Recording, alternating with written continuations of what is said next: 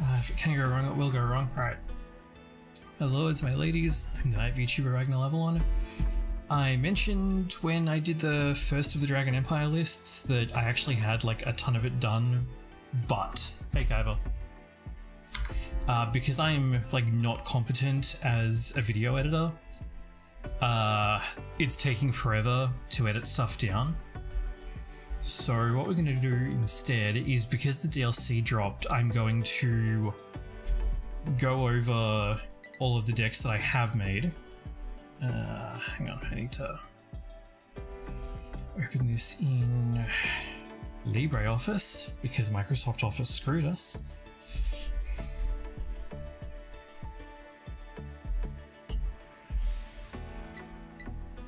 So we've already gone over Triumph Dragons, so next up we need to go and look at Mahanirvana. So I'm going to go through... Yeah. So I'm going to go through each of the Dragon Empire decks. I have notes. The point of this is that we're going to like go through all of them so that this is out there, you can refer to it, and then I will have cleaner and more edited videos like the Triumph Dragon one that's already there that you can refer back to if you want like a specific deck and don't want to be looking at a stream. So let's move on to what is next. Mahanirvana. Okay, that's around here somewhere. Alright, so let's see what we have here. Alright, so Mahanirvana, Nirvana, basically... yeah, okay, so that's because...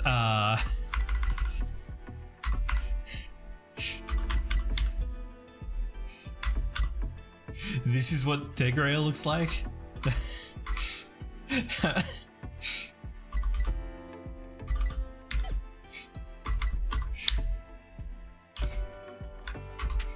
And this is what Letitia looks like.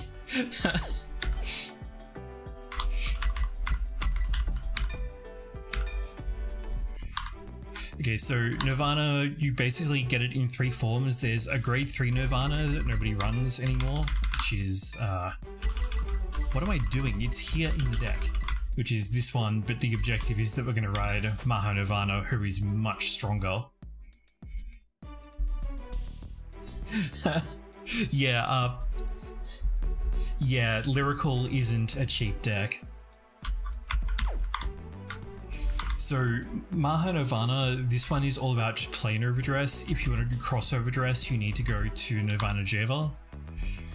But this is really meant as like a beginner list, so this is what I already had, right? So what's different about this one, this is a grade 4 deck. That means that your Vanguard has triple drive. So a side effect of this is that we don't get to run Elementaria Sanctitude. This version of it anyway. Because you can only play it if your Vanguard is grade 3 or less. You can play this version of Elementaria Sanctitude if you want. It's probably a good idea to actually do that. So I'm just gonna add that in. So this one pops if you only have Energy Generator, you don't have anything else to get a crest in this deck, so no problems. And it works against Strides, but not against other grade 4 decks, which you just kind of have to cope with. You'll also notice Mahanirvana doesn't have a Persona Ride symbol, so you won't be like riding extra copies of it on top of itself. And it has its continuous Vanguard skill. Does that? Okay, my cursor doesn't actually show up, so I can't highlight it, but if you have an overdress unit, then you basically get a Persona Ride anyway, so no problems. And its act ability, you discard a Nirvana from Hand or Soul, so that's what the extra copies will get used for. And the card that you would normally, how do I put this? Normally you would get a card every turn in exchange for using a card for the Persona Ride, but with Mahanirvana, the extra card comes from the triple drive, so you don't have that kind of flow where it's like, okay, I used up this grade 3, and then, you know, I draw a card and I get +10 on the front row. This one, it's all about that act skill is how you dump the other Nirvanas, and your extra card just comes from the triple drive, which is much stronger than just drawing it in most scenarios. So most of the power in this deck is concentrated into the rear guards, into Esper Iradia and like this Varina. So instead of using the Nation Over trigger, we're using Valnut, who untaps a rear guard, which is really good.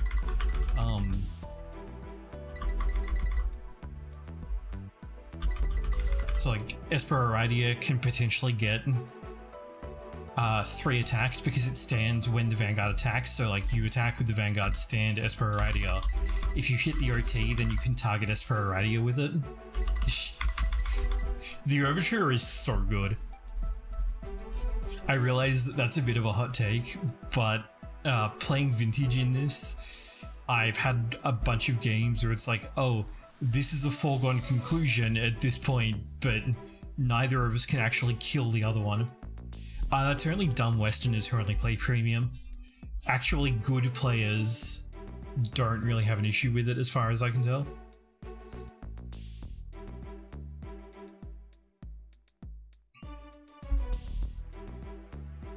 Like the actual purpose of the Overtrigger is to prevent foregone conclusions, and it does that pretty well.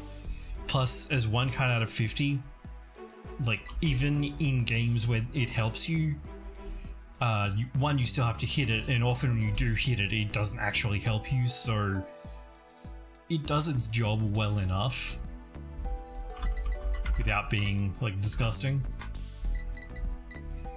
So let's see here. Yeah, so we used Shimena lets you tutor an overdress card. Lava Main Wyvern is really simple. You boost Nirvana, put it into Soul, then you can dump it from Soul for Esper Iradia or Virina. And what was the other thing I had? Stag Alley. Did I get rid of? Oh no, Kimbo, Stag Alley. So this one, you tutor Trickstar and an overdress card. Because you can call a Trickstar from drop in Nirvana, you want to dump Trickstar and then add the overdress card to hand. I do run 3 Trickstars in this because I've had issues running 2 of them, and if you play against Prison or decks that can bind your opponent's stuff, it's really nasty. Prison in particular really fucks up this deck, because when a card is imprisoned in the overdress state, like all of the cards that are under it go as well, so you just get screwed super hard. As I discovered the hard way, because Aki, who I got to help me with a bunch of these decks, is a Prison main. And so when I was initially starting, I was playing a Dragon Empire deck for a little bit, and it's like, oh, this deck just dies if you imprison one of the overdress units. Okay. But also, what else can bind your stuff? Shoujo Doji is really nasty. Baron Magnus, which puts all of your regards into Soul, is really nasty for this deck. Overdress in general just kind of really doesn't like being hit by any kind of removal. Oh, nice. I'd stopped playing physically by that point. The last thing that I bought, I have 2 of the first 2 trial decks they released for V-Series, and then I haven't played physically since. Because, well, I'm no longer living in Melbourne, so there's not really a good card shop anyway, but yeah. What else is special about this deck? I guess, so the main thing is that you really want Amelia, right? So if you go second, then when you get your grade 3 turn, if you have Amelia and you have a Maha Nirvana in hand, you can skip straight to Maha Nirvana with no lag time, which is very strong. Yeah, so the shop that I went to, Neko Cards, was pretty much the Bushiroad card shop at the time. They ran White Schwartz, they ran Vanguard, they ran Force of Will briefly. That didn't last very long, sadly, which is a shame because I quite like that deck. They actually experimented with an official client for it that never really went anywhere, but that was a shame. But for a while, the guy who was like consistently the top of like Australian Vanguard tournaments and like represented us at Worlds a few times went to that shop, so it was pretty competitive, which I don't think is a bad thing. But yeah, it was pretty, I wouldn't say it was serious, but it wasn't really unserious either, but it was friendly, but the level of competition was high, if that makes sense.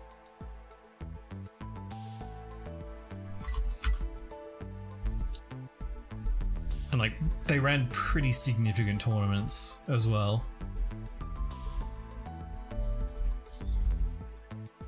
And we were one of the few shops to actually like run team events like you were meant to. Not as much as we should have, but better than at all, because like in America, they just like refused to do team events entirely, even though there was no provision for like people playing multiple games because it's meant to be a team game. Yeah, pretty much. So like, you know, high level competition, but everyone was having a good time, and usually people were willing to learn and teach, so it wasn't really like super scary to be there. It's like, yeah, that's my background. Not that I ever did stunningly well because I was a bit busy with uni and, you know, mental illness and all that, but that's okay. So the weird inclusion in this deck is Sublimating Wish. This gives you, when one of your units in overdress state attacks, you get a counter charge. Now, Esper Iradia gets to attack twice, so you get to counter charge 2, which is nice since you're going to be counterblasting 1 every turn, and then like this is a counterblast, Stragalio is a counterblast, Amelia is a counterblast, Virina Arcs is a counterblast. Like, you are going to run out of damage if you don't make use of this, and Radiance Caliburn can also provide a countercharge if need be. Now, having said that, let's have a look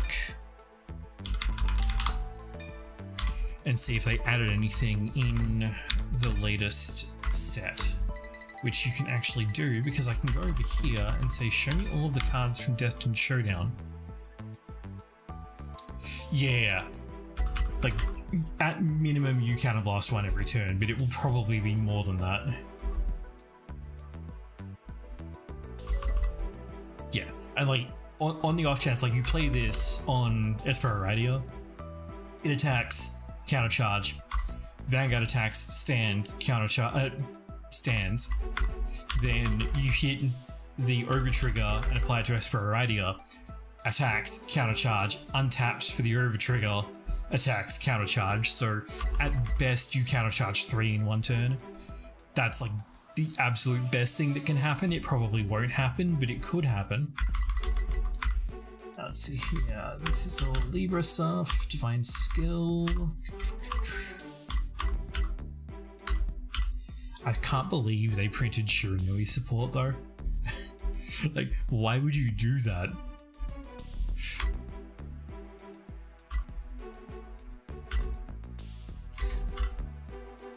Right, so this one, this is purely Bavsagra support because the overdress that it looks for is like, you need a Sealed Blaze Vanguard, so not any of the Nirvanas, so it has to be Bavsagra. Triumph Dragon. I was really interested to see this because I did make a Spino Marquee deck and I was really impressed with how well it worked, but it really doesn't have support. So then this pack comes out and I'm like, oh, they actually printed support for it, okay.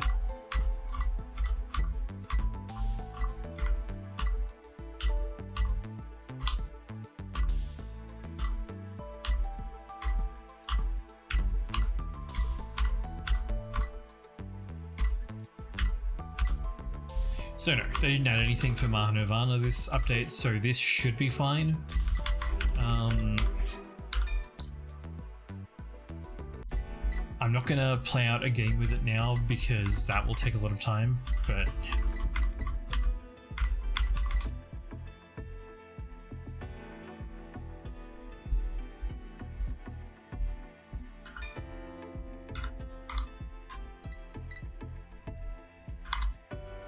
yes. Yeah. That's kind of been a thing in card games for a while. Because demand will always exceed supply, especially for good cards. At this point, basically the only people who buy boosters are like children who can't afford boxes. Whereas everyone serious is going to be either buying boxes and then selling singles to turn a profit, or they're buying those singles because they know what deck they want and they don't need to waste time getting random stuff. Yeah, no one's gonna want to actually trade something valuable, even if it's something of equal value.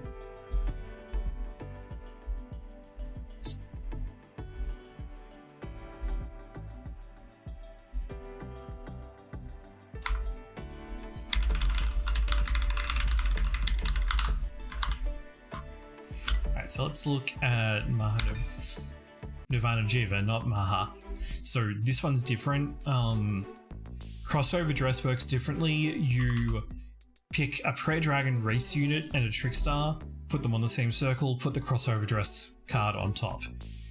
This one is a bit more complicated as a result, but it's also really strong. There are arguments to be made about it. This version of the deck is actually based on a deck that was topping when I put this all together, because I borrowed a deck list from that Vanguard deck site that I linked in the Triumph Dragon decklist video. So this one, Java has a built-in stand. So you always want to swing with the crossover dress first, then Nirvana Java, you counterblast, you untap. Mirror's Virena can either draw a card or countercharge, so that's what'll keep you fluid. Vil's Virena is your kind of go-to generic grade 2 crossover dress, and is, you know, worth 15,000 shield if it's crossover dress, so don't be afraid to intercept with it. Stravarina is what you want to do to kill stuff with. If you have this, then Stravarina and Nirvana Jiva both get +10, and Nirvana Jiva gets triple drive, but only during your turn. So you can run the classic Elementaria Sanctitude. I guess you could anyway, but like... But it's, if you put all 5 possible cards underneath it, then you blow away all of your opponent's markers. Now, this one's important. This has a slightly interesting way in which it works, which I thought I'd written down, but I apparently didn't, so don't worry about it. Then this is your like generic grade 3 that you play when you're trying to set up Stravarina. For the rest of the deck, most of these are just like useful original dress cards. Grailumira, whose name I will definitely never be able to pronounce because it's a play on Grail, Mirror, and Illuminate. Well, this one isn't mine, right? It's one that topped the tournament from like when the card pool was current. So yeah, this is one that, in fact, I think I mentioned it in my notes. No, that was naughty of me. Okay. I did that for all the other ones.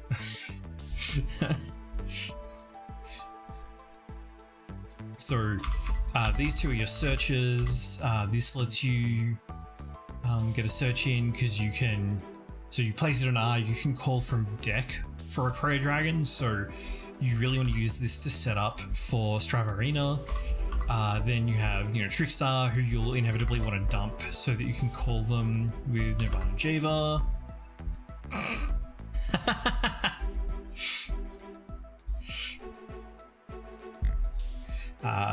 Cindy, obvious choice.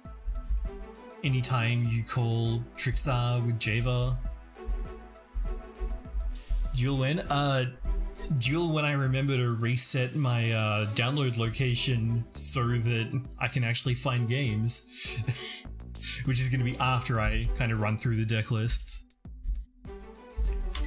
This is not super complicated, but it's a significant step up in complexity from Triumph Dragon or Maha Nirvana, so like not stunningly good for a beginner, but if you really like crossover dress, which I do, I think the mechanic is really cool, then this is a deck for you. And crossover dress and overdress generally.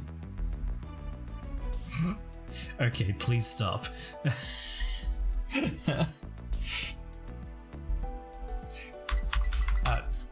Yu protagonist of 5 seasons of anime, there is a lot of support for this deck out there, so if you want to customize it, it's a really good choice for that. Next up, what do we got? Eugene. Right, yeah, I think this one actually does have stuff to change up with it. Where did I put it? Now I gotta find it. I had these all like really nicely laid out, and then I started building decks for other things. Yeah, here we go. You can tell I haven't played this one in a while because it's all the way down here. So Eugene, I think actually got an upgrade kind of recently.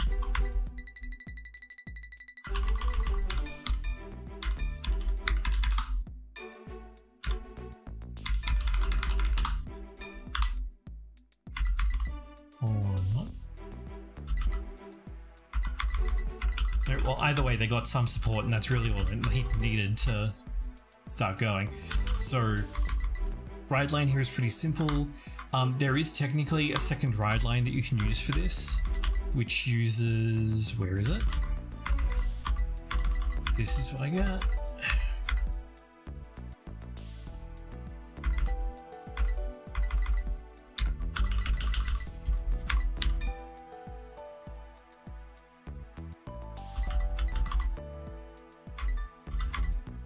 Yeah, this one. This one has, when rode upon by Randor, if your opponent has no rear guards, draw a card. I've never been able to get this to work. It's really a go second type of effect if you're lucky, but I've never got the draw off that, so I'm running the classic version Nigel.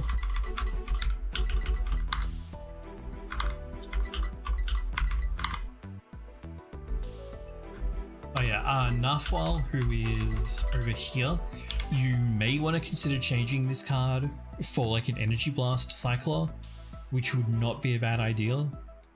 I'm fond of this one because I am not always as good at putting things back in my soul as I should be, because Eugene's Soul Blast is really expensive, right? Because you Soul Blast 5.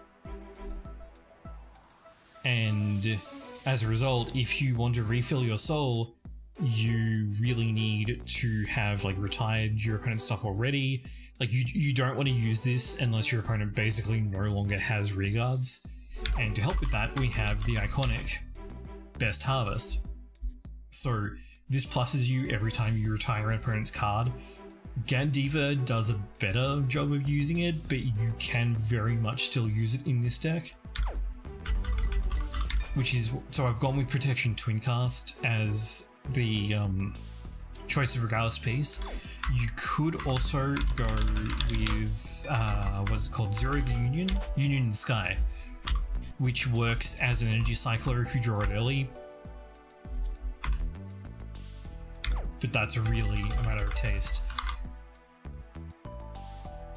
And the rear guards in this archetype are really good, so pretty much all of them will untap themselves, retire your opponent's cards, put stuff in your soul tutor orders, or more likely they'll do multiple ones of those at the same time. And I do want to point out Clifton, who is this one. So Clifton's auto ability is one of very few ways in the game to put triggers back in your deck. And because you can get stuff from your drop into Soul, not with this card obviously, but in various ways. I think there's a card. Yeah, like put a card from hand into Soul with this one, so you can put a trigger and then cycle it back with Clifton. And like that has the potential to recycle heal triggers, for example. You can't recycle the over trigger unless you draw it, because if you hit it, then it gets removed, but you know, you hit the over trigger, so good.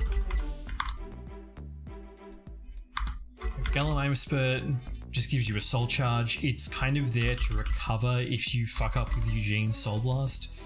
If you don't do that, then you could replace this with whatever you like.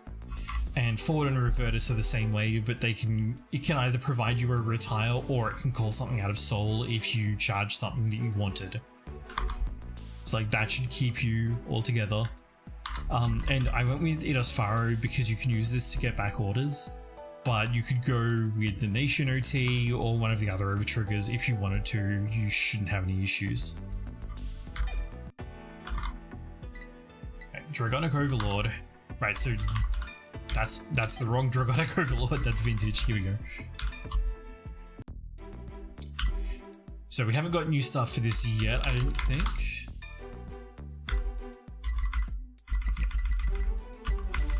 So this version of the deck is like a really normal version where you put DO in the right deck and the end in the main deck.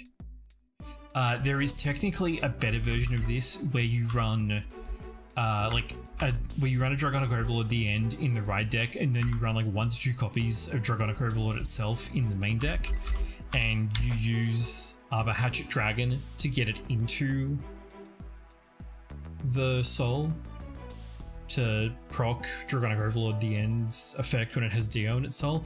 I've never been able to get this to work, ever. So like if you're luckier than I am, then that version of the deck is better, but if you are not luckier than I am, then run this version instead.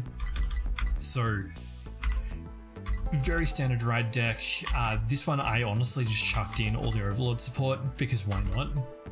This G2 was selected simply to add some extra pressure, and because there is the potential to have multiple counter charges, you could throw this out if you wanted to and it wouldn't really matter that much.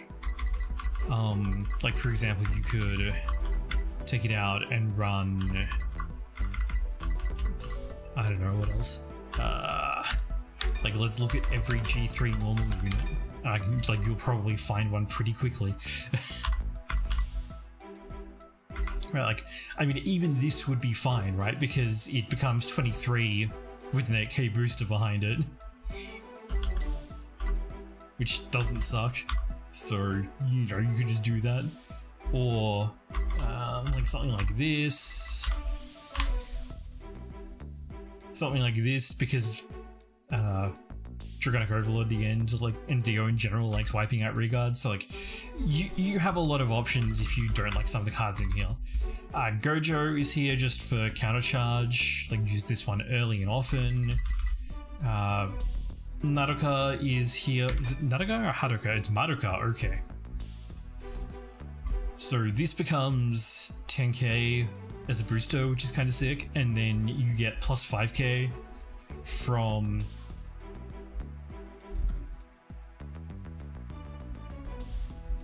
oh, okay. So my chat fucked up, so I didn't see anything for a while.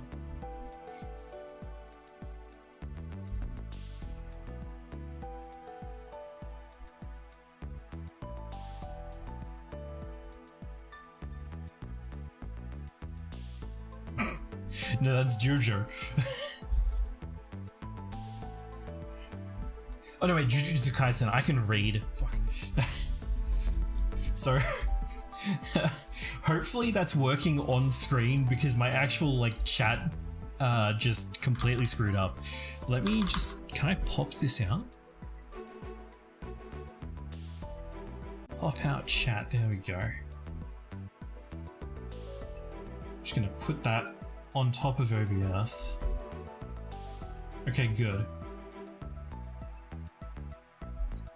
So hopefully that will continue to work if OBS fucks up again. I don't know why it started doing that. So this 10k booster, when its effect procs, it's 15k shield in hand once your opponent's drop has 8 or more cards, so like after turn 3 pretty much. This one is the staple Overlord card. You discard this and it counts as both cards for the discard. So you get to, and then it like calls itself, so you don't actually minus at all and you get to plus super hard. I need to get around to watching Jujutsu Kaisen because like I watched the first episode and I was like, oh, Lauren would probably like this, and then we never got around to watching it. Standard trigger lineup-ish. A lot of these run like rainbow trigger lineups because even though that's not always the best way to run a deck, it's a really good way to learn like what the deck does and doesn't want. So like you may change this later, but I think starting with a rainbow spread is fine for most decks. And as always, I like to include 2 normal heals, one of the attack 2 or more times heals, and one of the critical 2 or higher heals.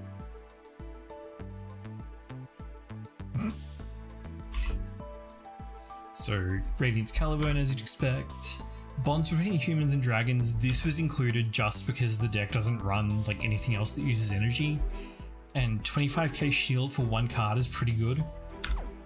You could also like dump this and run Falheart as Energy Cycler if you wanted to, for example. There's honestly a lot of room to customize the deck. Like you could cut this, you could change up Gojo and Gallant Flare Dragon and Madoka if you wanted to. You could reduce the amount of Berserk Dragon if you wanted to. There's a lot you can do, but this will get you started. And the deck strategy is really simple. You attack into your opponent's rear guard with DO, or whatever you like with Dragonic Overlord at the end. Then Burning Horn Dragon gets +5. Then you untap DO and attack again, and Burning Horn Dragon gets another +5. And then you put an AK booster behind it, and it hits 28, and your opponent has to drop either a front trigger or at least 2 cards from hand to block. And hopefully at some point during your 4 drive checks, you manage to hit a front trigger, and your opponent will be very unhappy. If you hit the Nation OT as well, then you are going to get 6 drive checks, which is very silly. So this deck doesn't have the like, there's nothing really tricky to it. There's nothing that is like super spectacular. And while it is true that it's an old deck, getting 4 drive checks is just never going to be bad in Vanguard. So like this will always be a good deck.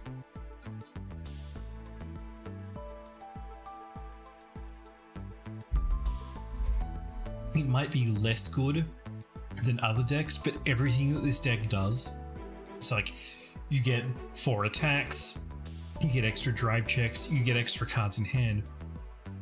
All of those things are good in Vanguard, just inherently, it's the nature of the game. This deck just does all of them. So you will always be able to play this deck and it will always function well. Okay, so next, yeah, let's look at Gandiva. This fucking thing, okay. Did you get any new stuff?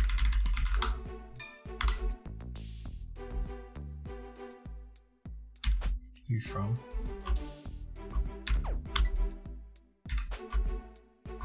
Okay. So no new stuff for Gandiva. Yeah. So Gandiva, totally normal. The worst thing about this card is that you have to mash super hard to get through all of the prompts, which is like really obnoxious, but it's a really strong deck. Stigna. Oh wait, hold on. You no longer. Yeah, no. This is limited to 1 because this card is stupid. Yeah. So incredibly good card. Like plays Soul Last 1, bind 1 of your other rear guards, retire an opponent's rear guard, and then you either draw a card and bind a card in your drop if you didn't retire, or if you did retire, Gandiva procs and you bind a card in your drop. So it's super easy for you to get 5 cards in your bind zone. It's not always super easy for that to happen on your first grade 3 turn, so I'd probably characterize this as a go first deck, because like you want to hit the grade 3 turn, and your opponent hits their grade 3 turn, and hopefully they won't kill you on that turn. And if you went up to 5 bound cards, you absolutely will be by the battle phase of your next turn. Otherwise, these are like just totally normal Gandiva supports. There's nothing really complicated about this. We run Forbidor Surrogate as the Regalis piece. Now the reason that this is here is because you want to fetch Stigna from deck. That's the only reason.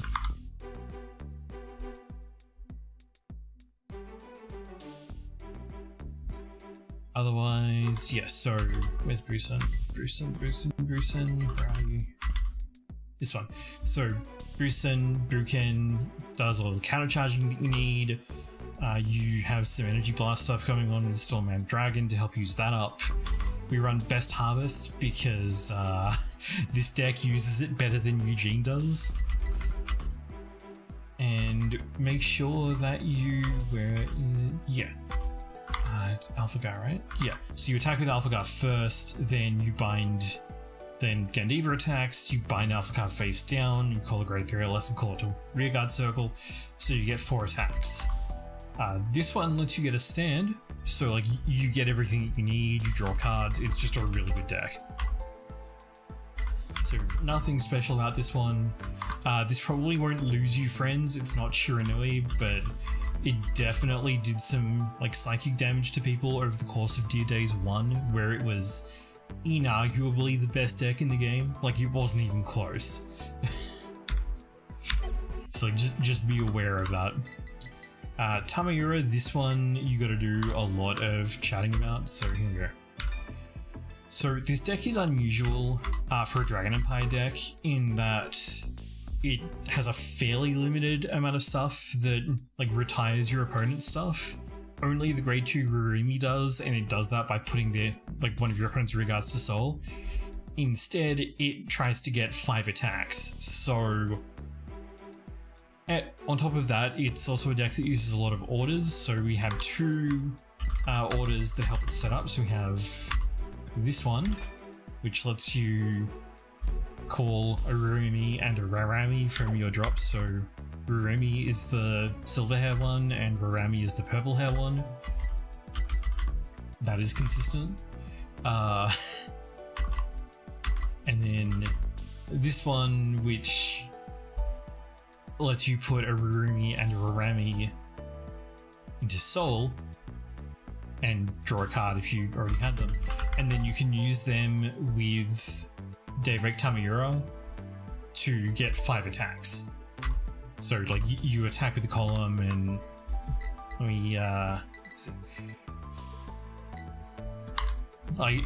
it's kind of complicated. So what the grade 1 ones do is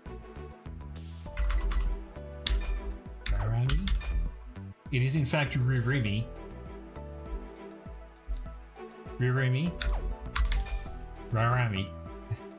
It may not have been coming out like that. It's kind of hard to do. I'm trying to improve my diction, but it's not going as well as I would like it to. Which is what happens when you don't talk for ages and ages.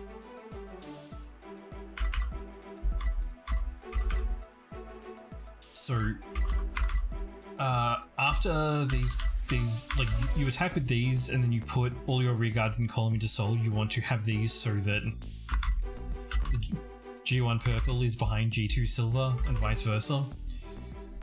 This one lets you give one of units +5. This one lets you countercharge, and this one lets you retire a unit, this one lets you draw. So you attack with this column of 2 dolls, then they get put into soul, then you attack with Tamamiura, bind this Deepening Night Tamamiura from soul, and call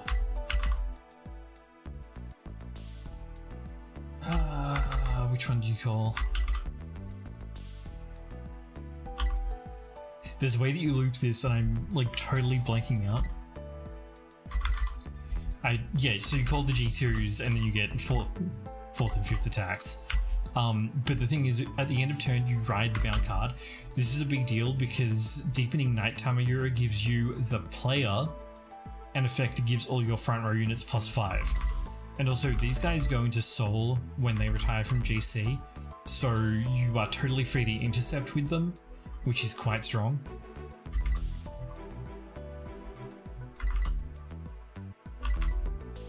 So you want to so you ride this on top of Deepening Night Tamamiura. After you get its effect, then you get a Persona ride, you search for an order.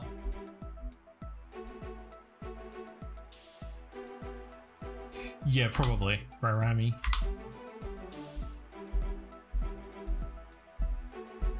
Yeah, it would probably make more sense to be like Rairami or whatever, but I don't know, I'm kind of having to make it up as I go with most of these cards. Nobody played Tamamiura in the anime, which is a real shame, but the anime is pretty fast-paced, so that would be a bit rough. Because this deck is like really complicated.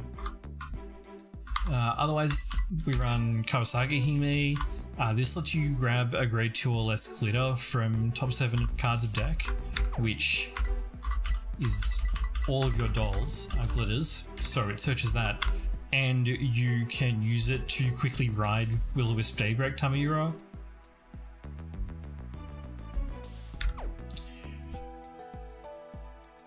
You know what? I think you are entirely correct. I guess because the glitter plot was like... Because all the glitters are characters in the web novel, so they probably didn't want to cross it over. Yeah. Well, DT stuff didn't show up in Yu-Gi-Oh! Until Arc 5? Yeah, because they made a really big deal out of it by putting the LDS team all around dual terminal decks as the theme, which is really funny because like the target audience for Arc 5 is like people who were born after dual terminals stopped being relevant.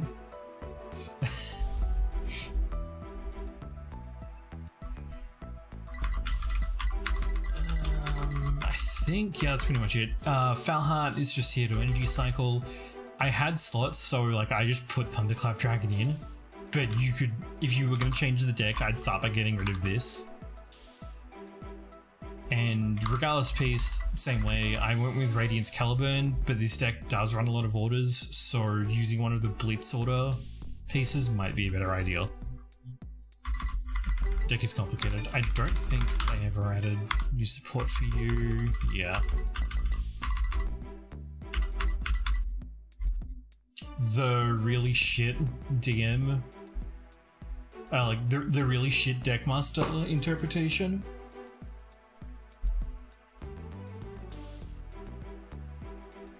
The really shit Deckmaster interpretation that Y series does way better? No? New rule? Okay, go on.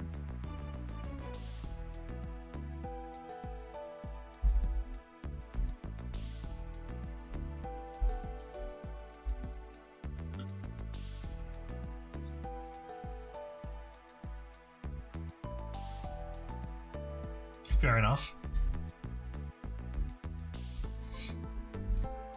I mean, you could always get DQ'd for being unsportsmanlike, so that just falls under like poor sportsmanship for me.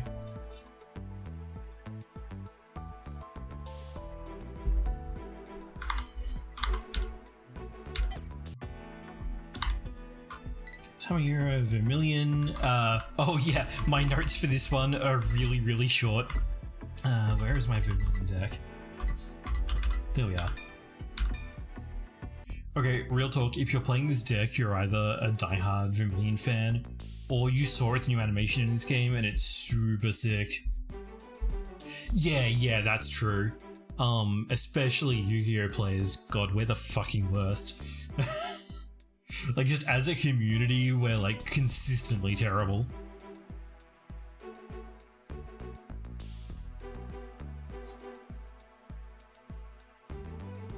And as far as I can tell, we just always have been.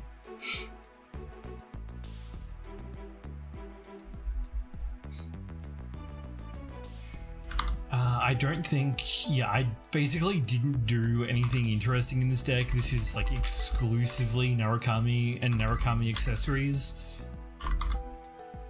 You could, what might be a good idea would be replacing Radiance Caliburn with a Blitz Order, because you're going to be playing Eternal Thunderbolt every turn if you can. So Radiance Caliburn kind of overlaps with that, so a Blitz Order might be a better idea. Otherwise, do whatever. I don't think they added new support for this, right?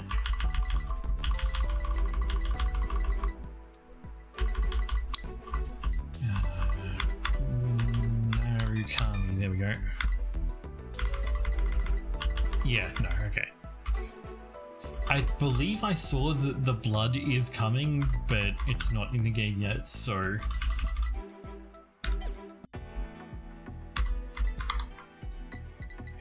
Varga, here we go. So Varga, this is another deck that like, it probably won't lose you friends, but you aren't likely to make friends either. And this deck I know got some new stuff that we're going to look at. Was it just you, or did I get other new stuff? I think it was just this card. Plus 5,000 for each opponent's rear guard.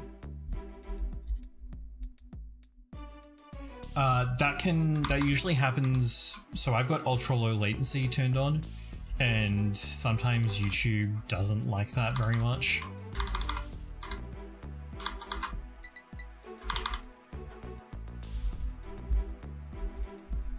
Or possibly YouTube in general just fucked up, because that showed up on my OBS chat, but not on my YouTube chat. So YouTube being shit, I guess.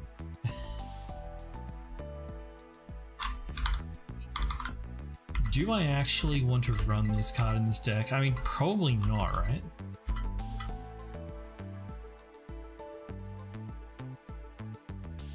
I don't really think Twin Pulsive is super great either, although I will say I'm not very impressed by Beedrill Crow. It does let you hit your opponent's back row though, so I think it's worth keeping. I just don't have good luck using it.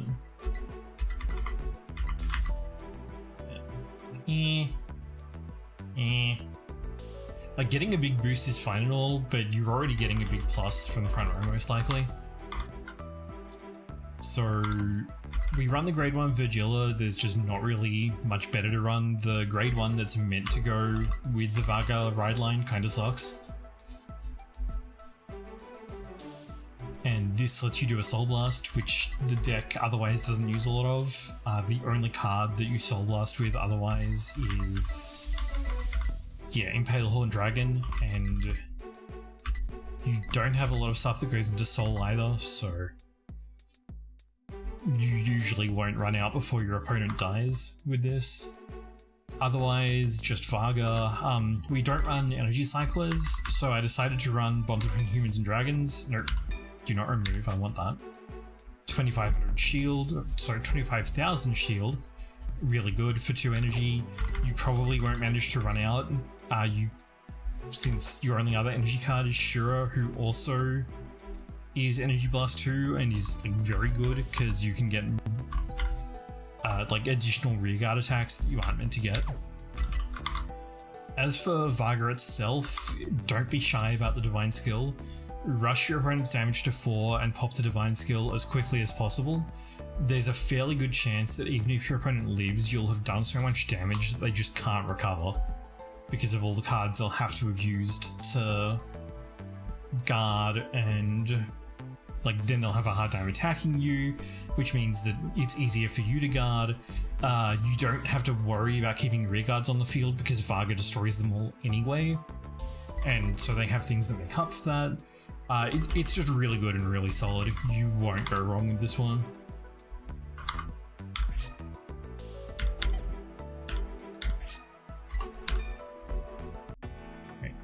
Vortex Dragon. It's technically called Wirbel Dragon. It's German, so I'm probably pronouncing that wrong, but it's Vortex Dragon. So we run the regular ride line to grade 2, so this saves you 1 card over the course of riding to grade 3 with the grade 1 Virgilla, and you get to tutor a grade 2 from your top 7. And this deck does a lot of retiring in your main phase, so... Oh yeah, now it finally showed up. What's up? Of course it is. I should have realized that. So, the aim with this one, right, so you energy charge 3 at the start of main phase, so you get 6 energy per turn, and then it really wants you to use it twice, because you have to do that to proc its stand effect. So that happens in the main phase, so best harvest. Draw cards. And if you didn't retire a card, then good, you get +5 or +10 instead each time you activate it, and that means that you can still activate it even if your opponent has no rear guards, and then you get access to its auto ability, which lets it get a second attack. So just a really solid card in general. Since we're going to be running orders a lot, we have Shenri, who goes into soul, helps keep your soul up, you draw a card, and Latifa, who lets you either tutor a second order or fill up your field. Gojo was included just for the extra counter charge. You could solve that if you wanted. Red Exert was added because I didn't really have anything better to put here. I'm pretty sure, yeah, like this card didn't get any stuff in the new update, the new pack. Because I'm pretty sure it's not coming out IRL for like a while. So this was included. This is just a generic, like kind of good grade 3. Meteor Flare Dragon was included to make sure that your opponent can't stop you from retiring their stuff, which would be really bad. And Spino Assaulter gets +10 every time an opponent's rearguard is retired by Wirbel Dragon.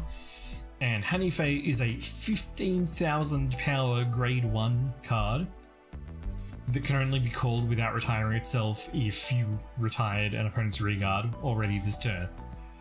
This is a strong card. So yeah, simple deck, pretty straightforward. It uses a lot of generic cards, so I do think this is a really good like starter deck for this game. Because like none of these cards are really attached to any specific deck, and most of them are useful in many different Dragon Empire decks. So if you're excuse me, if you're just starting, then this is a really efficient deck to build, because the cards that you buy for it will match, like will be used in other decks as well. So it's very convenient.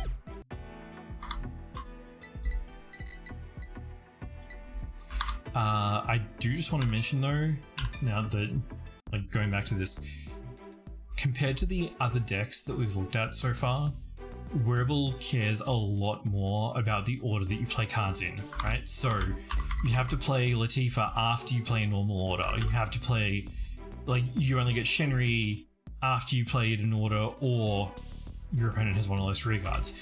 You can only call Hanife after you've retired your opponent's rear guards. You want to call Spino Assaulter before you retire your opponent's rear guards. The deck won't punish you as much as some of the other decks that we will look at for screwing this up, but it punishes you more for being sloppy with your play order than most of the other decks that we've looked at so far.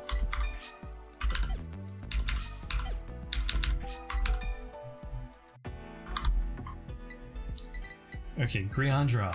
Now, this is a deck I like a lot. Aki was telling me, oh, this deck's so terrible, and I started playing it. I'm like, wait a minute, it's kind of cooks, actually. Oh, no, that's not how you spell grey.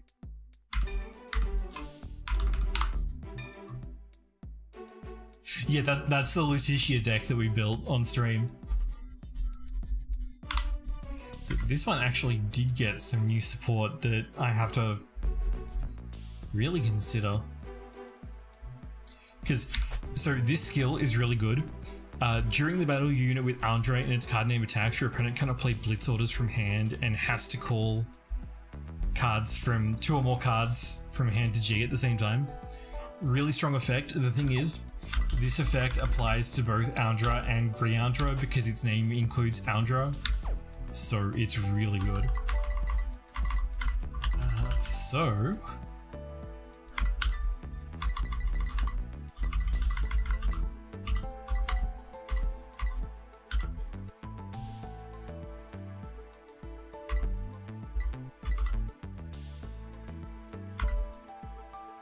Oh yeah, and this deck, after your first ride, both the grade 2 and the grade 3 can be ridden without discarding.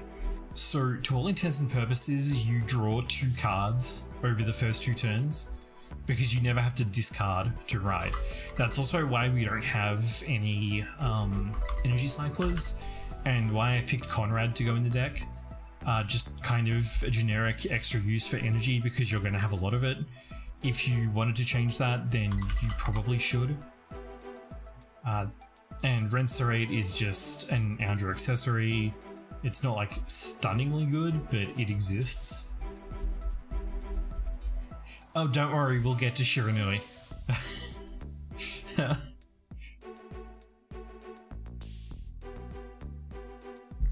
We will get there. It exists.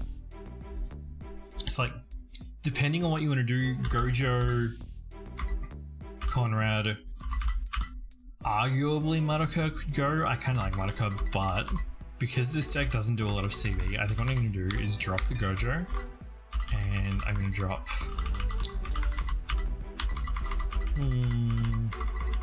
I might drop 1 copy of this, and we'll run 1, 2, 3 copies of you. Alright, that should be fine. So the way that this deck works, Griandra has a pretty unique ability. So start of main phase, tap it, and then you call Aundra and Gree to your back row.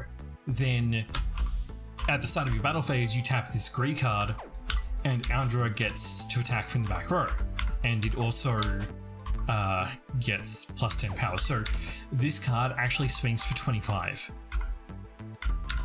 And then after it swings, Griandra on your Vanguard circle sucks them back up, stands itself, and your entire front row gets plus 10.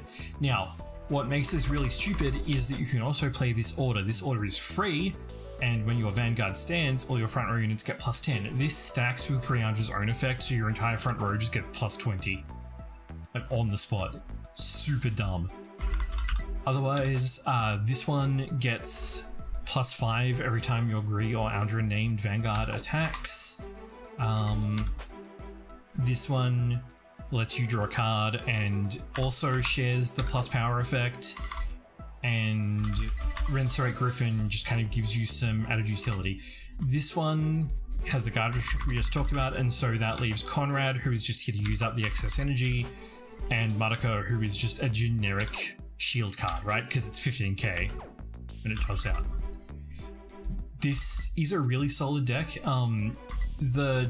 It almost doesn't use CB at all. Like, only these 2 cards use Counterblast. So you're not super likely to run out. And on top of that, like, this entire effect has no cost, right? Other than tapping Griandra. Now, something you do have to be wary of is if Aundra and this Grey get imprisoned, it's not great, but it's not terrible because you can use a Counterblast and call them both back out of prison.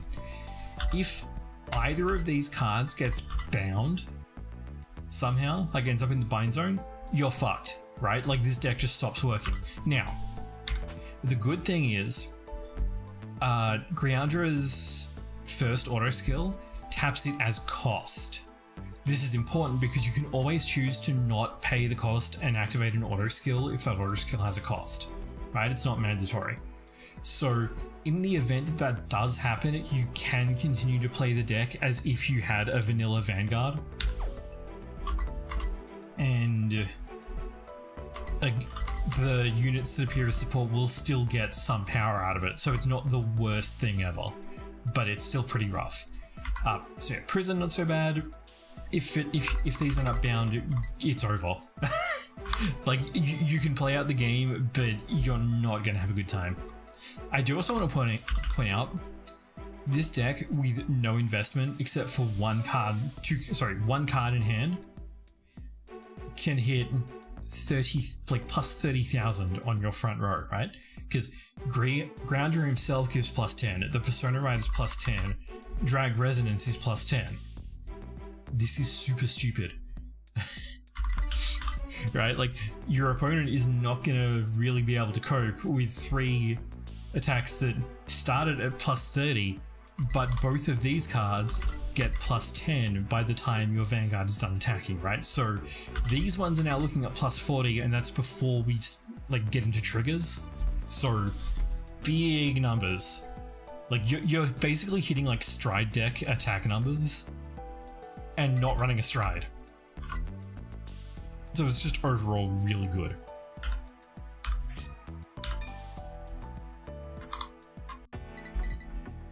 Okay, Sagra. The new support isn't in the game yet. So this one, I had Aki help me a lot with. The grade 2 doesn't matter that much, so we went with the Virgila grade 2. And because we run the Morka, we run 1 copy of Shield.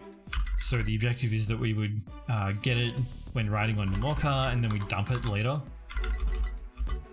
Otherwise, you basically do this. You get Hammer, this one, and Axe, this one, onto Bavsagra, and then at end of turn, you drop them.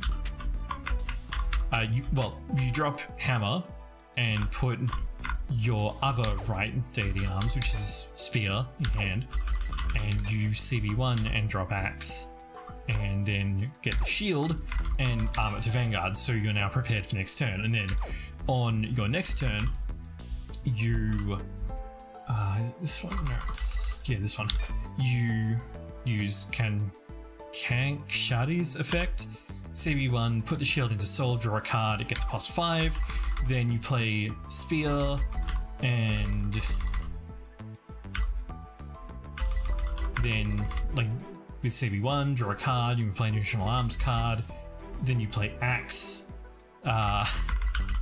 then you Soul Blast 2, including Shield, retire your opponent's front row, Bavsagra gets plus 1, and because of Spear, she also gets plus 10, and if you manage to arm Axe, then you also guard restrict them from Sentinel. Trick Moon gives you counter charge. Their Lord is a stupid card. So arm 1 to your Vanguard, this is in addition to your normal arms, but its dress boost ability gives your entire front row plus 5 for each card your Vanguard is armed with, so your entire front row gets plus 10. If you can get multiple copies of this, it's extra stupid, but you probably won't. So yeah, very straightforward. Recycle Cindy every time you hit Trick Moon, and then you can put her to Soul, so like she goes to Soul, Shield goes to Soul, then you Soul Blast them for Bavsagra, and then they're back and drop to be reused. It's very much foolproof. The Protection Twincast is used because you want to use one of the Blitz Regalis pieces. That's pretty much the deck.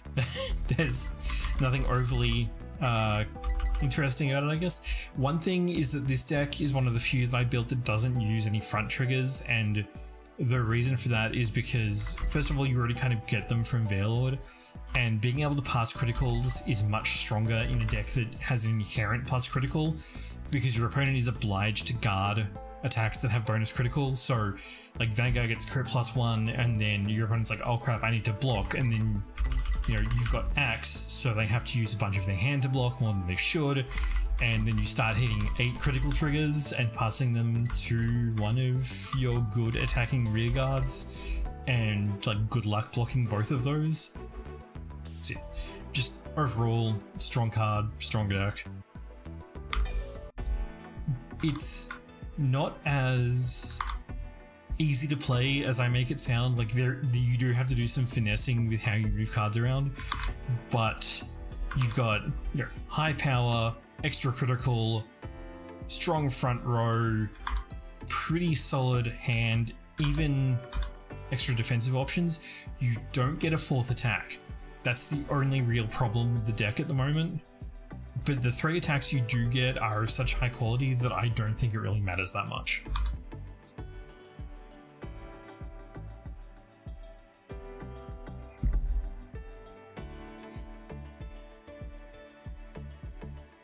Okay, Vigilla. Vigilla, I stole this deck from different fights, posted about it on Twitter, and it's really good. Now, Vigilla actually did get a new support card. Where are you? Which I need to think about.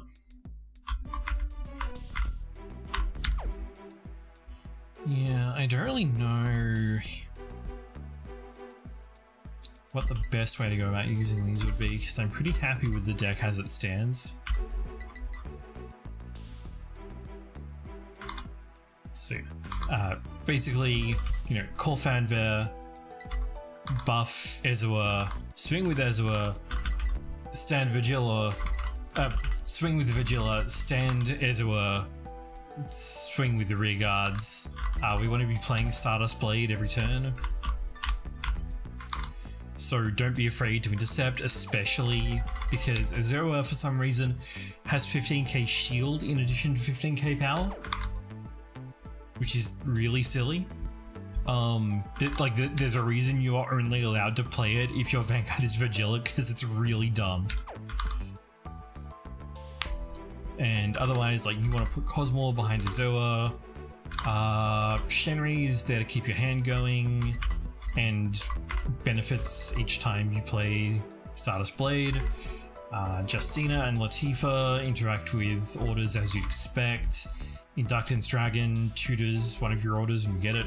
Something that is worth pointing out is that because you ride the grade 3 Vigilla, you can choose any grade 2 card in your deck to add to your hand. So you can actually tutor Union in the Sky if you want to, which is pretty useful. But yeah, as I say though, we did get 2 new cards. You may want to consider the benefit of I think it's this one, right? Yeah. You may want to consider the benefit of Variance Ray Dragon. I'd have to play around with it, but I'm not stunningly impressed with it over what Latifa and Justina offer. Yeah, it's there if you want to fiddle with it.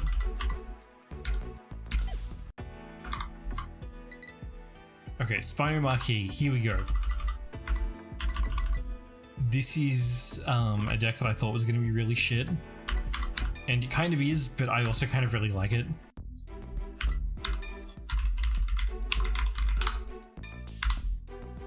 And it even got new support, which we really want to have.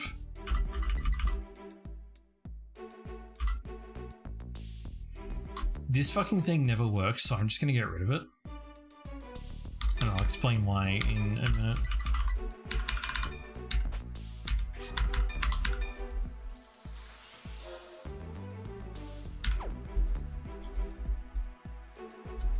Okay, so we're using the Vigilla ride line because Spino Marquee doesn't have a purple ride line. I don't think it... Yeah, it didn't get one in the latest setup either. Is this not a Dino Dragon? No, it is.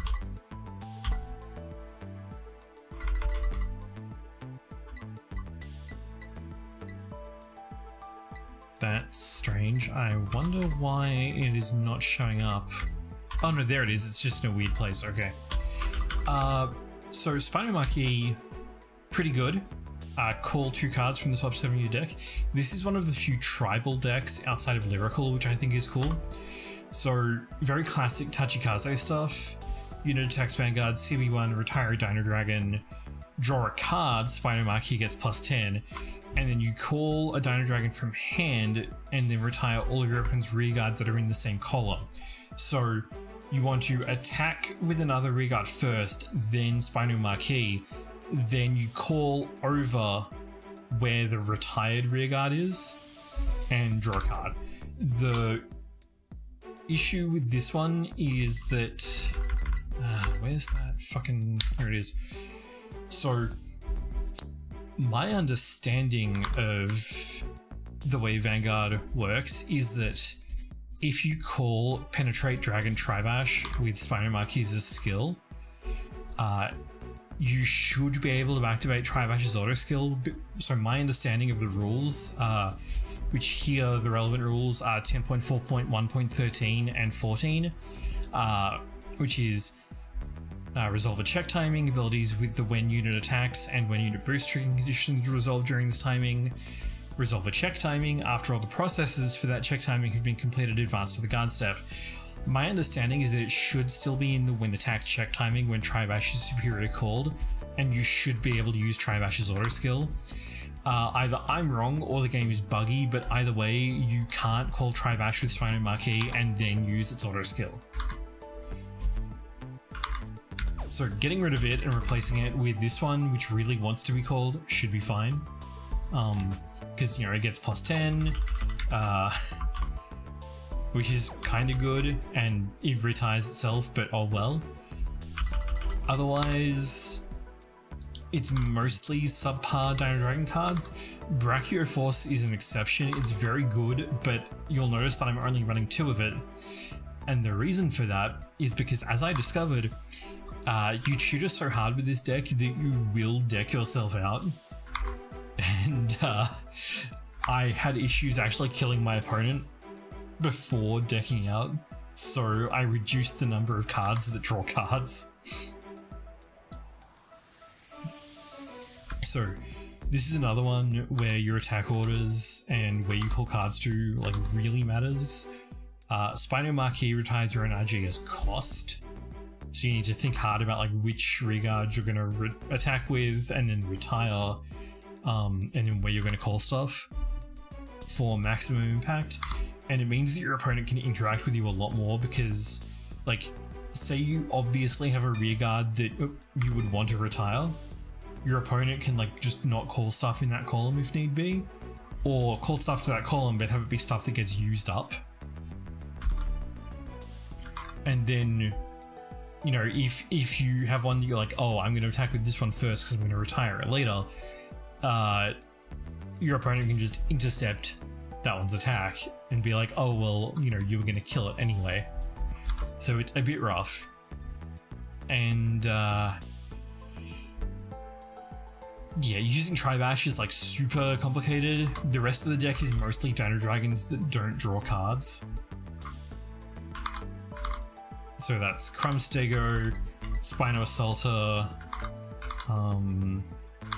Hungazaurus, which is this one. So +5 during your turn, but it can't attack the Vanguard if they have rearguards in the front row. And then Persutera, which is kind of shit, but it does at least apply some pressure. And Velocihazard, who has a totally generic boosting effect, so it can go behind anything and be fine. Because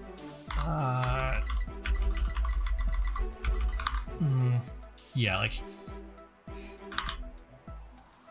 it's a deck. Spino Marquee also has an interesting thing. It's auto skill that calls another card. This isn't once per turn, so if you hit the Nation Over trigger, you get to do this again. So you get 1, 2, 3, 4. What do you think? Rearguard, Vanguard, Rearguard, Vanguard, Rearguard, Rearguard. You get 6 attacks. It's really good.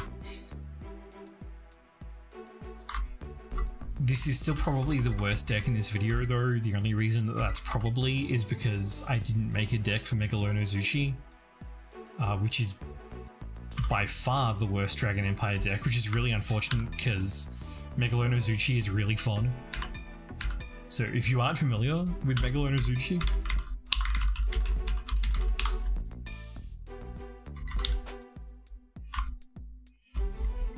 so it gets the name of all your grade 1 or greater stealth cards, and its con ability lets all your rear guards that have the same name as it attack from back row. So this has the potential to actually be really good. Unfortunately, I've just never been able to make it work. Yeah, I mean, I've made various attempts to make it work, but so much of the like stealth named stuff only supports Shiraneri or Shoujo Doji. It doesn't support both. Because like this one checks Shoujo Doji specifically.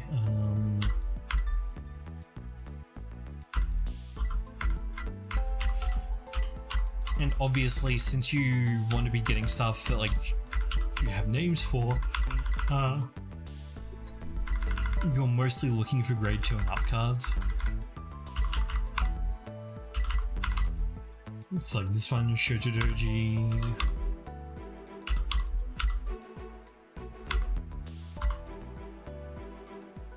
This one wants to be placed from Bind Zone, which Megalonozuchi doesn't do. It's just a mess.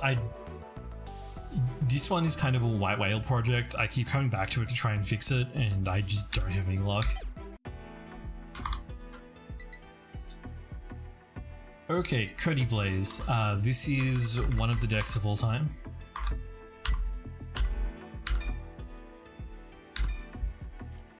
In fact, I believe I saw new support for this. Yeah, this one.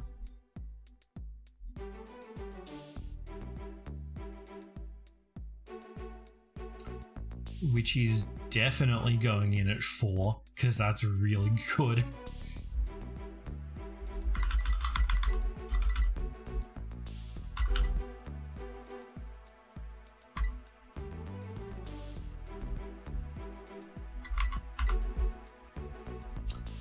I should say I would like to put it in at 4. Yeah, that's because it's bad.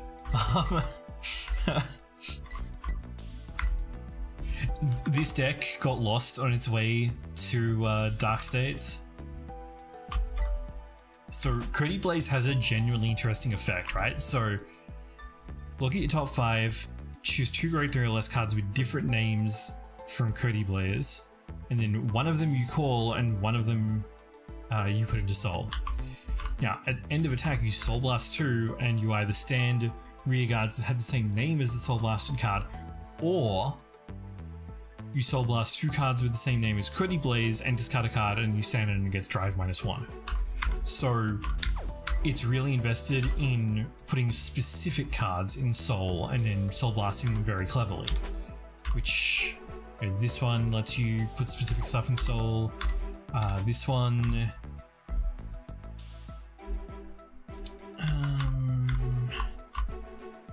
it puts itself into Soul so you can use it later.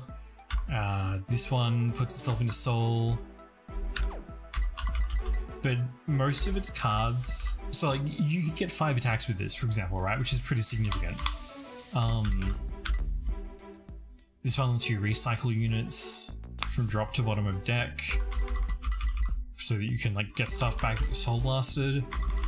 The linchpin card is really this one, Blazing Warcry, which is a W Nebula Meteorite card if I've ever seen one. So look at your top 7, pick one, put it to Soul, put it to hand if it's the same name as Vanguard, or call it to RC if your rearguard or Soul has a grade 2 or less unit card with the same card name. This actually has an interesting idea about it. You could use this with... Actually, never mind. I was going to say you could use it with Megalonozuchi, but no, you can't because it doesn't say Vanguard. So ignore me. But the question is, where am I going to find space to put you in? Because this is much better than it. most of the other support. I might just knock these down by 1 copy each and I'll put in 3 of you.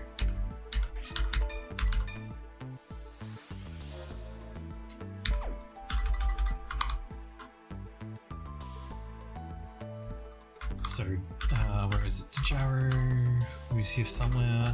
Yeah, so Dejaro lets you put a normal unit without Sentinel on the bottom of deck.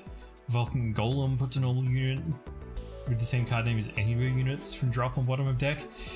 This in theory is interesting because you can actually recycle Sentinels with this card, because Sentinels are normal units. But that would require you to have had call to Sentinel, so it's probably not a good idea. But you can do it. So yeah, it's just overall it's a really finicky and complicated deck. It's running Twincast because we want to be playing this every turn, and we're using Justina to help tutor that order to let you play it. So you have to keep track of a lot of cards all at once. Your attack order is likely to change every turn because it depends on what's in your soul and what's on your field and what you can call to your field. So, very complicated deck, much more complicated than Tamayura. And honestly, Vanguard does most of what this deck does, but significantly better. So I don't really think that this is a stunningly good deck right now. But if you are like, if you're like, oh, I'm a really technical player, I love playing like hard to pilot decks, I think that this is a good fit for you.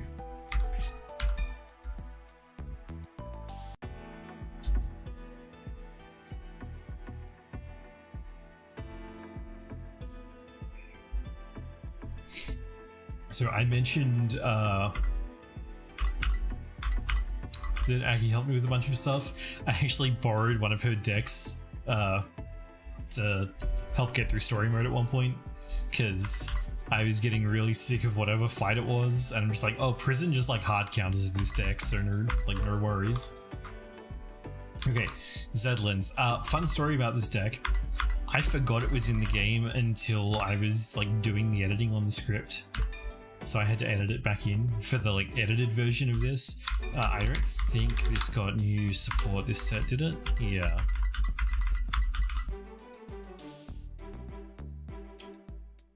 Let's just check for Smithy.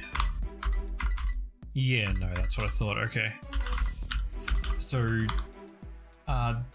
yeah, you do. You helped me test a bug with it. Let's see if this is fixed. Yes, okay. So when I was initially writing the script for this, Lightning Surge Dragon had a display bug where its second auto skill, this one, the when attacks if the unit was chosen by the smithy, CV1 draw a card, doesn't appear in card details, and its other auto skill is displayed when this one could be activated. That's now, I believe that is now fixed, and it was only a display bug. The effect actually worked fine, it just displayed incorrectly. Yeah. Yeah, because I was like, I need to make sure that this is actually a bug, but like I can't test that against the AI, so... Because like I don't know if they're not choosing it to retire because they don't feel like it or because they can't. So I had to rope Lauren in to help me.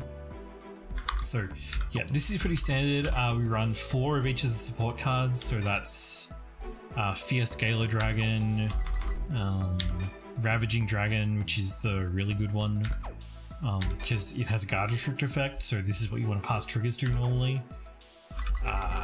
4 copies of Lightning Surge Dragon, 4 copies of Hadid, who handles the Soul Charge and Counter Charge. I went with Union of the Sky on this one, but Protection Twincast or the Anti-Overtrigger Blitz Regardless piece would be fine, because we are going to want to play a Smithy every turn. So this one's pretty simple. Tap it as cost in the main phase, one of your units gets +5. And if it's a Wrought Iron card, then it also gets Intercept and +5 Shield, which is pretty good. So like if you have to put like a grade 1 or a grade 3 in front row, it benefits from that, which is cool. And Like this one gets +5 if it was chosen by Smithy whenever it attacks, and you get a retire effect. This one gets +5 for each set order in the order zone. This one lets you CB1 draw a card. This one, if it boosts a unit that was chosen by Smithy, then you can soul charge one. And Shenry is just like generically good because you're going to play an order every turn. Obvious include. So Zedlands himself is quite interesting, I think. So it gets drive +1 all the time, right? So because it's CB1, but then you're going to countercharge. But if you use the Smithy 3 or more times, then you get to untap it and it gets +10 but no drive. So game plan here is really simple. Tap your Smithy cards, power up your rearguards first and Zedlands second, and if you have all 4 Smithy cards available, then you power up Zedlands twice, so he becomes 33k unboosted. His untap skill makes him get drive -3, so the Dragon Empire Nation overtrigger is kind of a non-bo. So I'm running Nyx Lazelia instead, who is like a ghetto heal trigger. Has the potential to get like a Smithy back from your damage zone if need be, which is pretty useful. Valnu has good synergy with Ravaging Dragon, so you could do that if you wanted to. Otherwise, this is like a really simple archetype deck from late in the base game's release coverage, so it's pretty bare bones, but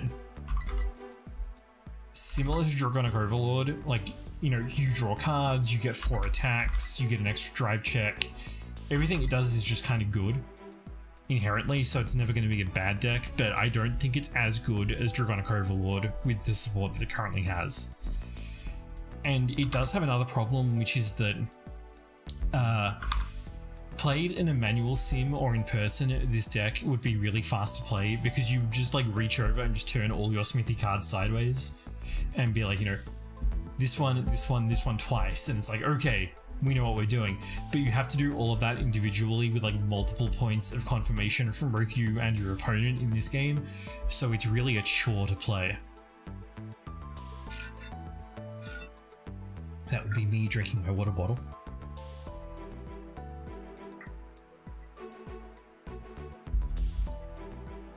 Which is a shame, because I think this is a really cool deck.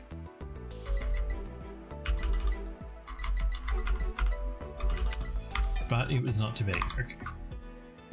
Well, not to be yet. I think it will be better later. Okay, Shoujo Doji, here we go.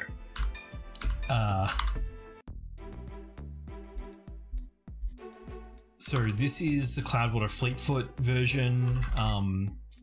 I need to change this deck because he got nerfed. I forgot. Because Izasar was really stupid.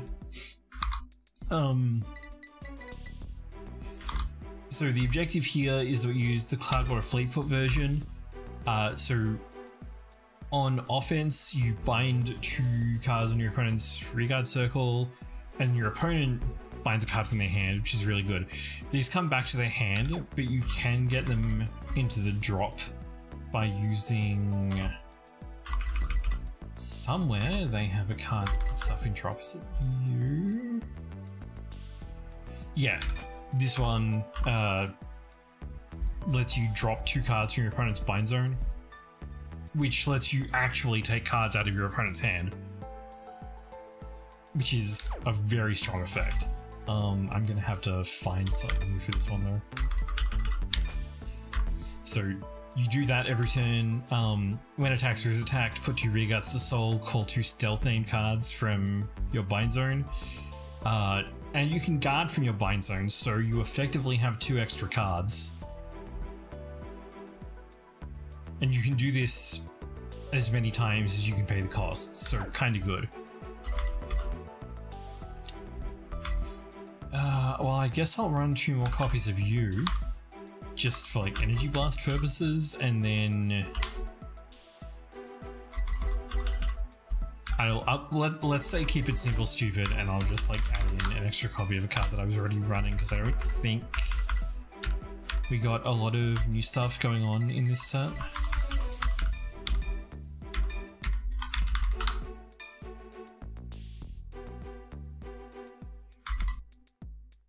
Oh no, that's right, we got this guy, didn't we? Yeah. Who lets you drop stuff as well, so I should definitely make use of that. Let's bring you and you back down to 1. I'm guessing that I borrowed this from an actual topping deck, because I probably wouldn't have put in 1 copy of Valhart, but for whatever reason I didn't write down who I borrowed this from, which is stupid. One thing that is notable, make sure that you run Utsuroi as your Sentinel, because it has stealth in the name, so you can grab it with your various cards that have stealth in name. But otherwise, this one's like totally brain dead easy, apart from figuring out attack orders and stuff. So because you get a whole column on attack, or you get 2 extra attacks, it really depends on what your opponent is doing. Izazao you can now only run 1 of, but this one lets you put stuff in like to the bottom of an opponent's deck. This one lets you put stuff in drop. This one picks 2 cards, this one picks 1 card, and the new one, Dojin, also puts 1 card. So that's all 3 of the cards that Shoujo Joji took from them with his act skill. So you can just -3 your opponent every turn by using these together. Very dumb deck. And like Creddy Blaze, this is another like very complicated deck. Unlike Creddy Blaze, the reward for piloting this deck well is significantly higher. This is an extremely good deck. There is an argument that this is best deck in the format, or at least it was before the DLC. I'm not sure if anything has unseated it. Obviously, the reason that it's arguable is because Shiranui is probably the actual best deck in format. Because Shiranui is an incredibly stupid deck. And I also, this deck's aesthetic is really good, right? Because like it's ninja themed, and you're constantly like rotating units in and out of your soul, you're attacking your opponent in weird ways, you like defend and call cards out of nowhere. I think it really plays up the ninja aesthetic really well in its mechanics, which is always nice to see and not something that decks always do well in card games. Alright, Shiranui. Oh, no, I would not like to discard the deck edits. So Shiranui, this is probably the actual best deck in the format, and it's not even close. Shiranui, it's up here in my favorites probably. Do I need to edit you, or are you still good? Yeah, this got hit to 1 because good. I think I'm just gonna like put in the Shiranui order.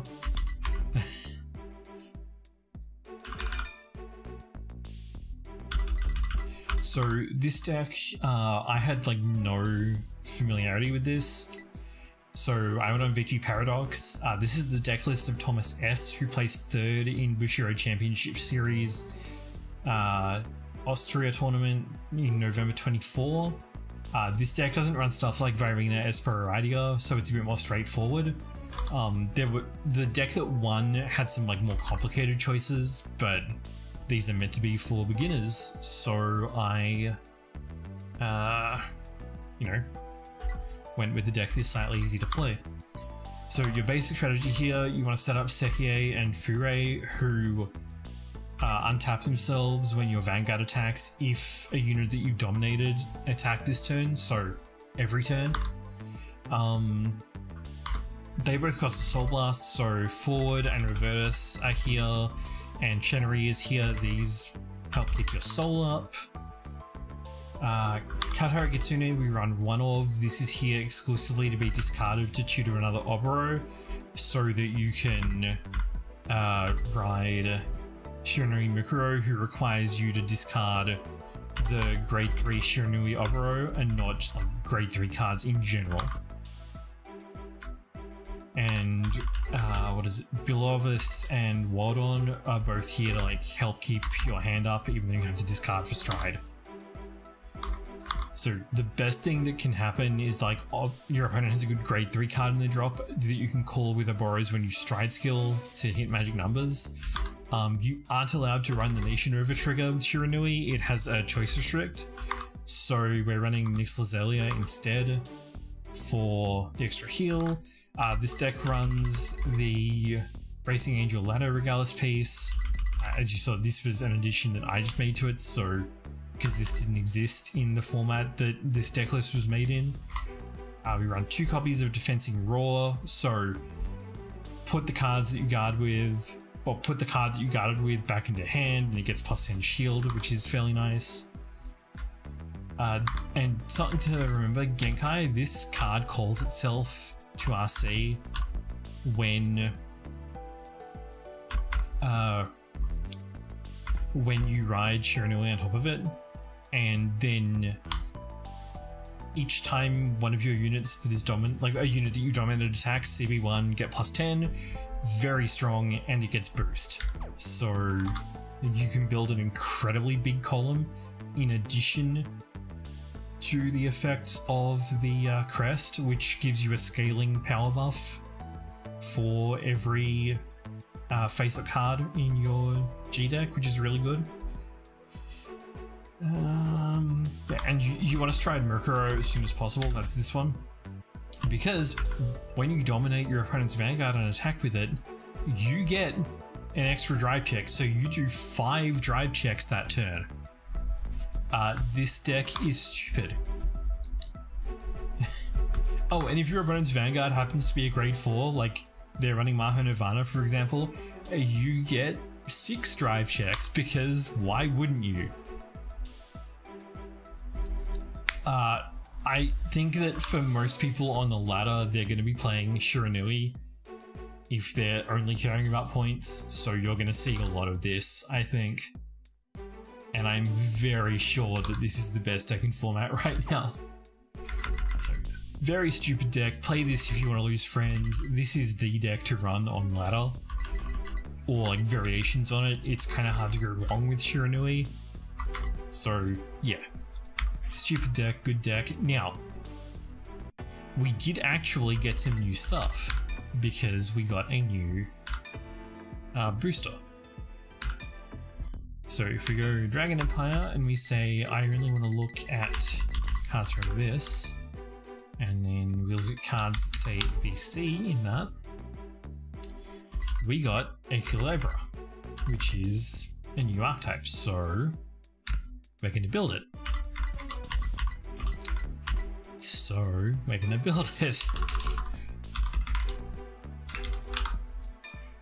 And I have done no research on this, so this is just going to be like the deck. Alright, like we're just gonna, no. How do you spell Equilibra? Equilibra? You know, I'm just gonna put in Libra.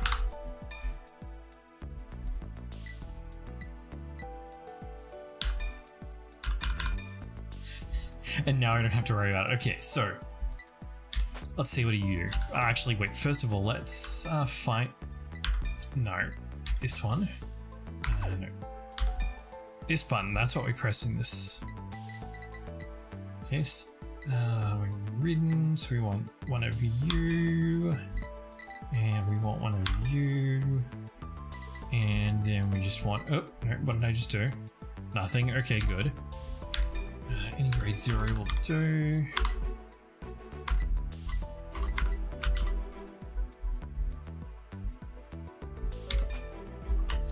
Yeah, this is the intended one though.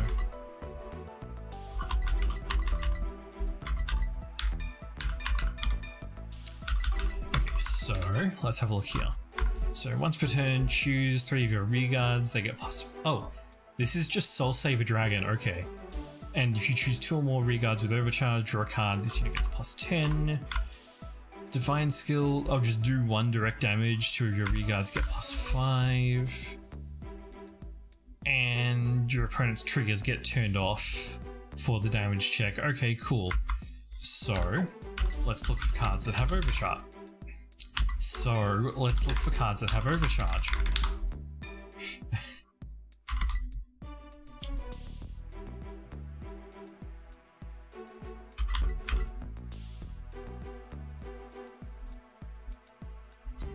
And that's a really good looking order. Actually, you know what? We're gonna run 4 of those so that we get them. I'm gonna do Sentinel. We're gonna run.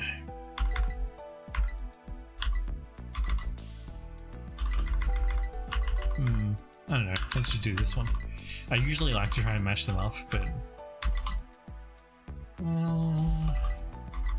yeah, we can run this one, so we will. I think this version is much better, but this version is useful if you are running a grade 4 deck for obvious reasons. Then let's look at triggers.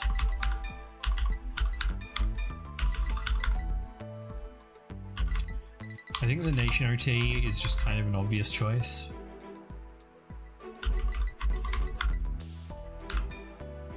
Maybe Aki will come and yell at me, but this is like a first try. So there's the arrow trigger, and then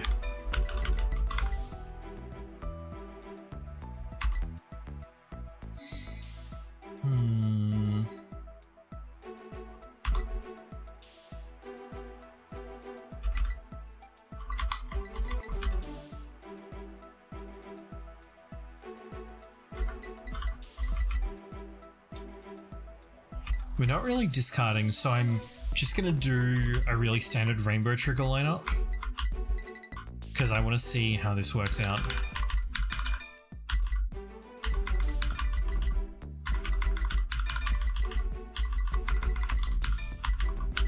And then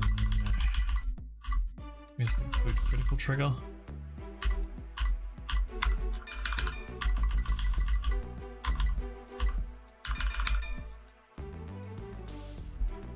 Okay, so now we have 19 cards left to spare, so let's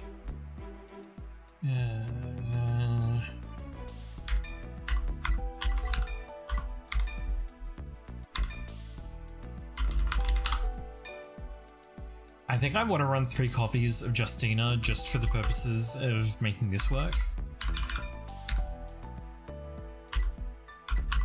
And then let's look for... Oh, and if I'm doing that, I should run Latifah as well. And now let's look at overcharge cards. So this one... yeah, pretty solid.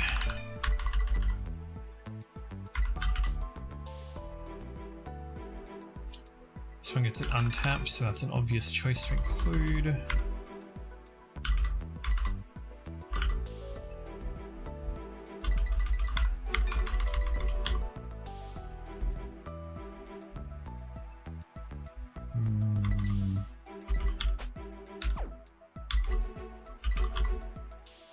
Yeah, running these is probably a good idea.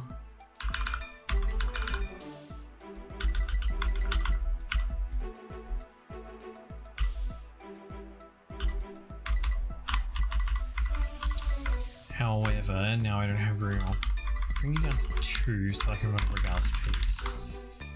Since we're doing stuff in our main phase with orders, I'm going to use Union of the Sky.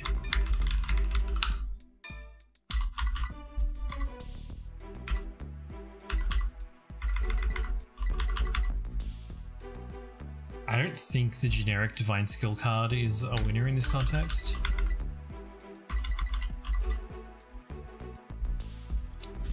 I'd really like to run an Energy Cycler though.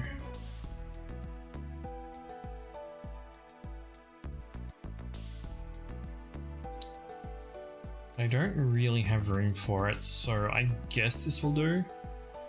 Let's give this a try and see how it goes.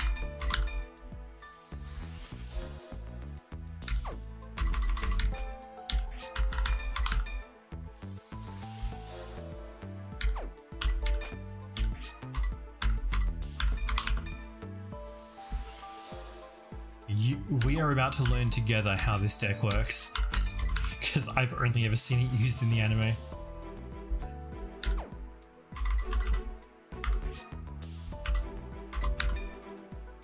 How does this deck have too many triggers?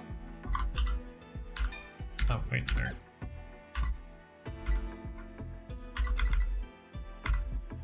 I just didn't save it, did I? Oh no, there it is.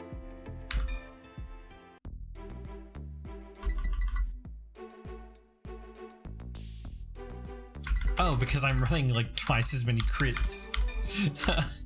That's why it has too many triggers, because I'm an idiot. Okay. Okay, let's put in that energy cycler. There we go. Situation normal, all fucked up. A little bit of user error on that one. It's okay.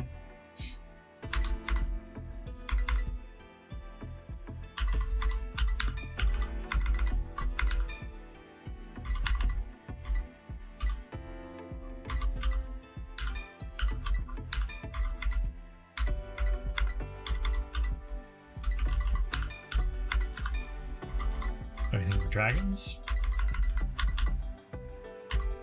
Actually, didn't I buy a drag? Yeah.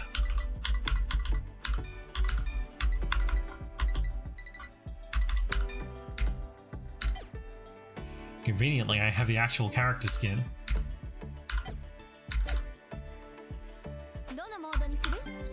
Alright, so let's try this out against my favorite test dummy. Actually, you know what I should do?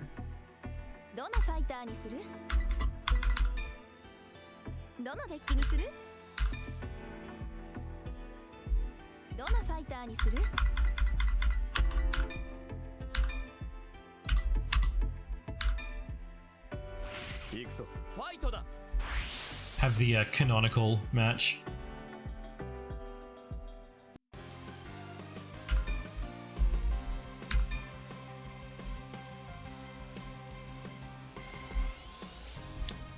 I think I want to go second.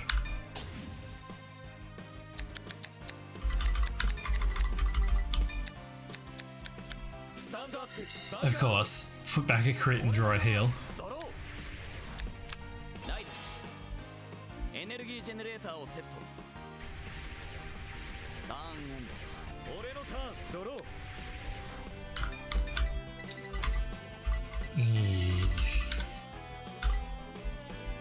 It's probably what I can probably just start like discarding overcharge cards.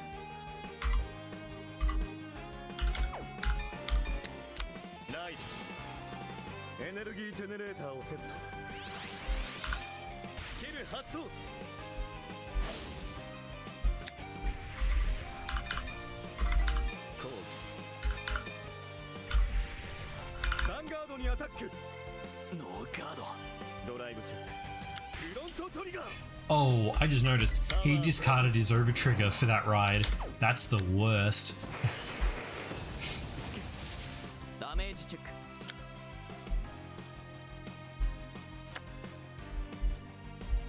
Vanguardにアタック。ノーガード。ダメージチェック。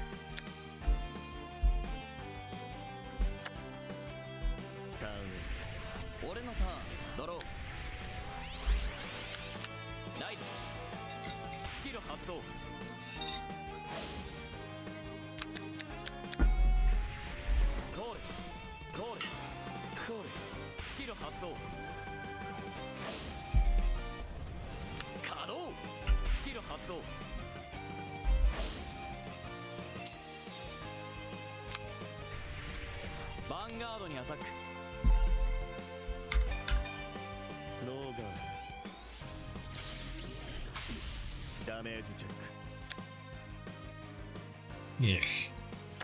That's not what I wanted to see. ヴァンガードにアタック。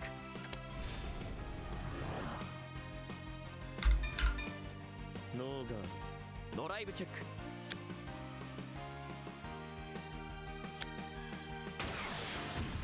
ダメージチェック。I was expecting him to be running the faded one version of his Vanguard.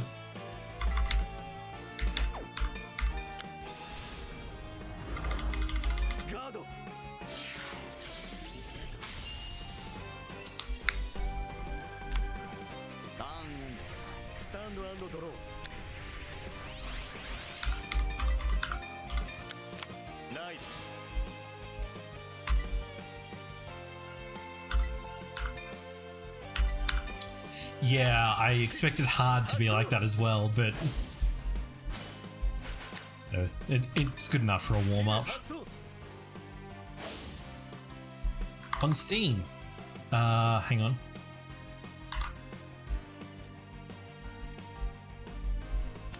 It also came out on Switch.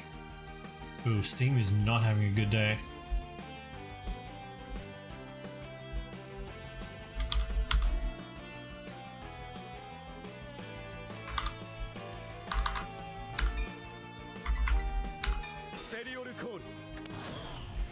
What did I just charge?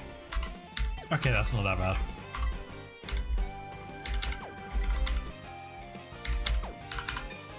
I was really concerned that I was going to have charged something really good.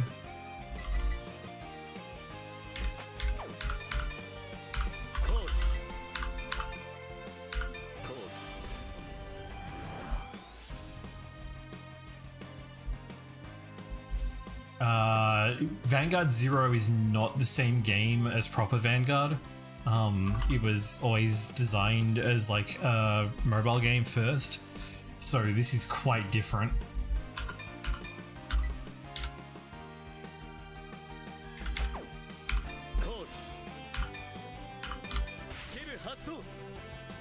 But it is also available on Switch if you'd rather play it that way.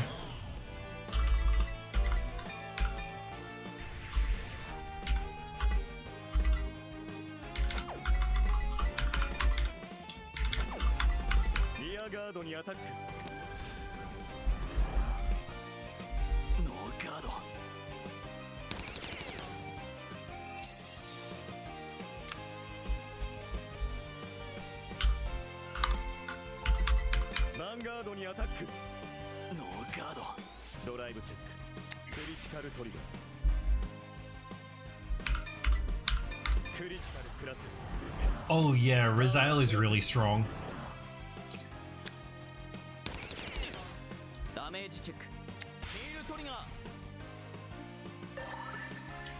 You know, because I've got his deck recipe, after this game I can actually go and look at what his deck is and give you some advice. I don't actually remember what I played against him. I think I Discord streamed it. He's about 30,000. I'm just gonna attack the rear guard. He's only got 3 cards in hand, so I want to take that away from him. Yeah.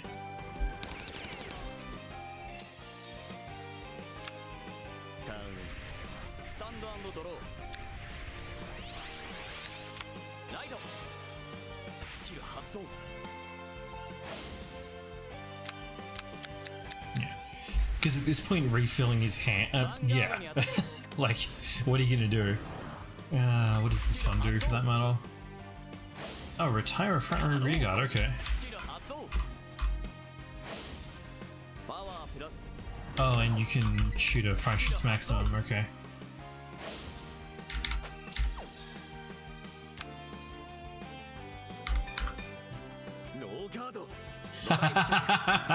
Yeah, he can draw a lot of cards if you let him. I don't think his deck runs that fucking dog, but it's pretty rough. I may have actually just played Shiranui against him.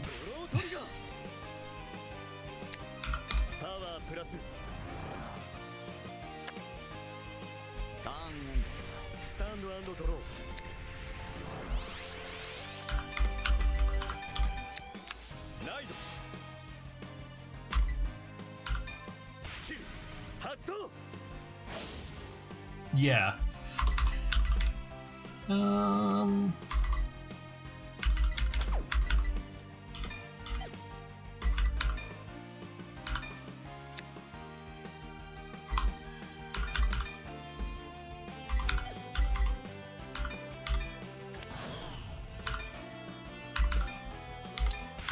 just soul charged that Sentinel because I fucked up. Yeah, good job, idiot.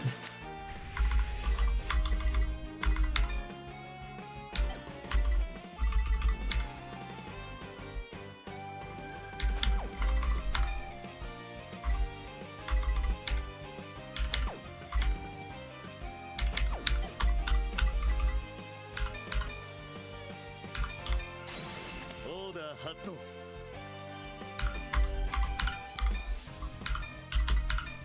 スペリオルコール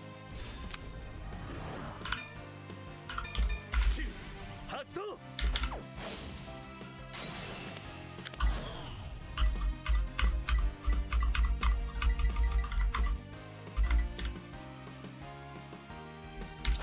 I'm really dumb.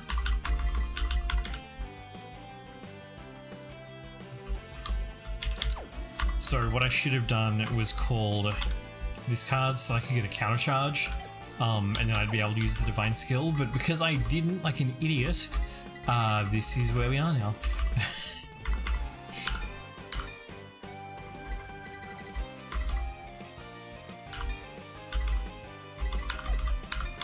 This doesn't actually have no charge, does it? Yeah.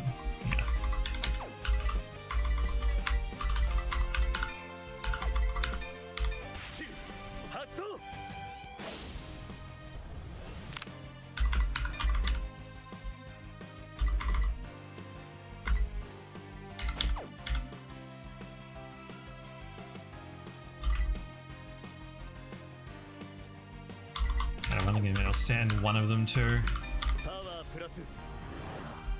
Given the soul charging, I might actually be better off using the old Soul Blast versions of Cyclers.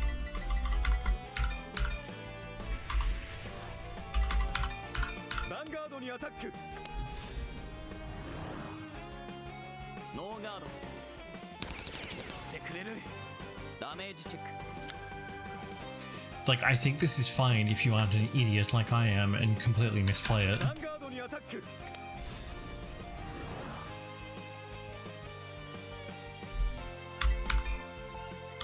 スキル発動パワープラスノーガードドライブチェックドライブチェック And I mean, obviously getting 5 cards of 5 attacks is pretty significant, especially when they can fairly easily be pretty big attacks. ヴァンガードにアタックノーガードダメージチェック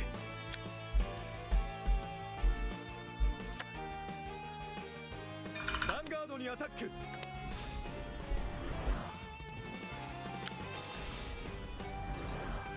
キル発動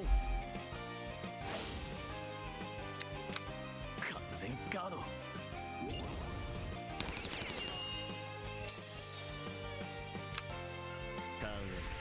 スタンド&ドロー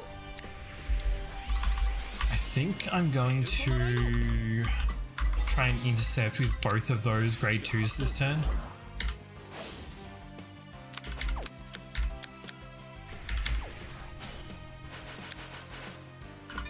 セットオーダーコールスキル発動稼働スキル発動 Or he could retire them for me, which is also fine. パワープラスコールコールヴァンガードにアタック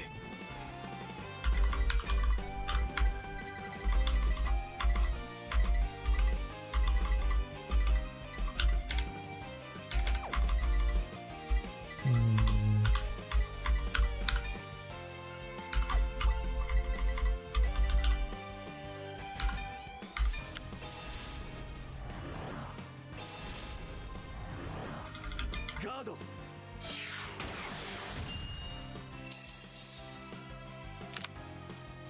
ァンガードにアタックスキル発動稼働スキル発動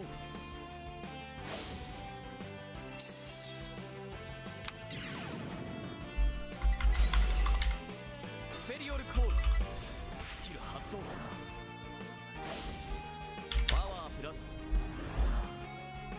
Okay, well now I've got room to call the counter charger, which is nice. パワープラスドライブチェックヒールトリガーパワープラス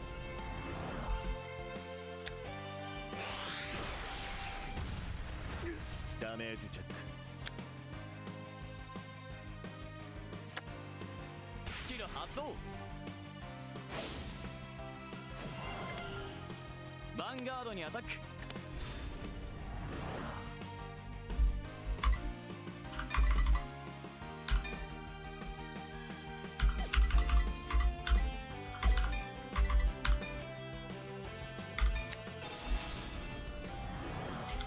ガードヴ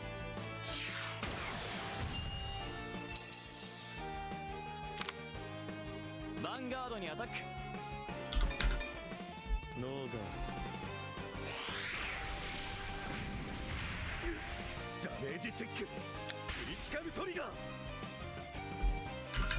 クリティカルプラス Alright, let's see. He's only got 5 cards in hand, so we can absolutely just walk over and fucking kill him. スキル発動俺のターンドロー到達はここまでだファイナルターン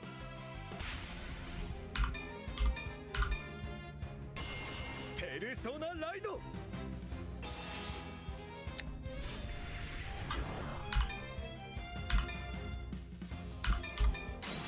オーダー発動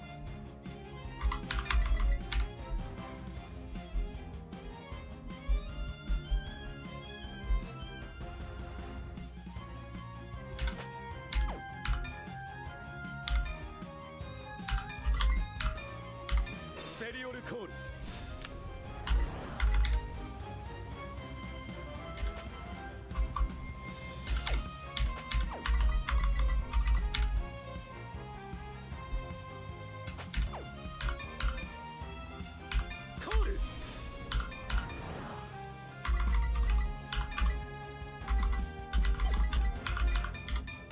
発動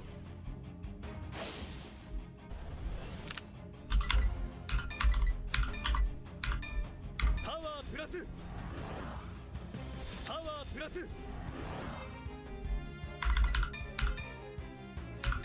はい執行ディバインスキル発動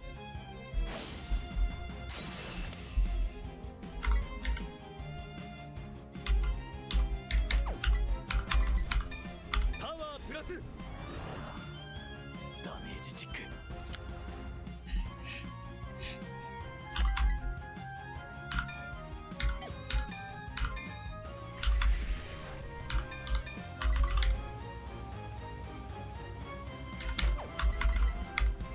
ヴァンガードにアタック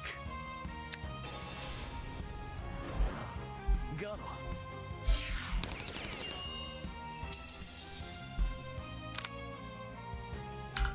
ヴァンガードにアタック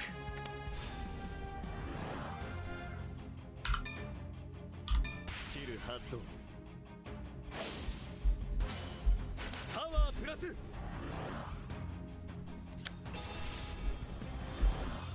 スキル発動完全ガードドライブチェックOkay, I think this interpretation of the deck is too energy heavy, and I'm also running into countercharge issues, so I may need to back it up a little bit. Try and play a little bit more sustainably.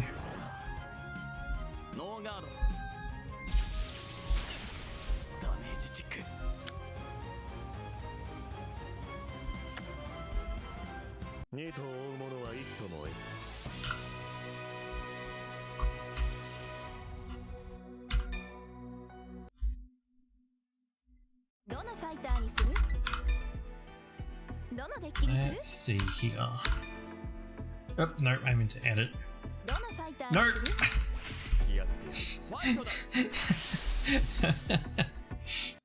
Menus are hard.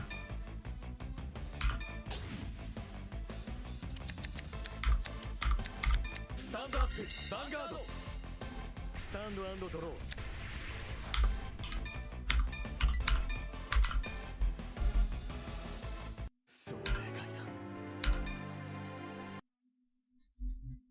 どのファイターにする？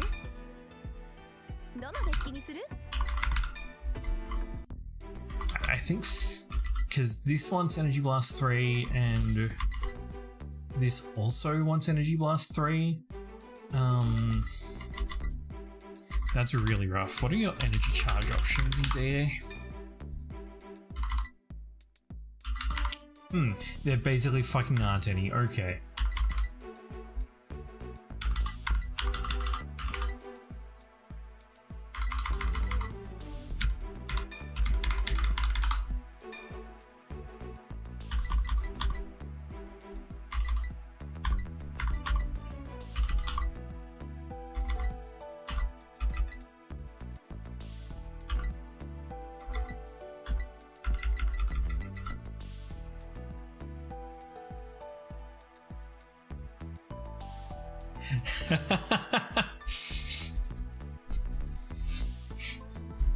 Yeah, some decks it's like that. With the Vortex Dragon deck in particular, it's like, you know, I get 6 energy every turn and I also use that much energy every turn. So I think I'll get rid of this one. But Soul Charge, like we Soul Charge 2 over the course of these turns. And then we also Soul Charge when this one draws. This should be sustainable on the counter charge front. It's the NG that I'm not happy about.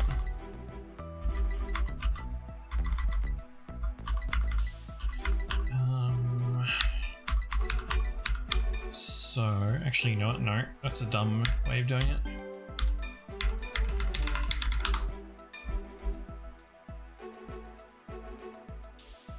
Yeah.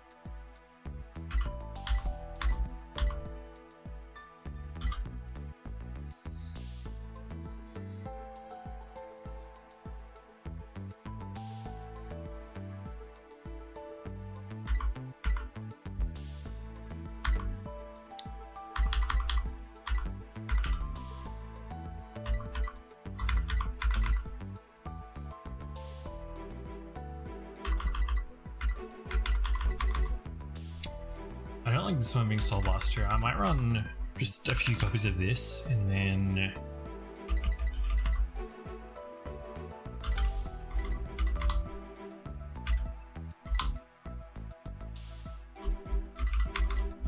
you keep retiring yourself, so that's not a huge imposition. Maybe I should I could run a 4th one of you just to be sure that I hit you, but I'm not really sure that that's the play.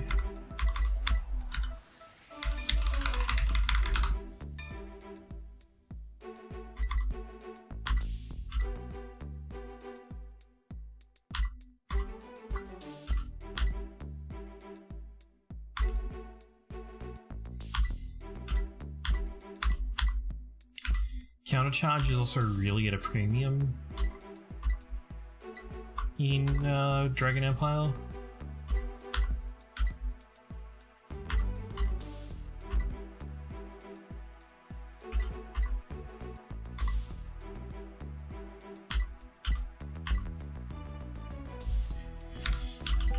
Yeah, I wonder.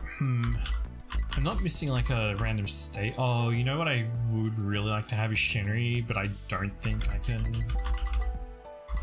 really justify that. I don't think it's worth running Latifah in this deck though, and the reason for that is because I'm going to be calling stuff using this order anyway, so Like, I'm not likely to play this and then still have room to call Latifah. So let's get rid of her, and I'll just do 1, 2, 3, 4. And, like, we'll just call this, like, complete. There's probably a better version of this deck with more tech stuff. But I think this will do for, like, a quick and dirty beginner build for it.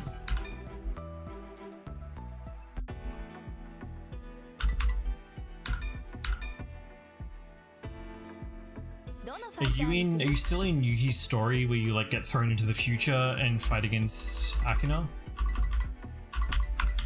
Cause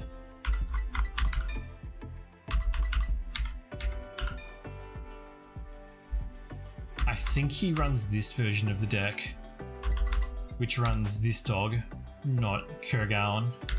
But if it's the very hard version of the deck, then yeah, this version runs Kurgaon, which can go fuck itself.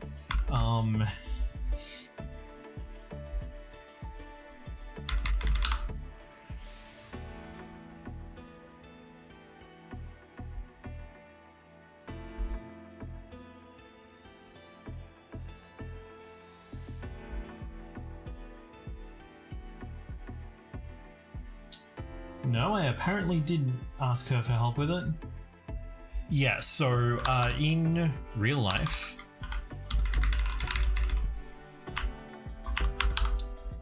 that card is getting hit.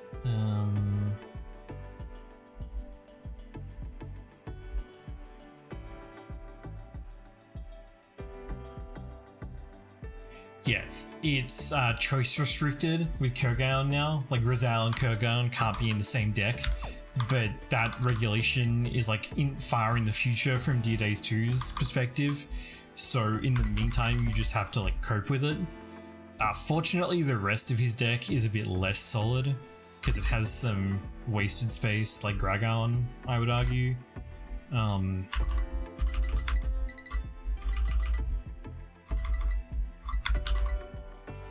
interested that he runs Valnote instead of the Nation Overtrigger, and Gratis Gradal for that matter.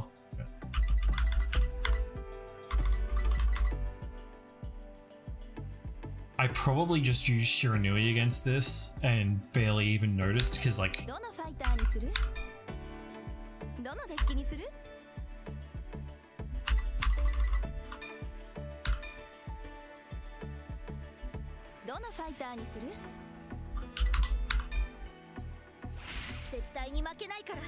let me show you how much I'm not joking about how stupid Shiranui is.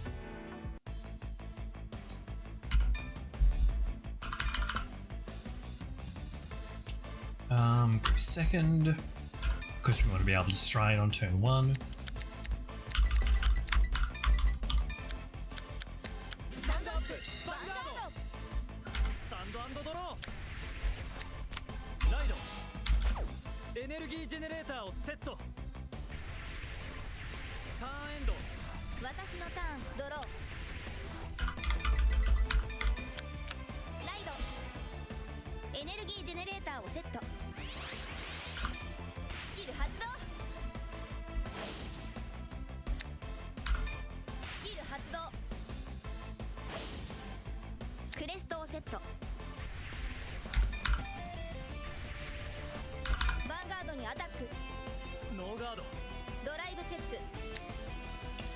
I mean, it is technically still possible that I'll lose, but it's not super likely.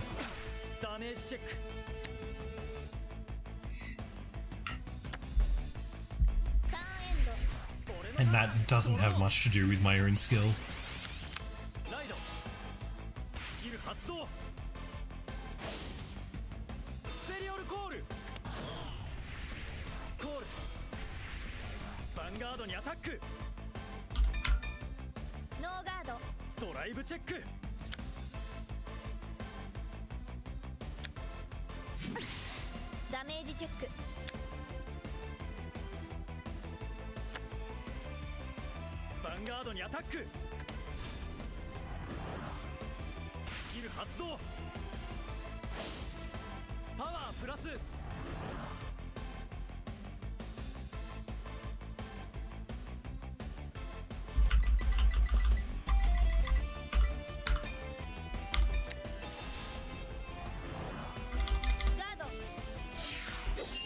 you don't do a lot of counterblasting early in this deck, so it's okay to like play a bit defensively on this turn and just kind of take it chill.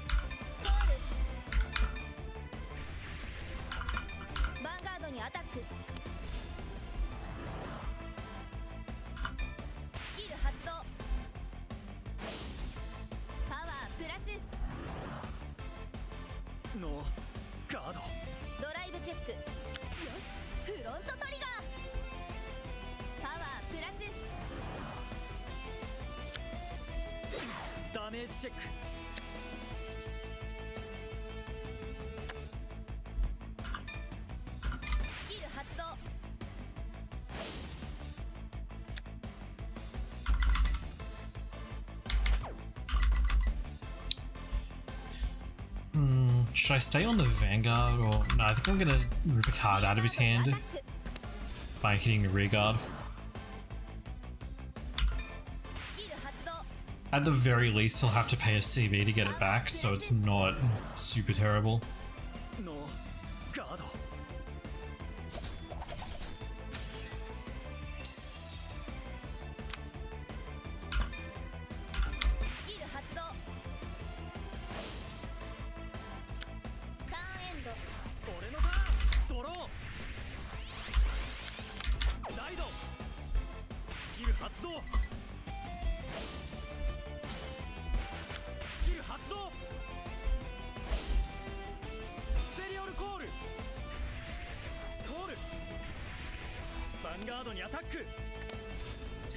You do also have to be wary though, because he's running 8 crits and a really strong over trigger.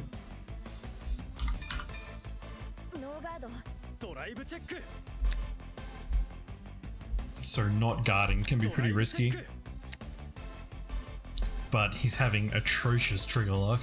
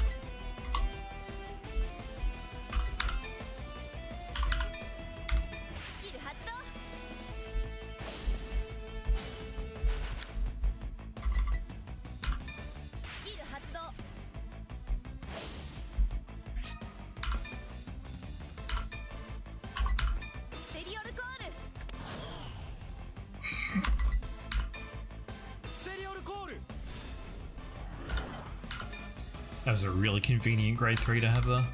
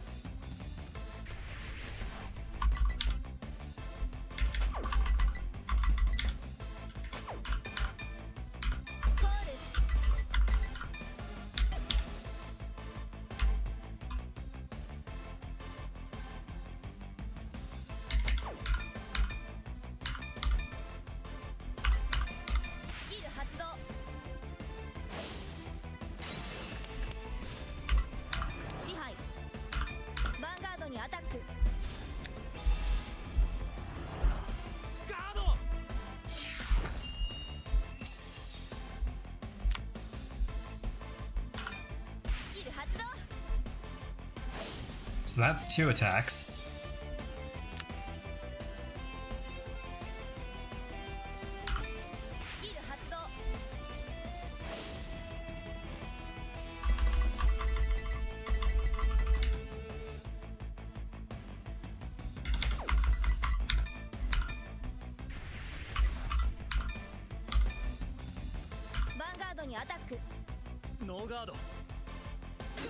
Three.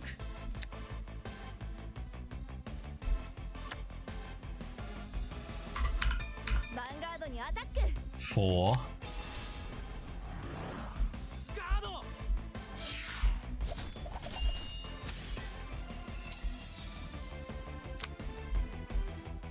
Five.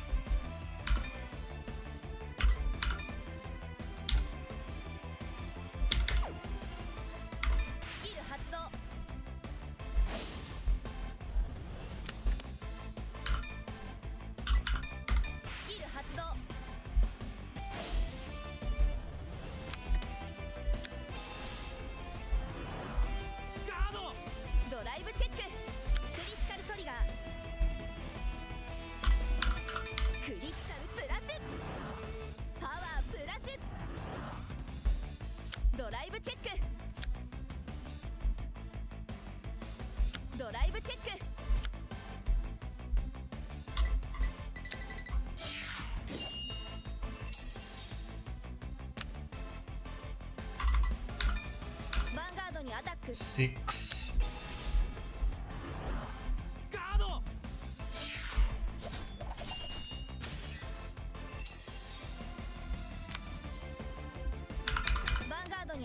Seven. Yeah, I got 7 attacks that turn, and I have 10 cards in my hand.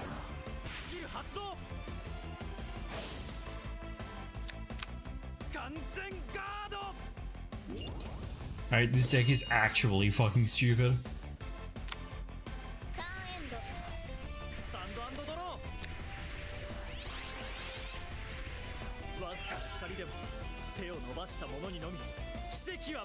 Yeah, there's a reason that this is the deck played by the final boss of the story mode.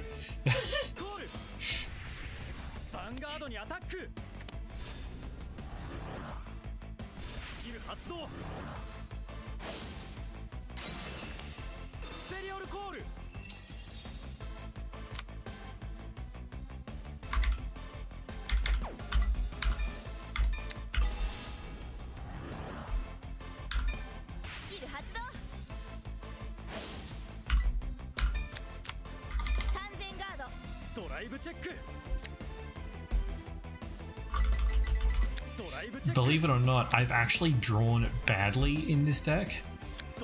So unless I draw a Shirinu Yoboro in my draw phase, I am not actually going to be able to use the stride that I want to next turn.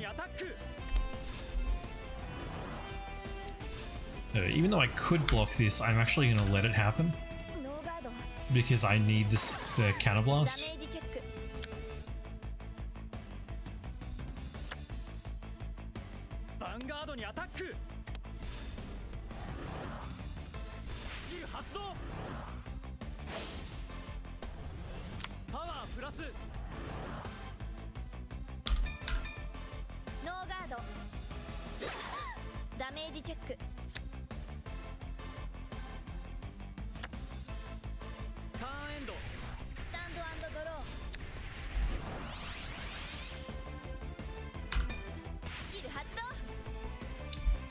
Please have a good go. Breathe and I can steal. Yes. Note that I just retired one of their cards for free. Literally for free.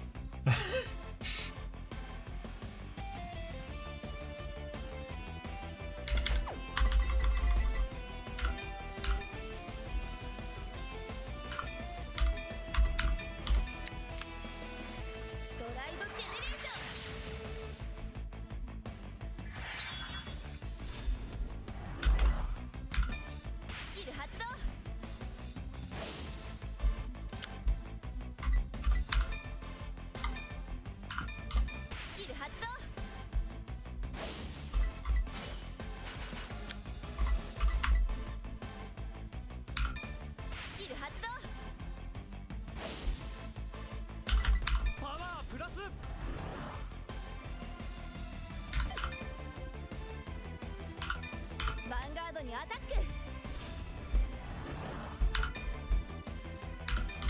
スキル発動。 Like, this deck just shouldn't exist. パワープラスノーガードダメージチェックス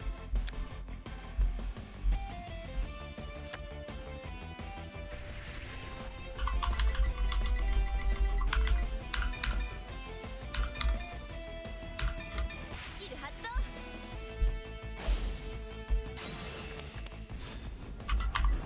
支配。ヴァンガードにアタック。ガードス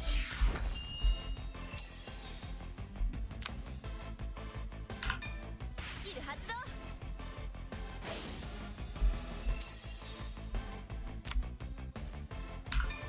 スキル発動。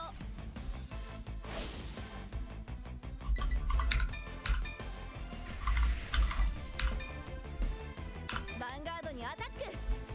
ノーガード I should have done that the other way around. ダメージチェックヴ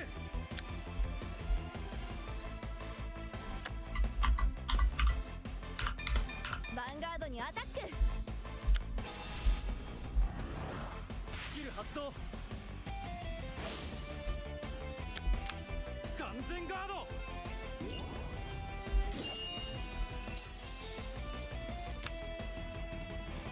ヴァンガードにアタック。スキル発動。パワープラス。スキル発動。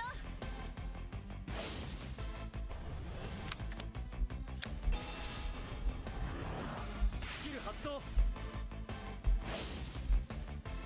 完全ガードドライブチェック。オーバートリガー。 Okay, well, it is possible.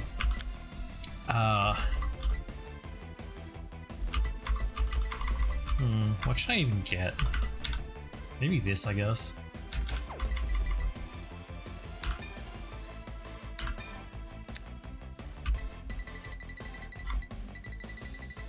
That kind of sucks, though. I should have got Shenry. I could have used it. Oh. Other than during the battle phase. Okay. You know what? I don't think I will. パワープラス。ドライブチェック。ドライブチェック。よし、ヒールトリガー。パワープラス。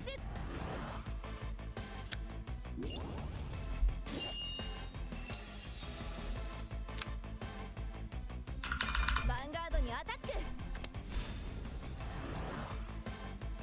ノーガードダメージチェックゲットフロントトリガーパワープラススキル発動ヴ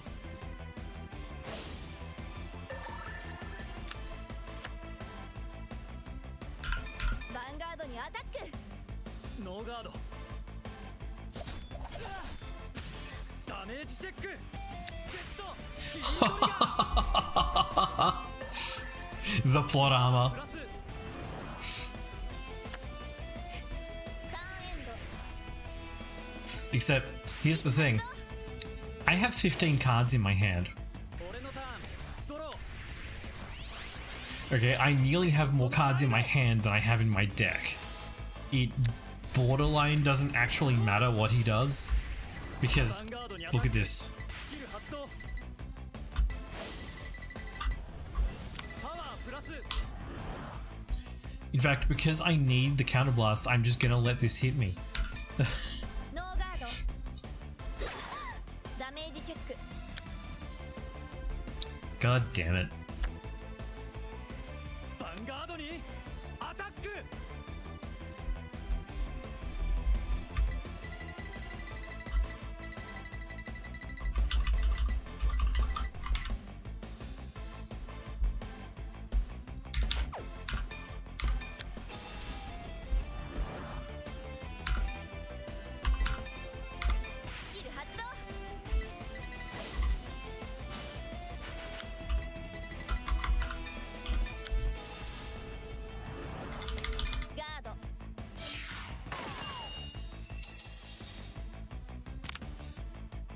ンガードにアタック。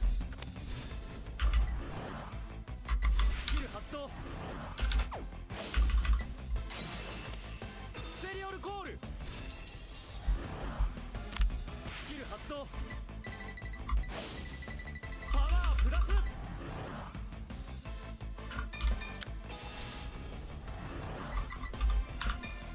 キル発動。完全ガード。来い。ドライブチェック。クリティカルトリガー。クリティカルプラス。パワープラス。来い。ドライブチェック。フィールトリガー。パワープラス。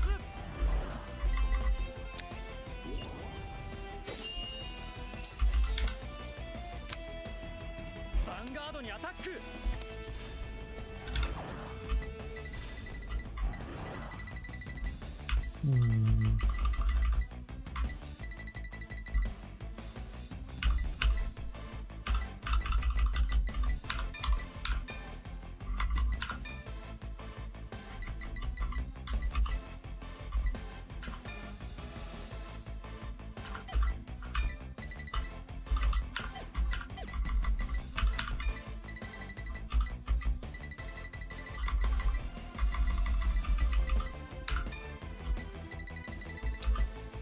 That's really kind of annoying. Okay, let's do 1, 2, that makes 53. Gonna need one of these. So that makes 68, and then ブリッツオーダー。 there we go. That was actually kind of sloppy. I could have guarded that better.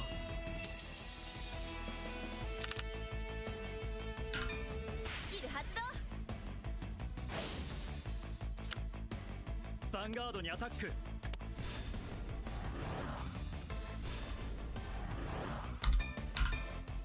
ノーガード。 Once again, I'm just gonna let this hit me because I want the 2 counter blast. スキル発動。ターンエンド。私のターン。ドロー。スキル発動。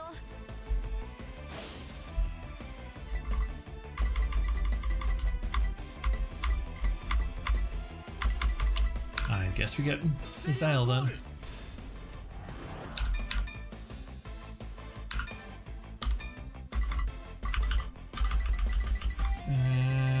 Oh yeah, I already used the dog because it looked like I was not going to draw either of the Oberos this game. So despite missing the stride that is the one that I actually wanted, the deck is still like this. スキル発動。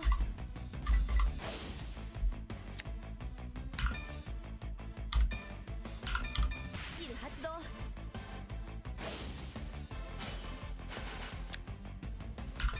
スキル発動。 パワープラス。ヴァンガードにアタック。ス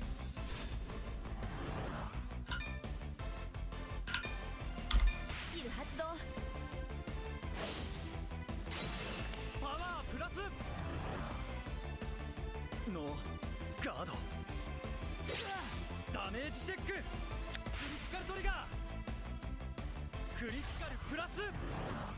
パワープラス。ス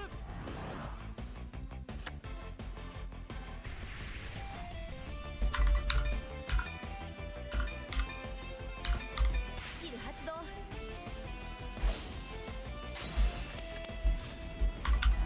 支配。ヴァンガードにアタック。 ノーガード。 Don't know why I attacked the Vanguard. I should have attacked one of the rear guards. スキル発動。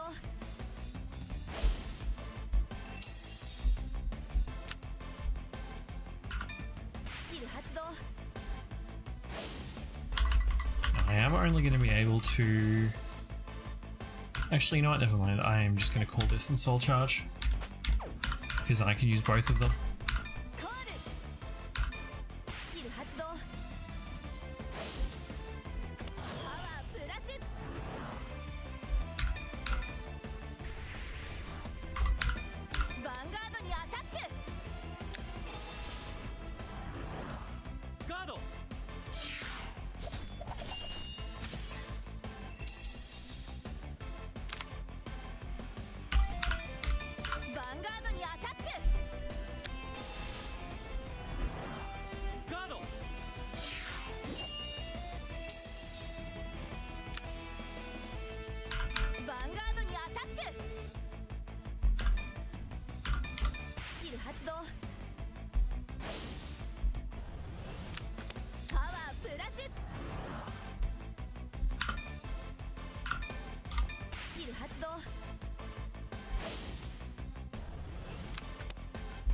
ガード ドライブチェック In fact, at this point, I actually have more cards in my hand than are in my deck. Oh, there's the last Ogro, finally. Am I just out of triggers? No.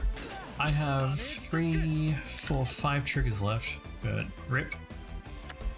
So yeah, and I want to point out, this is this deck having functionally done a misride because I didn't get to play the actually good stride.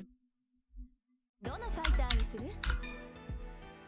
どのデッキにする Right, because like Magun Tenbu is nasty. Shiranui Mukuro,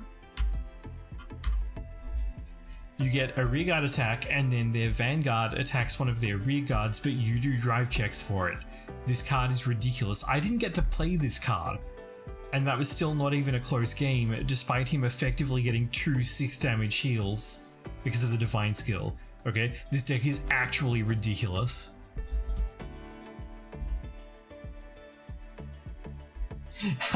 Okay. Copy link. Yeah, I just saw what you posted in Discord. Hang on.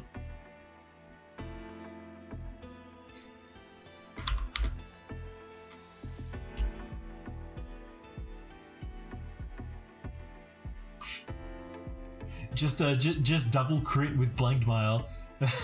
Forehead.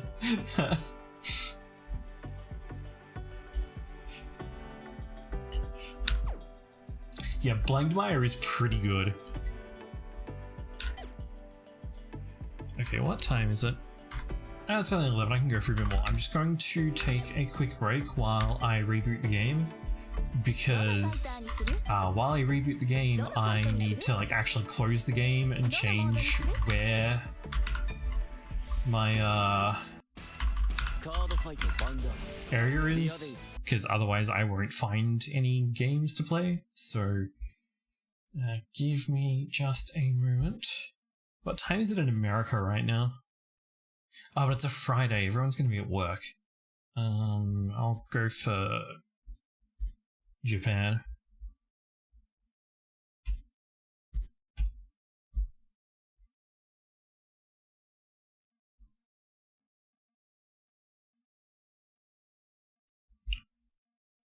Oh, right. Animes runs through Steam, so that also broke. Pose.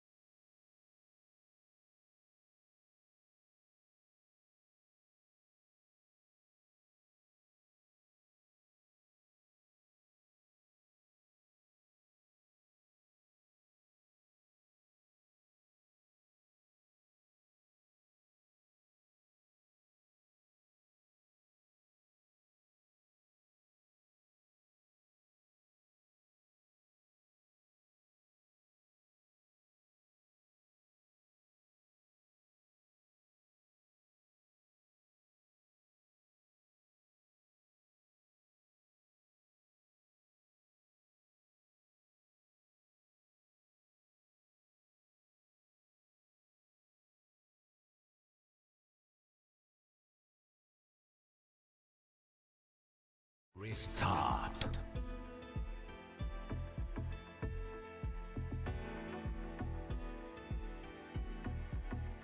Okay, hang on just a second. I just need to. There we go. Yeah, I'll come in one star.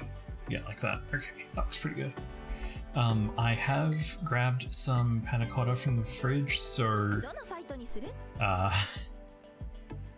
what are you? Hold on, YouTube's bitching about something. Oh no, it's complaining because I wasn't running sound for a bit. Okay. So if you hear something clinking, that's me eating panna cotta out of a glass bowl with a spoon.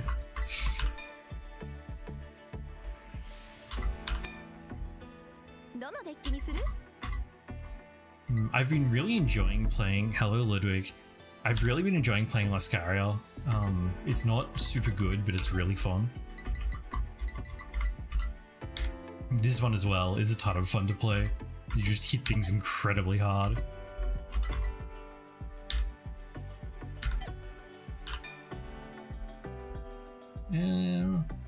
Let's go with this one.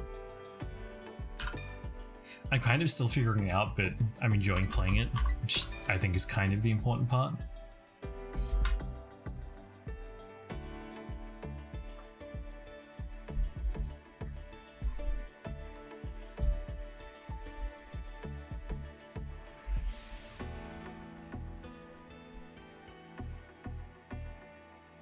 One thing that I really like about Dear Days 2 is that it auto-expands if it can't find someone. Because in Dear Days 1 you had to like babysit it the whole time.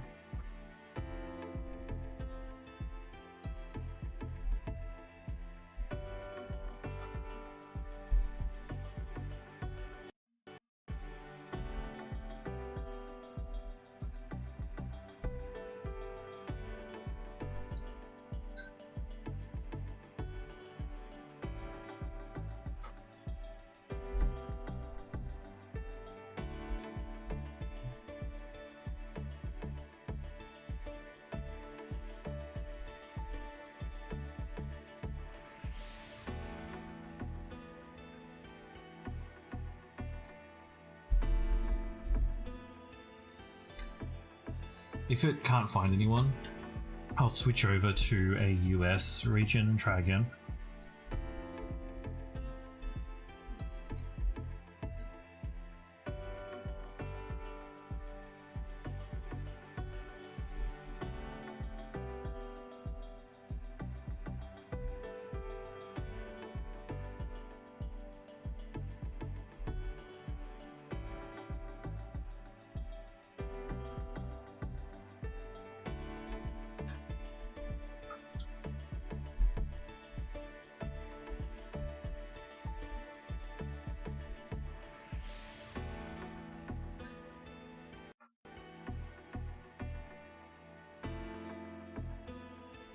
So it usually oh, here we go. Got someone. 真剣勝負お願いします。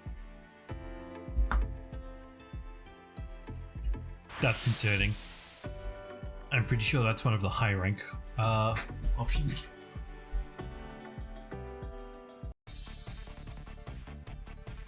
Just realized I forgot to shut my door when I came back. Which matters because people are going to bed.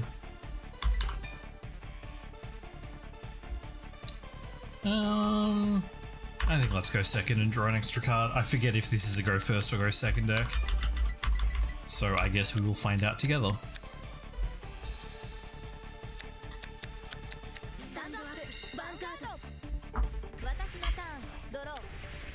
Oh, they're playing Dayusha. Nice.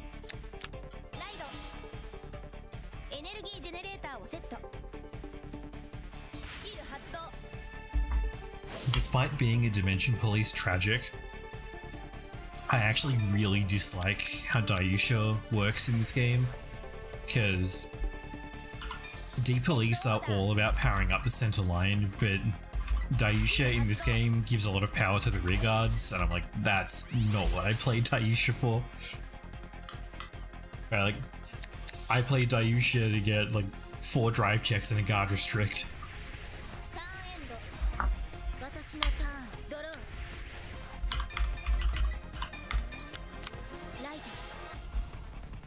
ギージェネレーターをセット。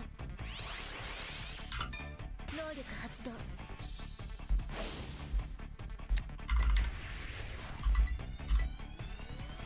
You have less Skyrim Warren, right? Yeah. But you're a counterblast, so let's not call you just yet. コール。ヴァンガードを攻撃。ノーガード。ドライブチェック。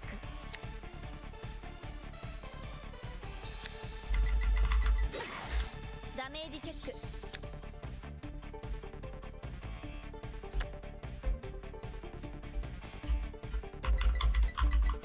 ヴァンガードを攻撃。ノーガード。ダメージチェック。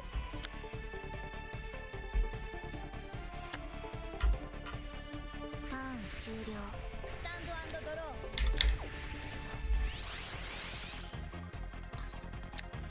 ライド。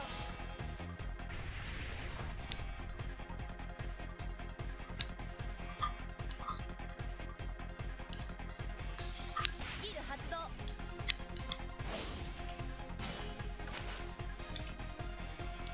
スペリオルコール。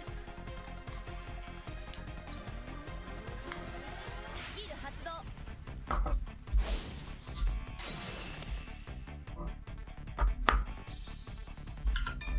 Okay, done eating dessert. セットオーダー。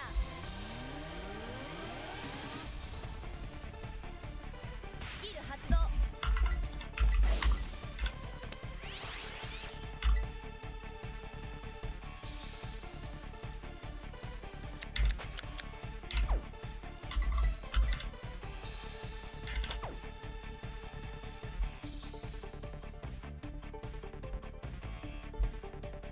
コール。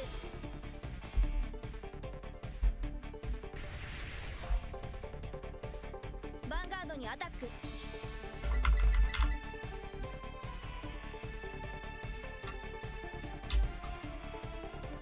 Interesting.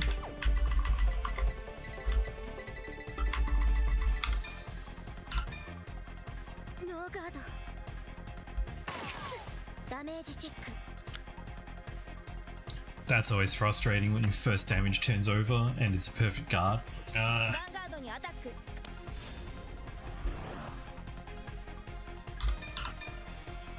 ノーガード。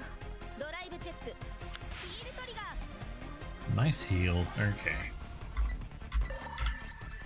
パワープラス。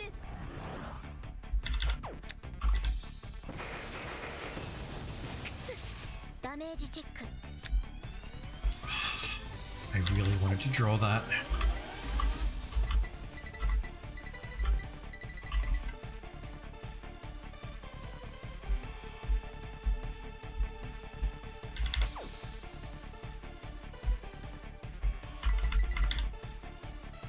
ターンエンド。スタンド&ドロー。 Oh, they chose me to use it. Okay. That's interesting.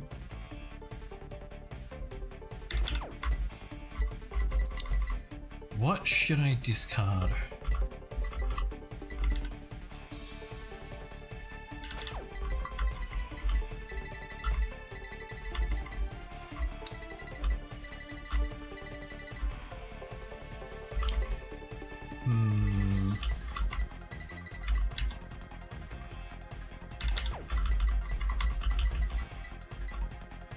It's actually a really difficult ask at the moment. I might actually be better off dumping this because I'm not going to be able to use it in the next turn. ライト。能力発動。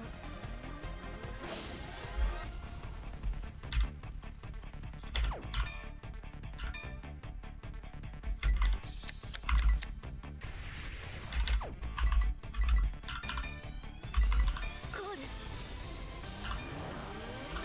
能力発動。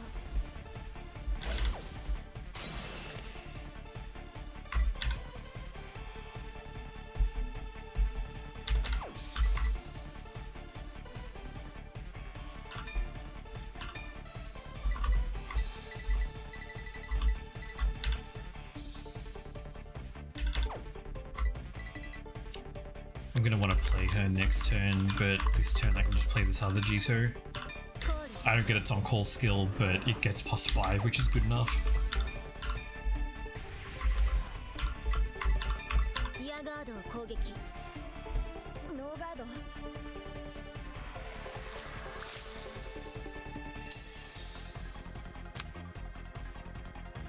ァンガードを攻撃。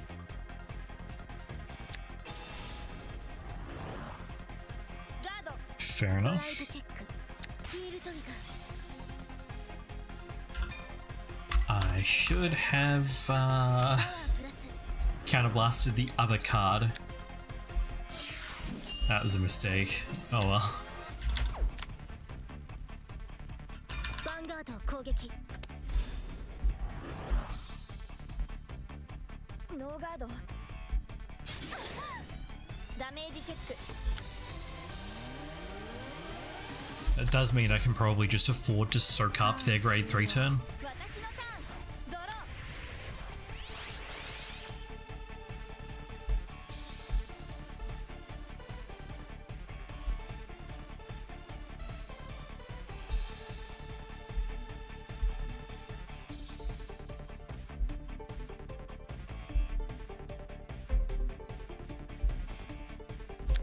ライド。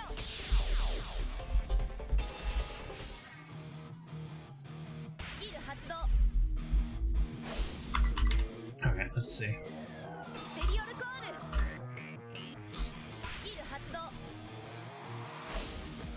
パワープラス。 Right, I get to go Yusha once to get the extra drive, but like this first effect is like, that's not a Dayusha effect.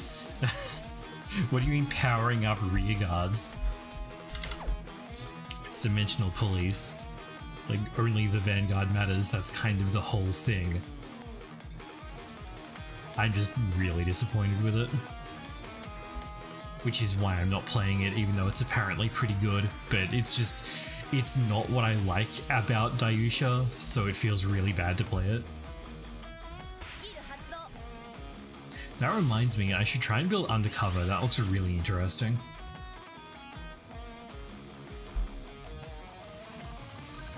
スキル発動。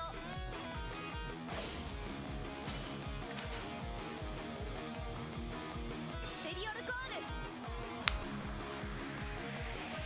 スキル発動。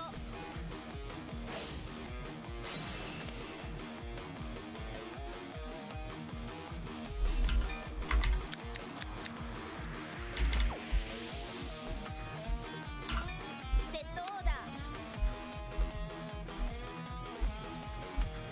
スキル発動。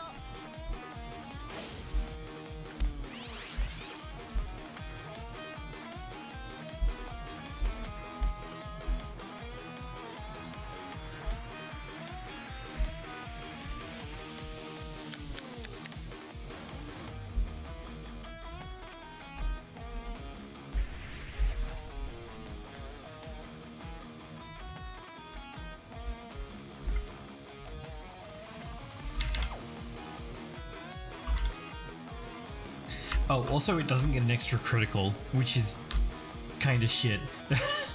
Like, the whole thing is that you power it up in advance and then it gets an extra critical. That's like the core identity of Dayusha. So スキル発動。 this is just like, what is even going on?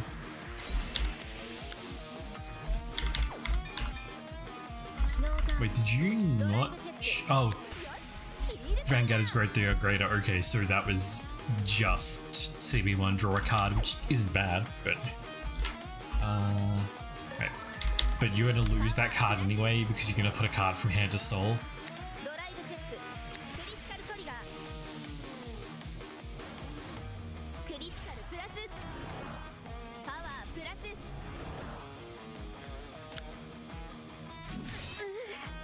ダメージチェック。ダメージチェック。 Again. スキル発動。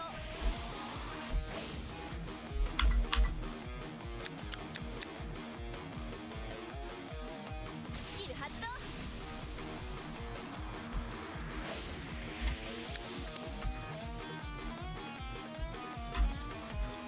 Persona right this turn so they don't get to do Goyusha.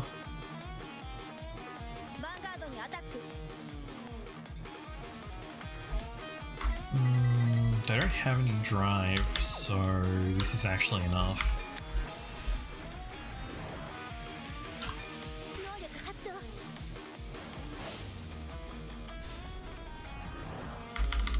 ガード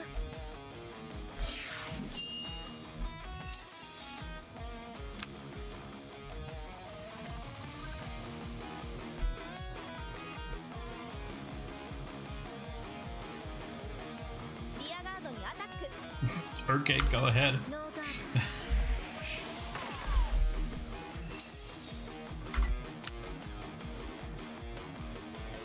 ヴァンガードにアタック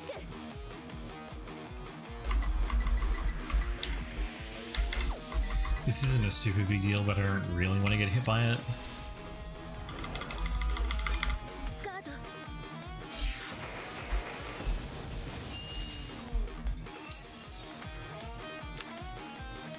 ターンエンド私のターンドロー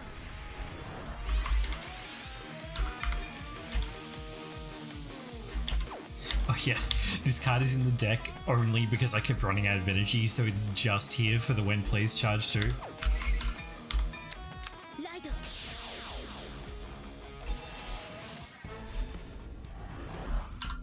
能力発動 Yes! That's what I needed to see.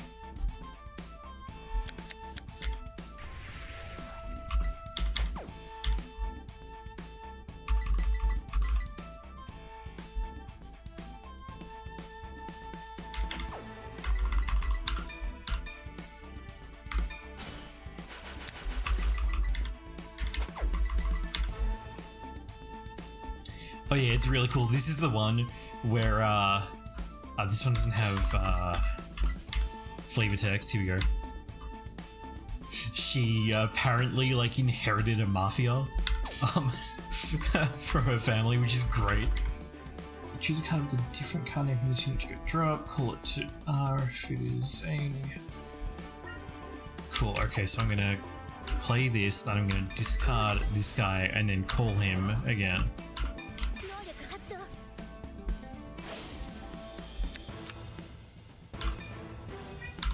KC, leave the cupboard alone. Oh yeah, she also, like, all of your Valeno units get +5, and then she gets +1, which is really good. Yeah, okay, so this one first.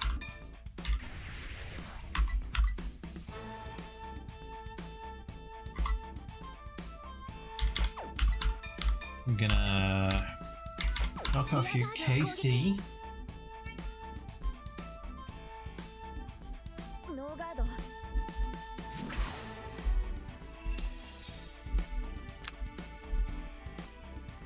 ァンガードを攻撃 That's my cat going completely mad and racing down the hallway.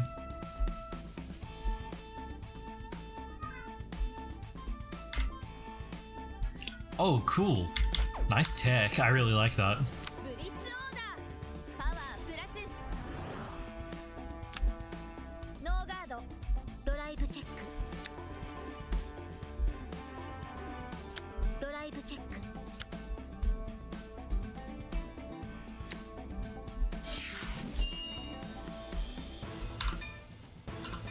能力発動パワープラスヴァンガードを攻撃ノーガードダメージチェック I think I'm gonna stay defensive because I have to put up with, if they have another Dayusha in hand, 攻撃 I have to put up with the restand with a drive check. ノーガード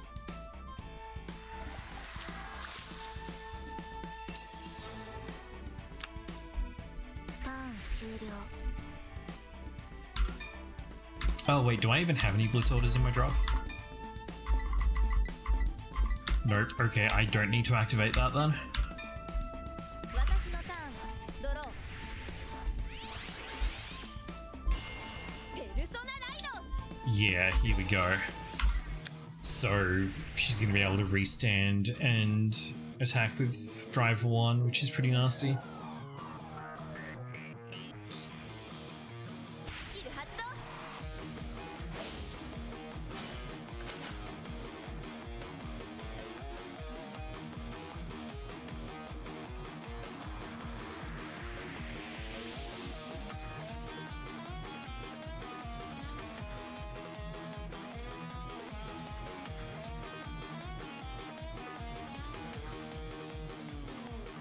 スペリオルコールスキル発動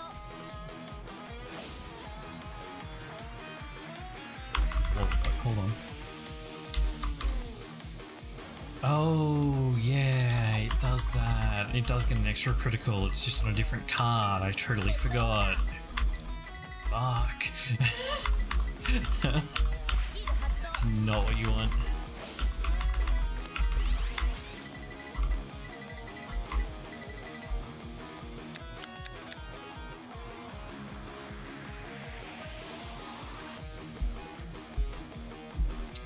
That's pretty frustrating because, like, I'm obliged to perfect guard this because if they get any crits, and they've only seen 2 out of 8 so far,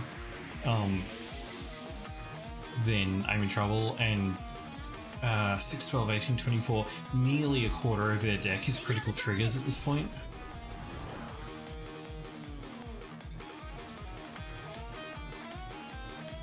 And I'm already down 1 heal.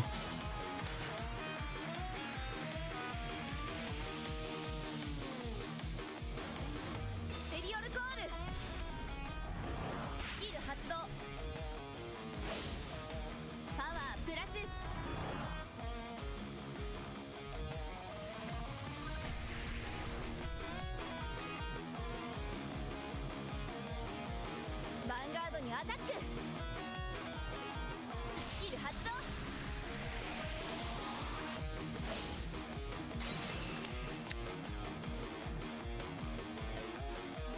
パワープラス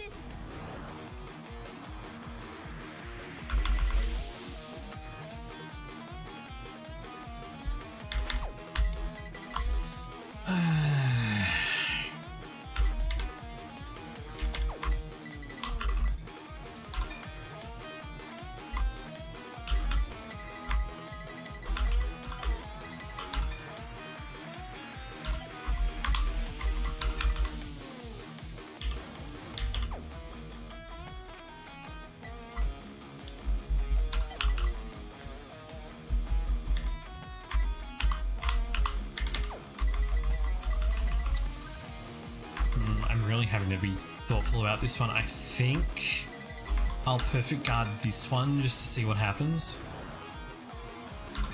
能力発動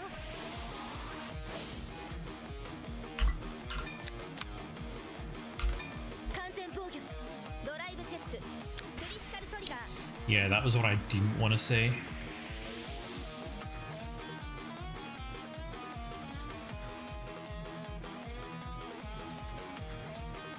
Does it get a plus power when it stands? No, it does get drive. It does get its drive set back to 1.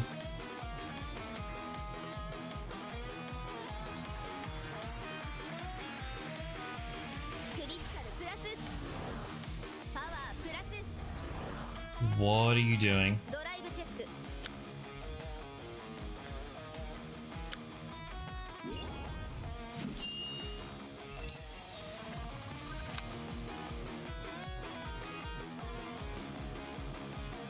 スキル発動 Okay, I really don't know why you wouldn't give that to Dayusha since you're about to get an extra drive with him anyway. Yeah.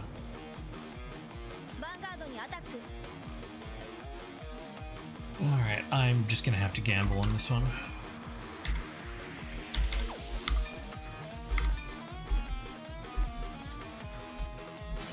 ブリッジオーダーパワープラスノーガードドライブチェック Okay, no trigger.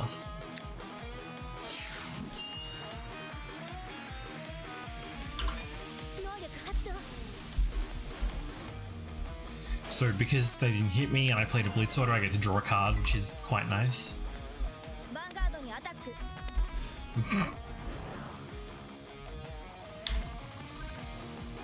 25 makes 38 and then plus 20 makes 58, so this is enough.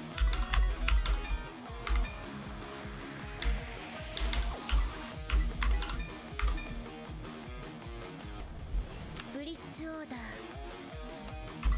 パワープラス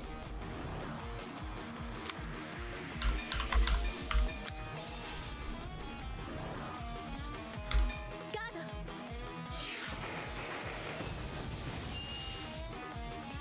Well, the thing is, I'm playing on ladder, so 能力発動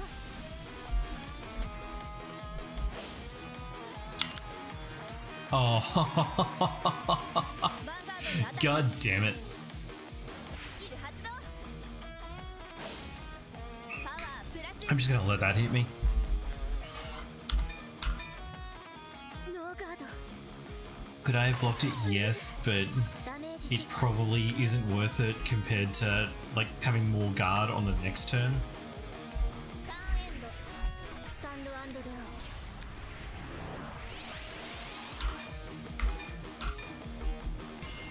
ーペルソナライト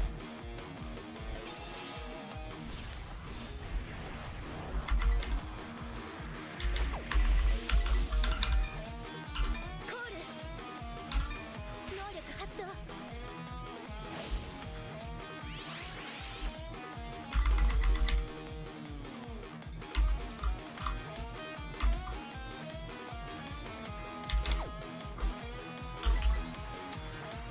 I kind of feel like it's almost not worth trying to retire their rear guards simply because, like they can just recall them so easily. So I might just focus everything into the Vanguard. ヴァンガードを攻撃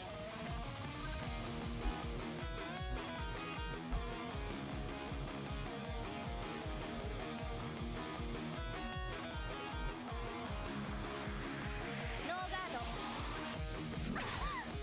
ダメージチェック The Blitz order that they have in hand is really strong too.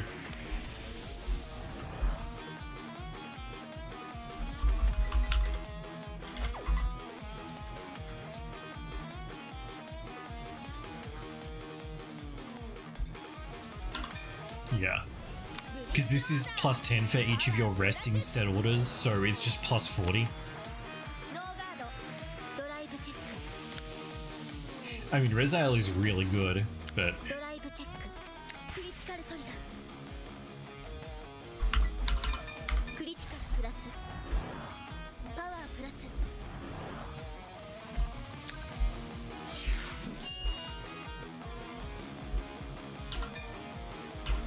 能力発動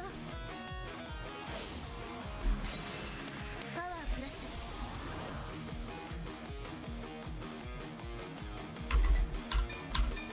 ヴァンガードを攻撃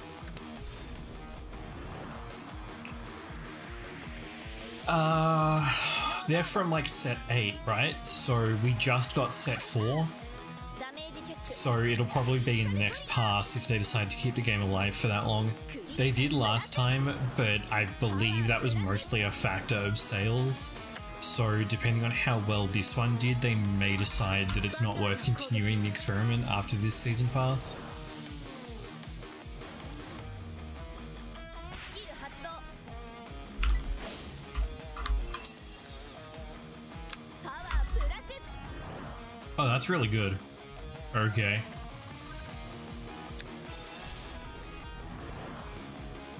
ガード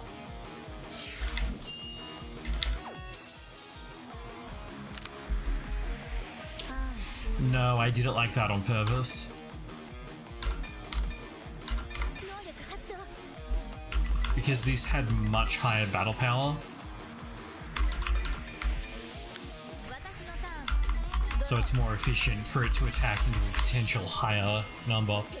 Because he could have just soaked it up and then blocked the other one anyway.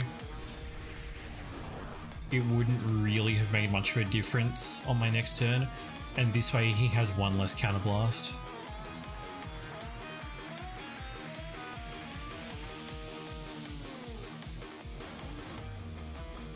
Technically it can be 5 attacks, but that requires you to have 2 Zeleners, so...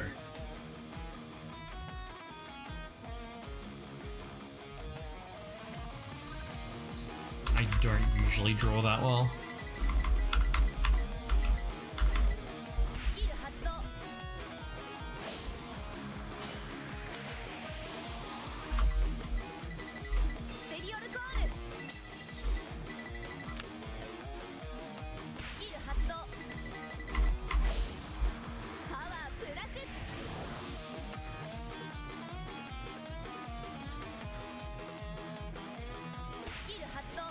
Wait, where's your extra critical?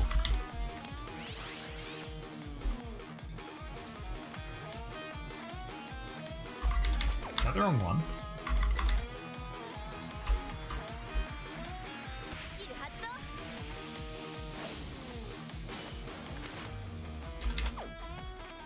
Oh, I see. He's just calling it in a different order.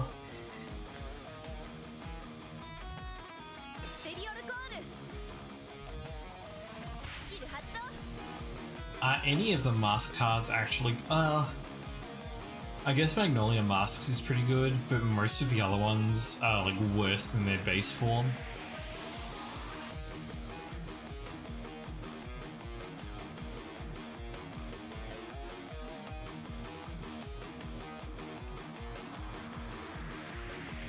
Yeah, Orphist Masks is pretty good, although I don't think it's better than the actual Orphist Retrain because the mask stuff kind of clogs up the deck a bit. Yeah, Unison Dress is actually stupid.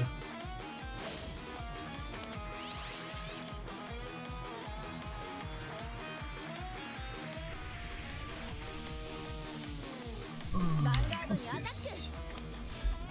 Oh, it's a secondary countercharge card. Cool.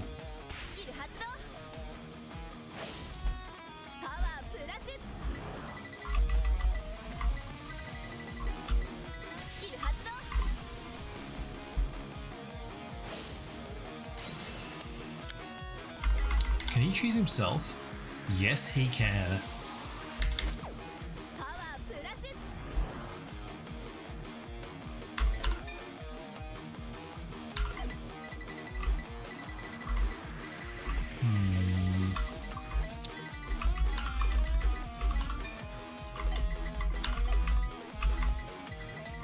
I don't have a good G2 in hand, yeah, is the thing. I'm just gonna assume that they're not gonna get 2 criticals, or like 2 triggers, but if they did, then this was basically over anyway, so... Oh.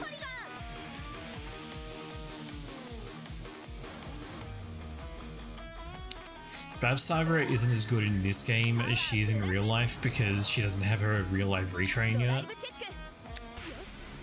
Yeah, okay, well... That's the game.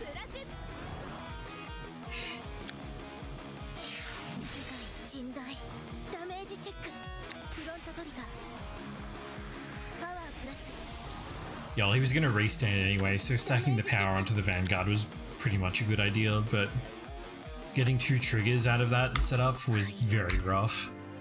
However, that's kind of the game that we're playing. Rip my points because I played against someone rated way higher than me. So, Lauren, this deck, the based on the flavor text, as far as I can tell, right? She like inherits a mafia that runs a city. So technically, it would be Yakuza, which plays into Mega Colony's old aesthetic where their thing was that they were like a criminal syndicate. So she's kind of inherited that, but doesn't seem to know that it's actually a Yakuza organization based on the flavor text. And it's like this guy, because a capo is a mafia title, but the dialogue is like night themed, and so is the order that they have. So, I think she's inherited a Yakuza but doesn't know it. Yeah. Unbound by the law, devoted to chivalry, rulers of the city with martial prowess and wisdom. Yeah, they're really cool.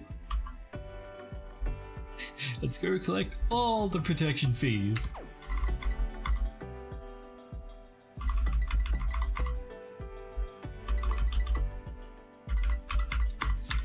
I do have a Rezail deck, but I don't enjoy playing it, so I'm not going to do that.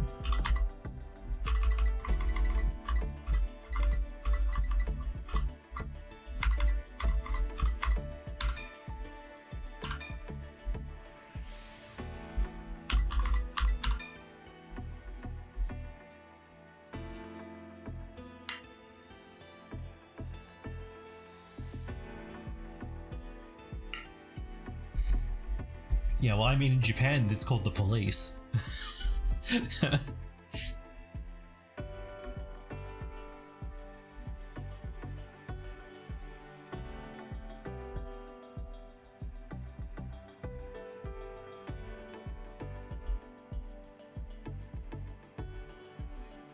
If I wasn't already playing Thegra in the RP, I'd probably be playing Lascaria. But maybe I'll make a second character and play Lascaria on them. That reminds me, has Lucy replied to that yet? Because... yeah, no.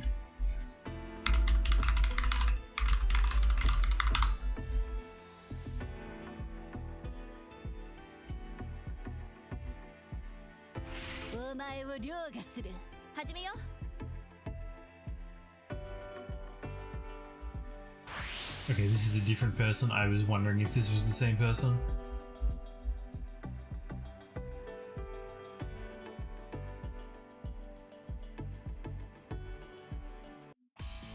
That's Misaki. She's the female lead of the original Vanguard anime.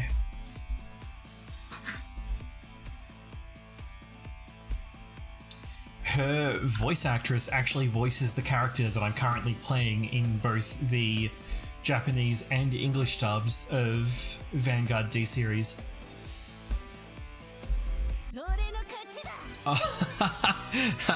They saw that and just Alt F4'd immediately, like, nope.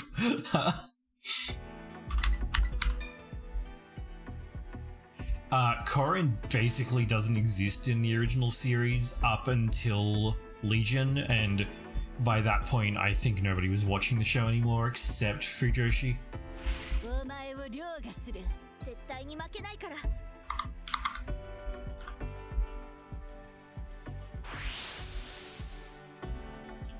By the way, if you're wondering why I'm so low on the ladder, it's because instead of laddering, I was like building all of the Dragon Empire decks for the Decklist video, and then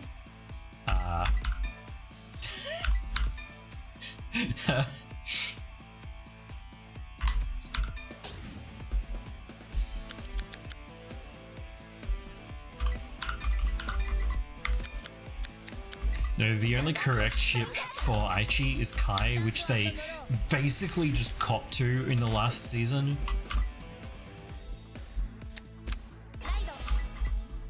Which is why they were like, oh right, we did all that ship tease with Misaki, so they paired her up with Corrin instead, which was also pretty funny. And also made it to V-Series somehow, which was probably even funnier. Man, I don't remember any of the cards in this deck, so this is gonna be fun.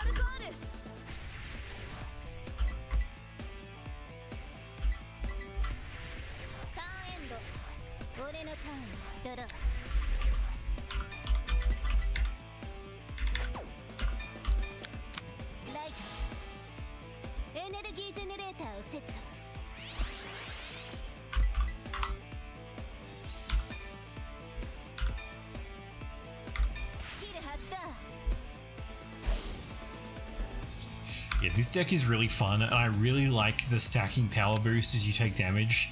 That's very helpful if you, like me, are not very lucky and can't reliably get damage triggers.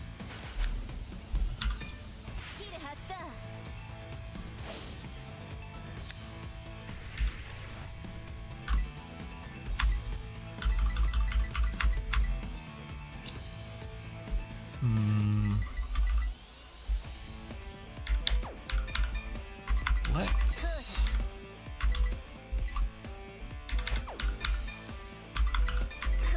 just go for it.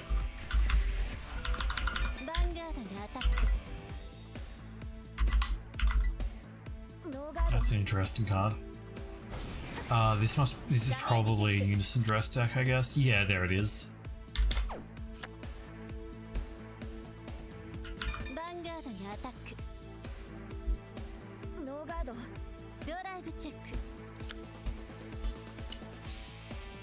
Okay, Radiance Caliburn is one of the things to get from that.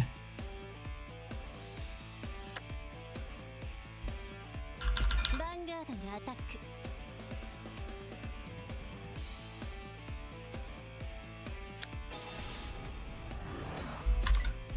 ガード Interesting choice. ターンエンドスタンド&ドロ I'm not as familiar with the card pool as I probably should be. So a lot of the time if I see a tech card, I may not actually know what it is. ースペリオルコール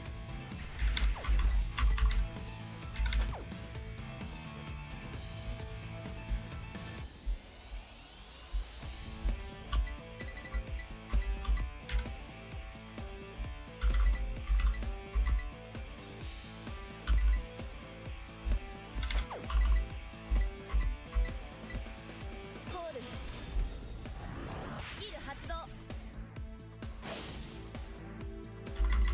You know, I don't actually remember what the other set order that I'm presumably running is.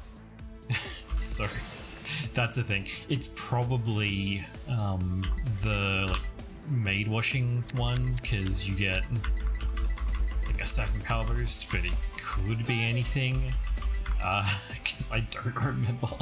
ス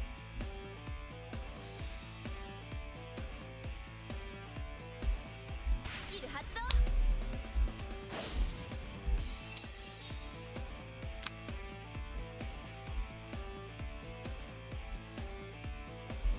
スペリオルコール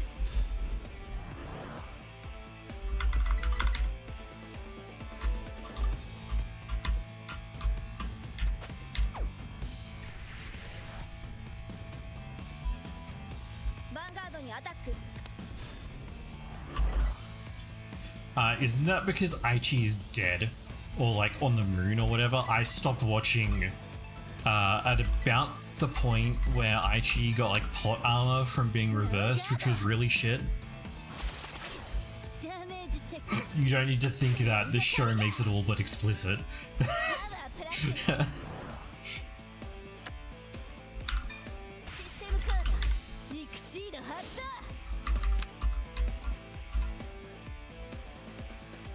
ヴァンガードにアタック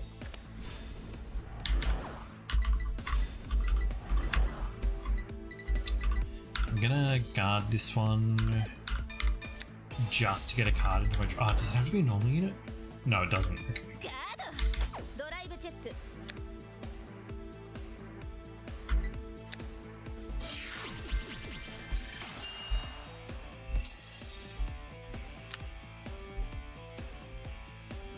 Like, Aichi is so shipped with Kai that they decided to give the female character that they've been ship teasing with Aichi to the other female character they'd been ship teasing with Aichi. Even more insanely, that carried into V-Series, which is actually wild. システムカードミクシード発動パワープラス Okay, well, there's my two automod gauges. 俺のターンドロー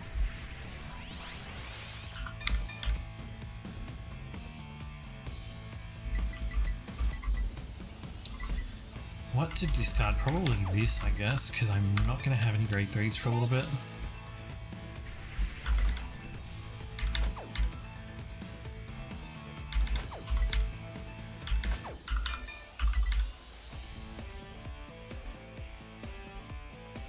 Oh, maybe I'm not running another set order at all.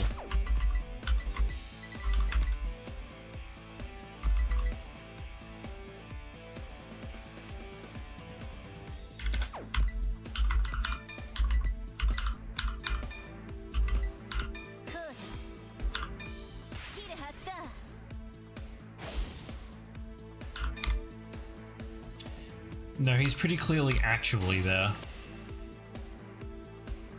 What am I doing here? Either put into can if it's an auto, or call it if it's a unit. Other than during... Oh, I can just do this again, I guess. Oh, from hand, okay.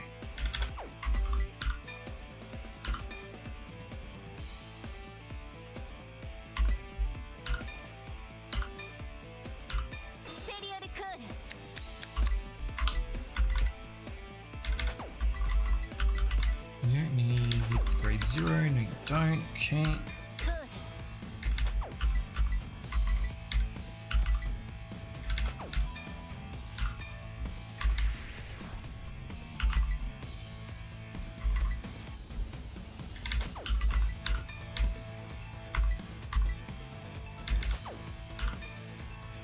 Well, plant tokens suck, so I'm just gonna leave them alone.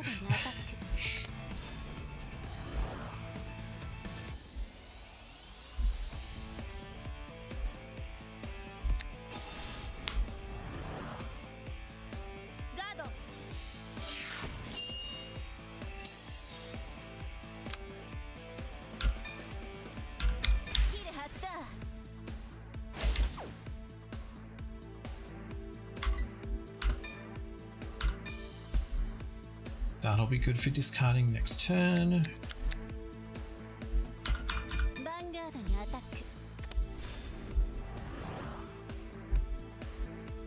ノーガード、ドライブチェック。クリティカルトリガー。 Nice.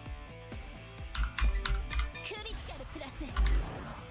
パワープラス。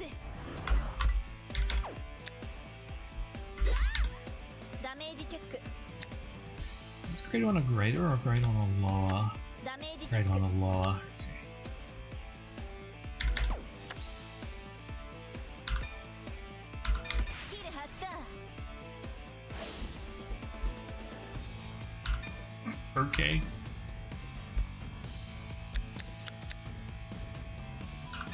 バンガードにアタック。 Yeah, which of these should I retire?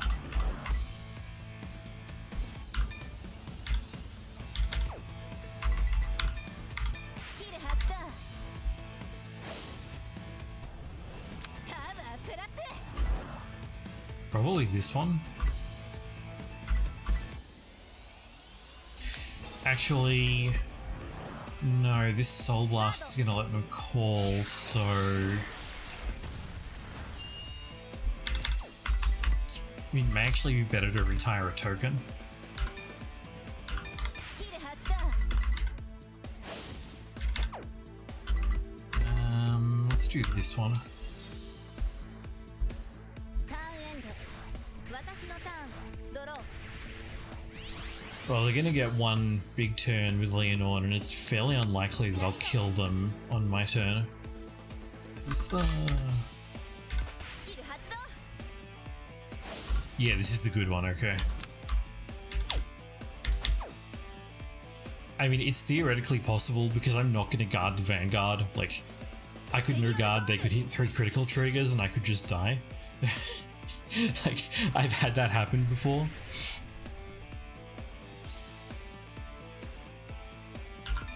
レガリスピース。 Good choice.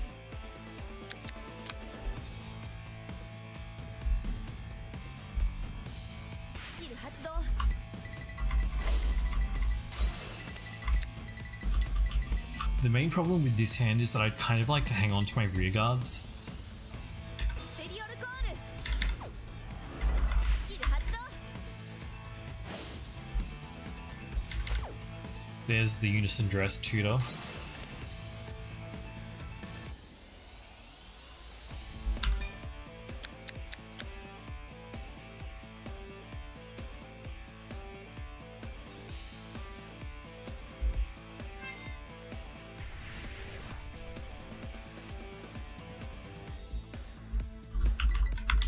What's the restand on this one? 2 back row rear guards.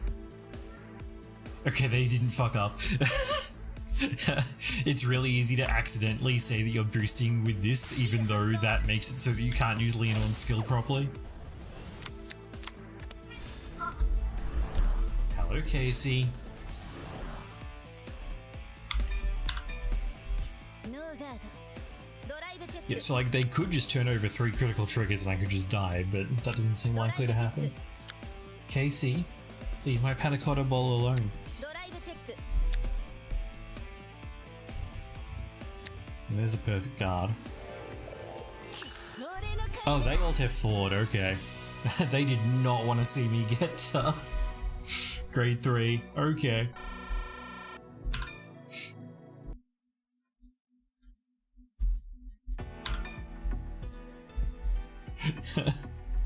People just don't want to play against this deck, I guess.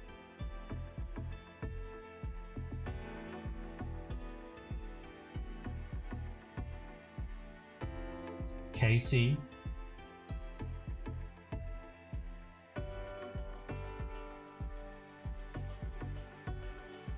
Casey.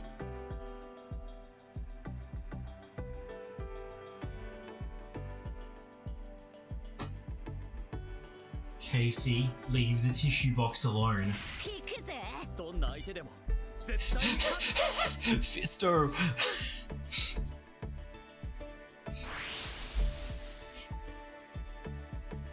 God, this guy's probably playing Rezael if he's using Akina. Casey? Could you find somewhere else to go and stand?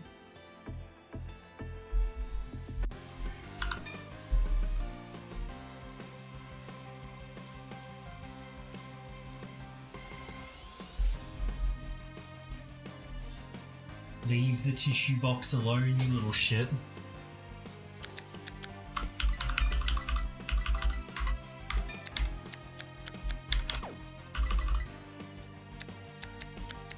Stand up, Vanguard! スタンド&ドロー。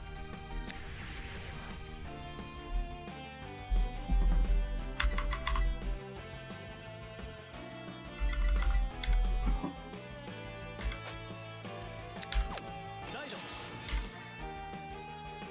エネルギージェネレーターをセット。 Okay, yeah, he's playing Rezael.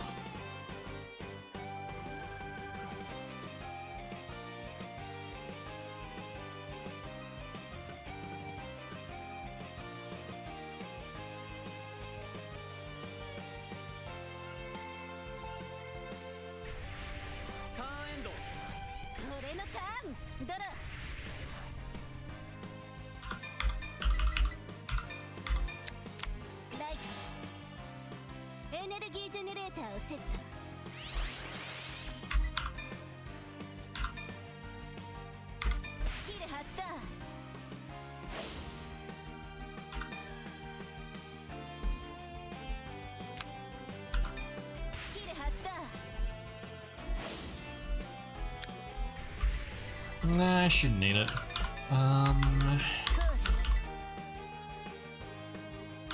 Let's just go for it.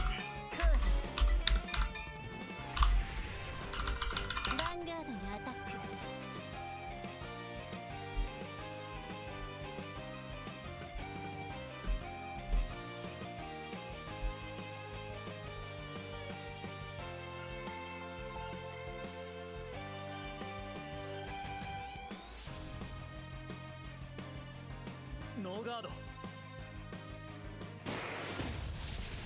Damage check.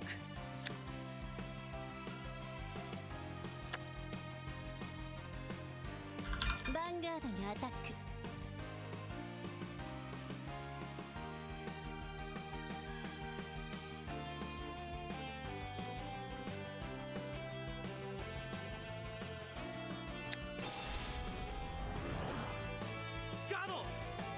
Interesting choice.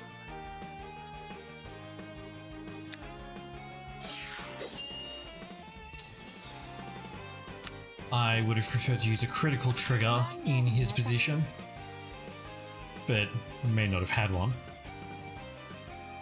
No guard. Damage check. Front trigger. Yeah, this person's probably pretty new, just based on how much they hesitated when they saw the grade 1 rush.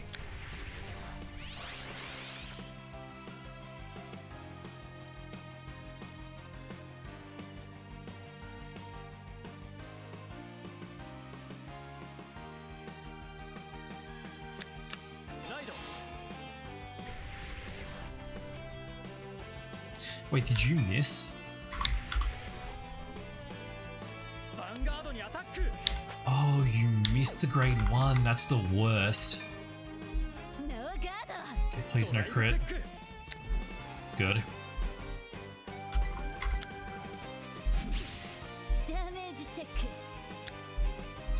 Less good.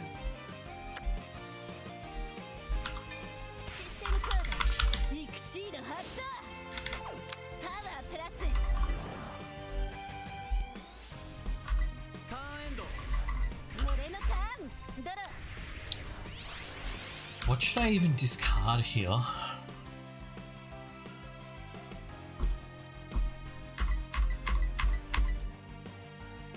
I think it's actually the front trigger is the play, which is very cursed. So that one just puts the systemic seed token. This one is when you ride the grade 3.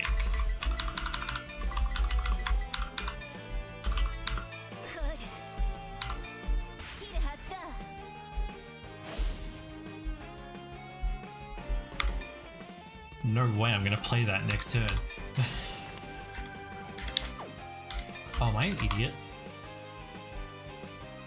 Yeah, I'm an idiot, okay.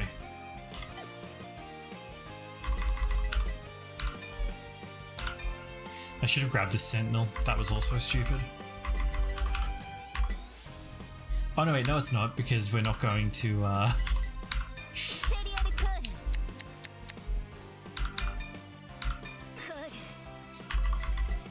we are not going to be putting into hand, so I'm glad that I grabbed the grade 1, because otherwise I was going to be really annoyed.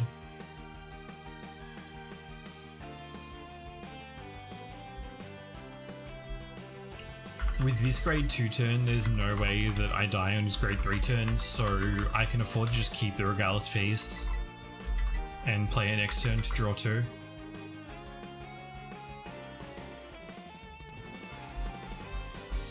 Yeah,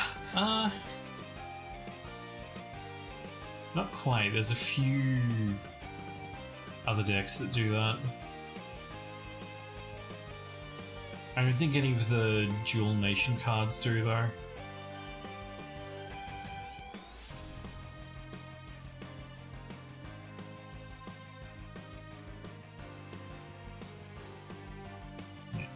I think based on how long this is taking, that this person is probably pretty new and is having to do a lot of thinking about stuff that is like instinctual for me.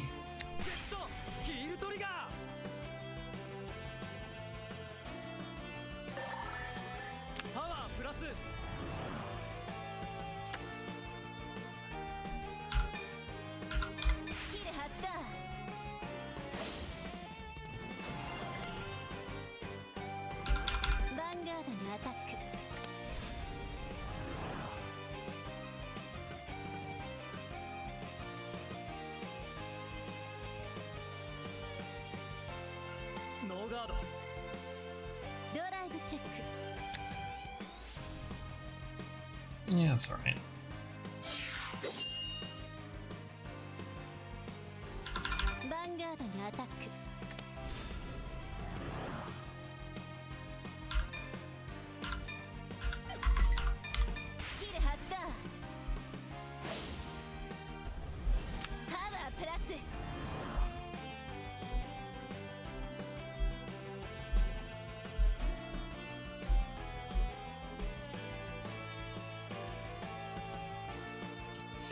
The choice of using the front trigger to guard earlier is also a bit strange.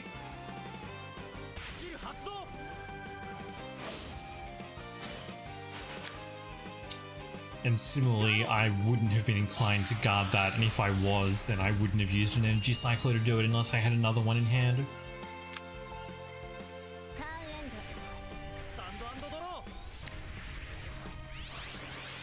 Well, if he has a second energy cycler in hand, that wasn't a bad idea, but he didn't, so it was a really bad idea.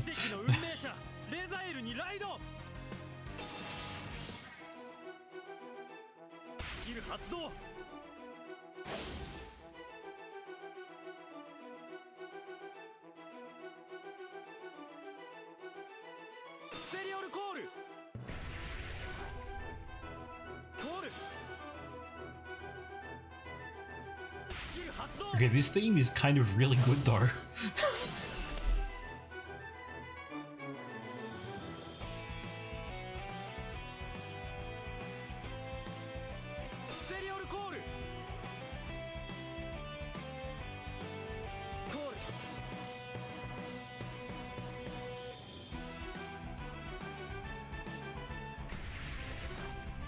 This actually kind of sounds like Super Robot Wars stage music.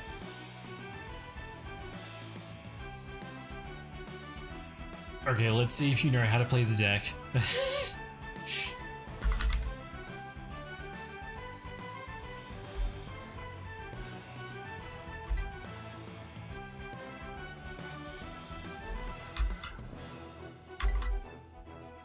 Vanguard にアタック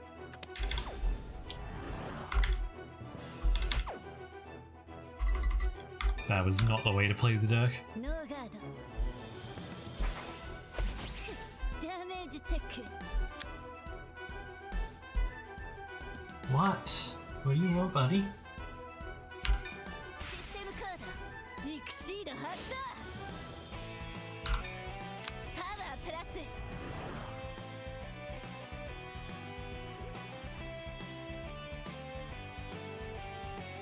スキル発動 KC?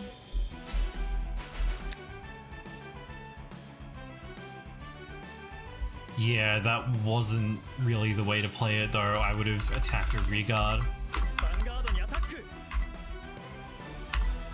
KC? 光でも手を伸ばした者にのみ奇跡は舞い降りる KC? Leave the tissue box alone. Scram, go on.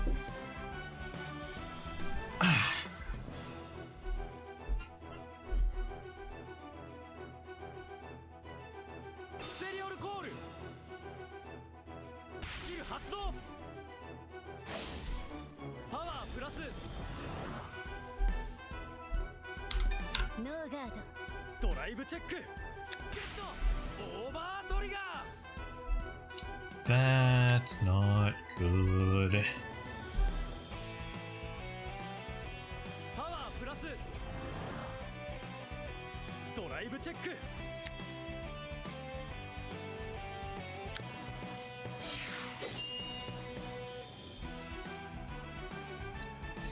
Yeah, I mean, getting the Nation OT is really bad in this specific circumstance. It's otherwise not a hugely big deal. I really wanted to intercept with this, but now I don't really have that option.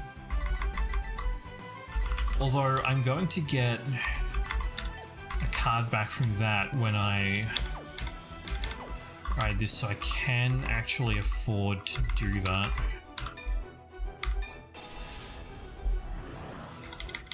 インターセプトドライブチェッククリティカルトリガー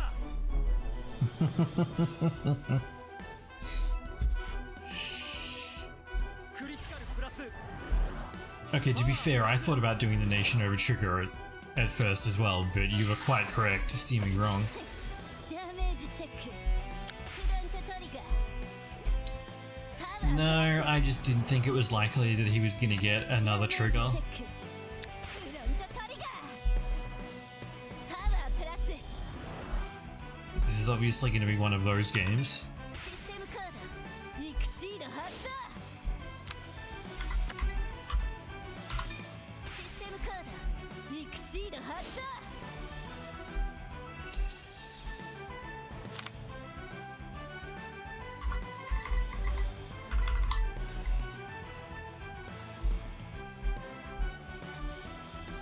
ヴァンガードにアタックス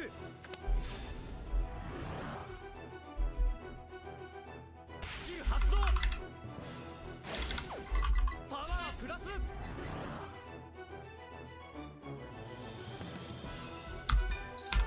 Just gonna have to hope he doesn't get another crit. 来いドライブチェック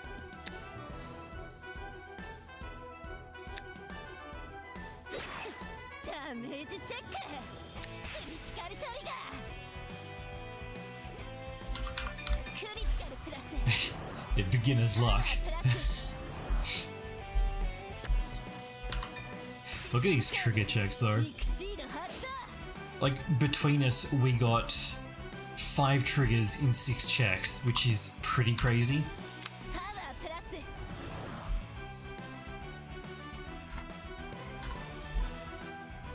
スキル発動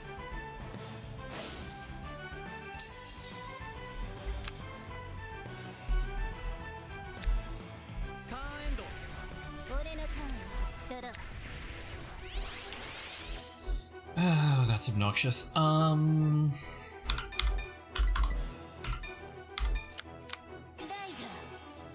ダ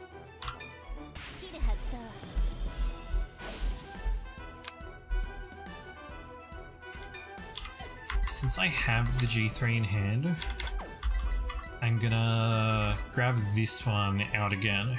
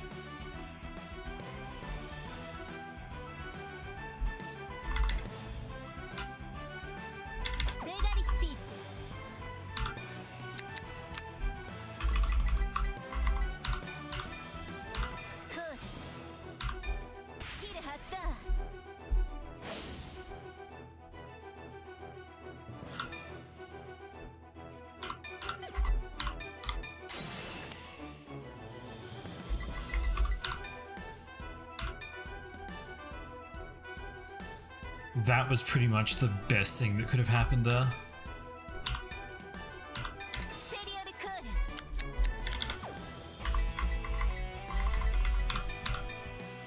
Oh wait, hold on, what am I doing? Card from drop, auto mod gauge, call from here, I'm just gonna...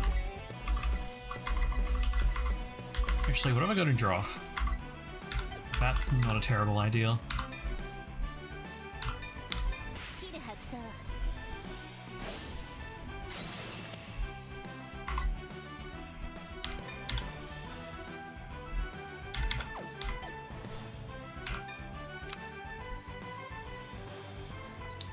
That's a bit less good.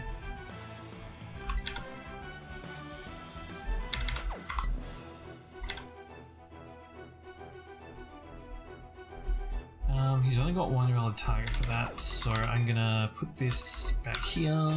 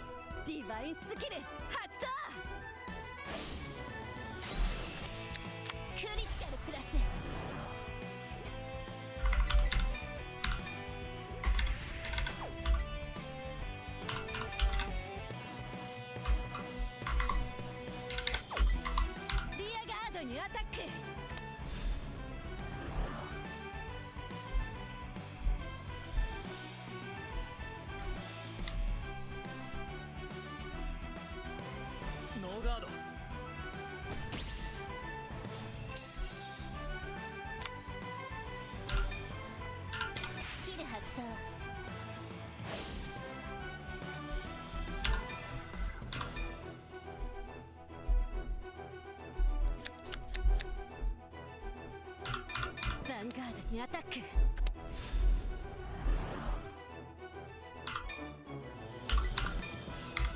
スキル発動。 They do have a perfect guard in hand, but they're forced to use it here, basically.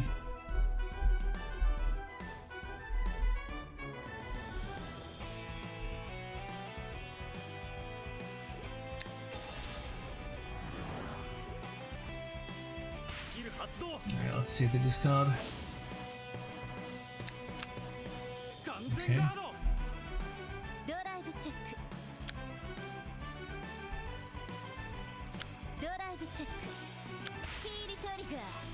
Nice.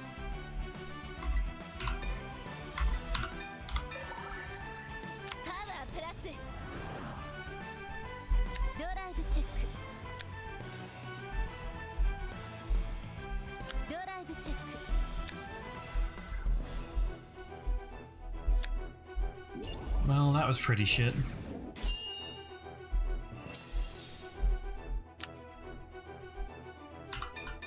Vanguard にアタック。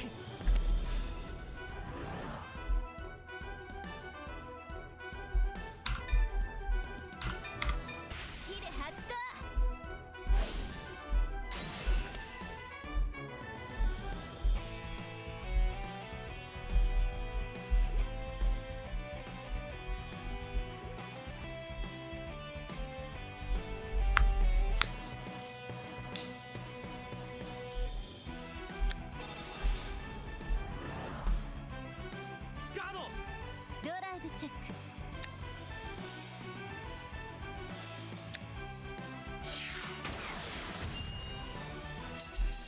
He's all set for his divine skill next turn at least.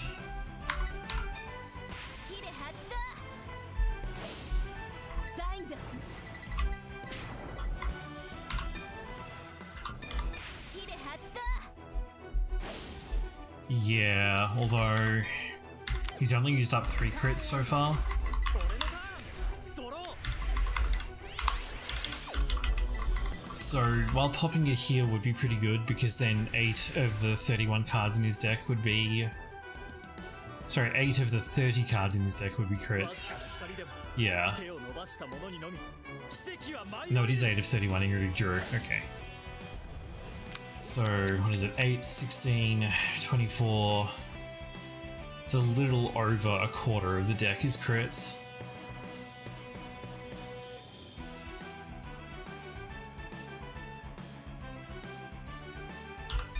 ベガリスピース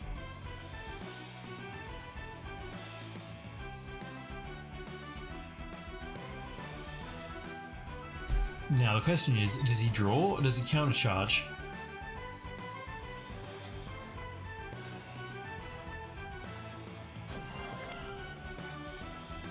It's not a really huge deal.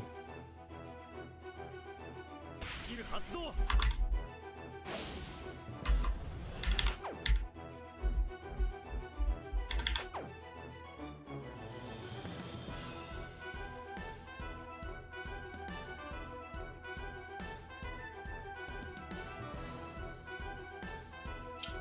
Now, I wonder if this has a pose setting for this.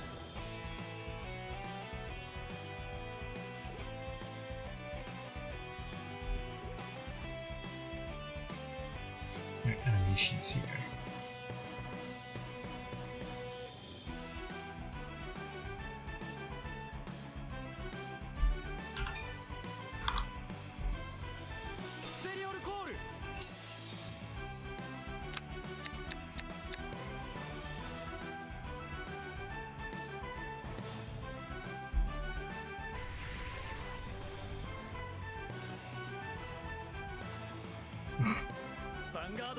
What are these animations?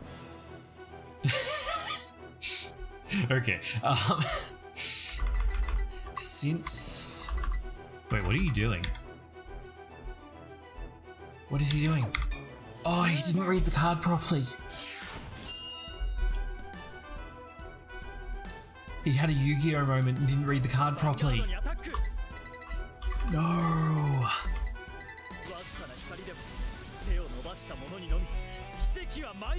Unfortunate. It is 4 more rear guards, right? Not 4. Oh no, it is 4 more units. I only needed 1 more.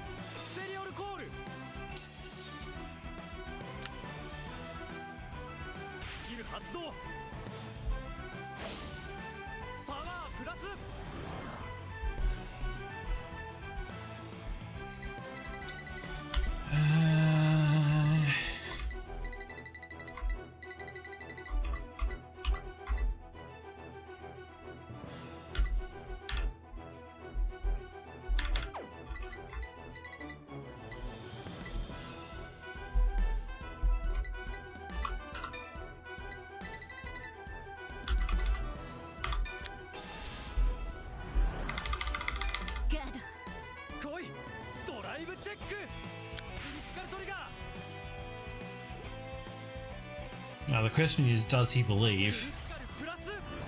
Why low? Because 2 of his 3 checks need to be triggers, which isn't super likely given the ratio of triggers to deck that he has, but he hit it anyway because he's really lucky.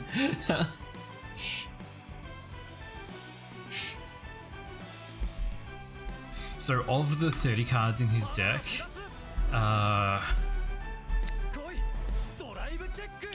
8, 10, 14 of them were triggers, so it was a little under half of his deck were triggers. So it was not like stunningly likely that he would get a trigger.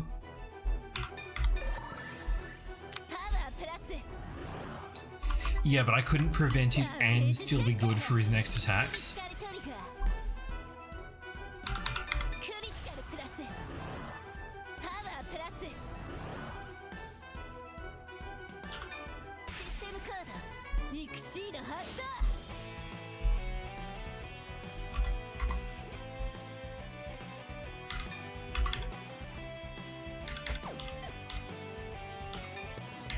Wait, up to one. Oh, I can put Elementarius Sanctitude back in my deck. That's really funny. パワープラスシステムカードミクシード発動パワープラス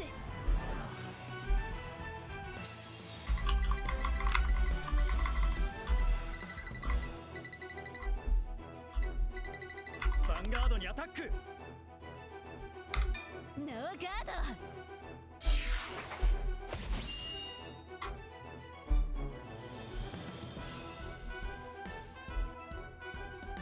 キル発動。 That's a really good question.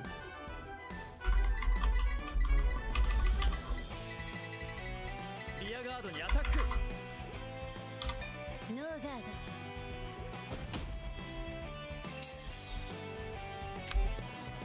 ターンエンド。スタンドアンドドロー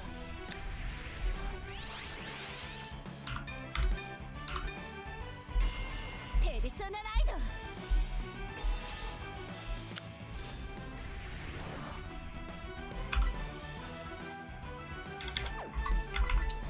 Alright, let's pull the trigger on this first.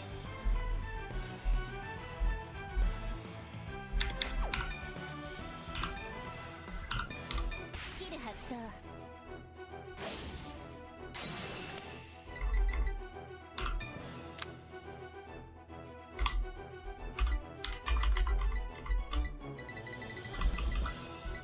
That's actually really good.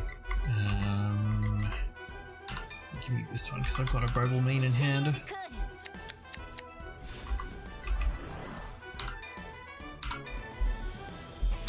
コールスキル発動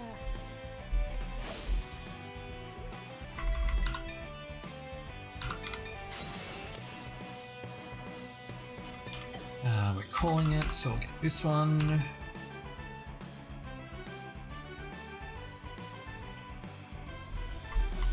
Who will also get a twin drive, so that's really strong. You know, I wonder if what I should actually do is, can I... Maybe I should attack with this first, so that the Vanguard can also benefit from any triggers, right? Because there are 17 cards in my deck, and 4, 5, 6, 7 of them are triggers, so across 4 checks I'm pretty likely to hit stuff. I think I am gonna... Oh no, wait, what I should do is get this instead to thin out another card, I think. ヴァンガードにアタック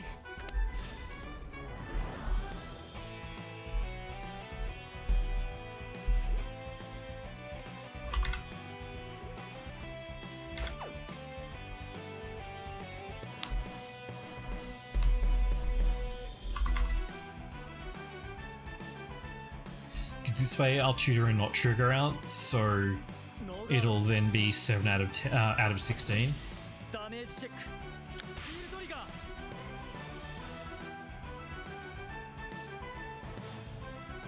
パワープラス。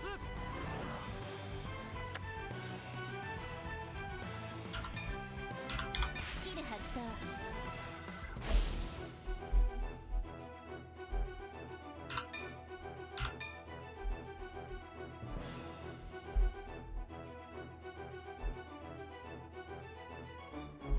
I gotta say, being able to put Elementarius Sanctitude back into the deck with Valtrosser and Leal is really funny. ヴァンガードにアタック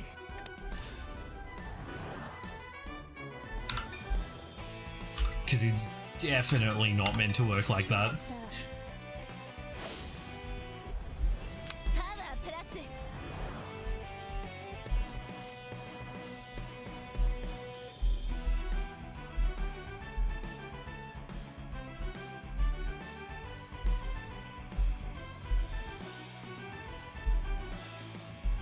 This is a pretty bad matchup as well, though. Eating attacks with lots of crits is like the main thing that this deck is weak to, and on top of that, it features a lot of cards that get rid of themselves when their effect procs as a cost. So it's not a great matchup because so many of the Rezael cards are like if you have more rear guards than your opponent. Yeah, well, I mean, he's probably going to perfect guard this, which would be totally fair.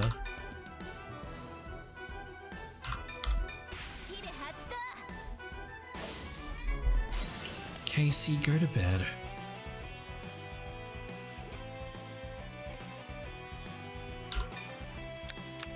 Yeah, that's fair enough. 完全ガード ドライブチェック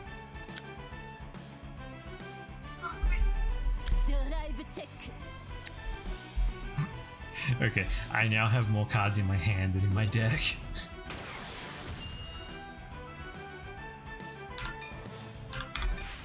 Not getting any triggers off that is pretty rough though.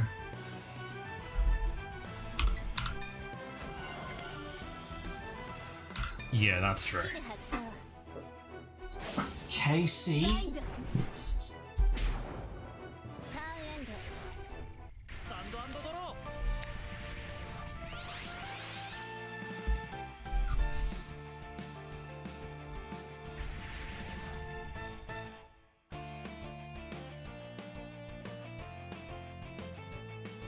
Yeah, I mean, either way, this turn is basically going to decide it. If he can't kill me, then I will probably kill him next turn.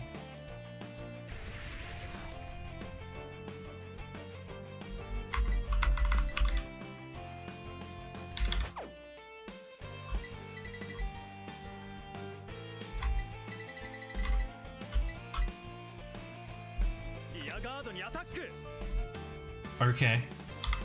ノーガード I think he's just new, not dumb.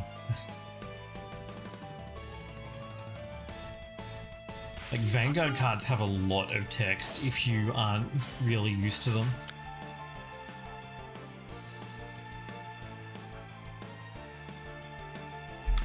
Yeah, I mean, most of his triggers... Like, he still has 4... No, he's probably only running 3 fronts, so he's probably got 2 heals, 1 front, and 7 crits left, so 10 of the 22 cards in deck.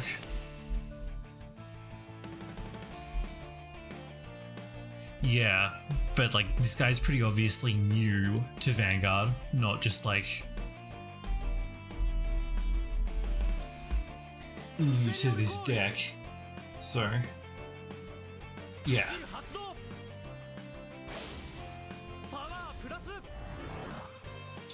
I've got more than enough cards in hand to perfect guard, so you are correct, there is no need to actually risk anything.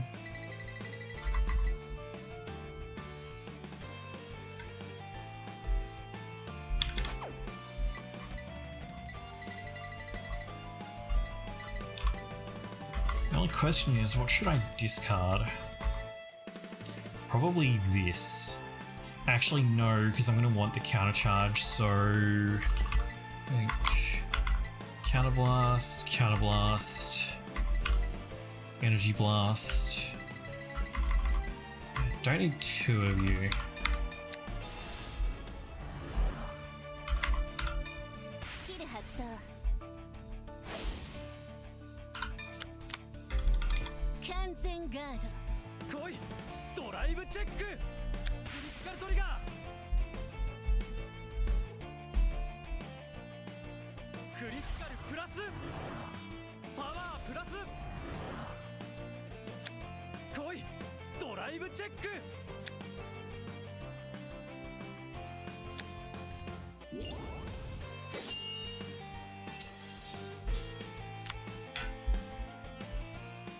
VANGUARD にアタックスキル発動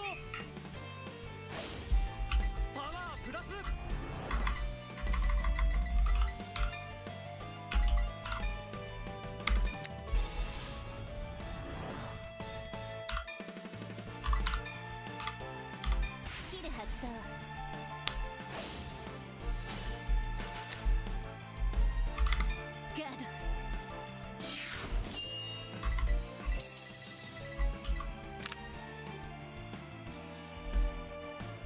ヴァンガードにアタック。スキル発動。パワープラス。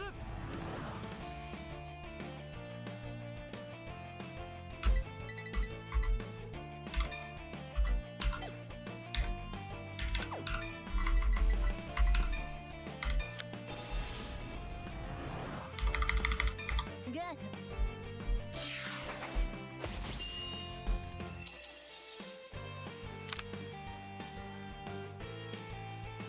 スキル発動。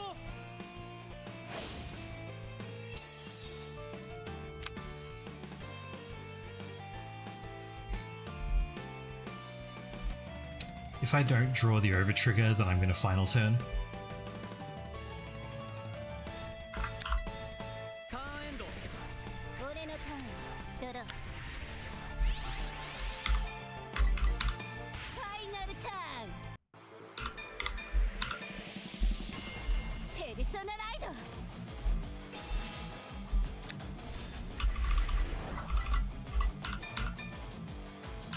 コールスキル発動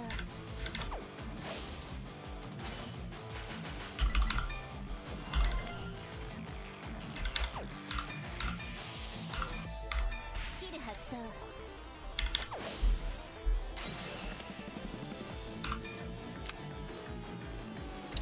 Perfect. ステリオルコールコー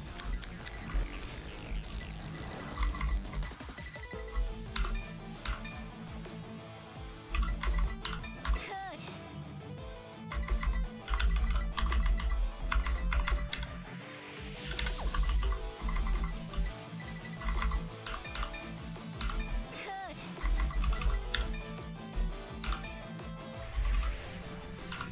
Oh, that's very likely to happen, but it may not matter.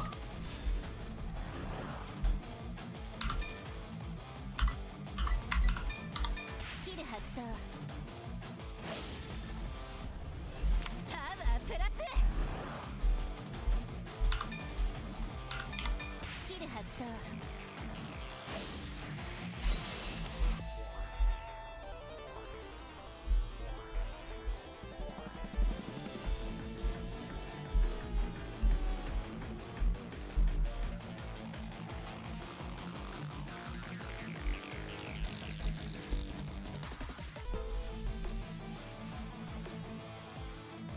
And now he's in a pretty unenviable position. Because he has 10 cards to defend this with, basically. While he's very likely to get his 5th damage heal, bro. インターセプト。ドライブチェックヒールトリガー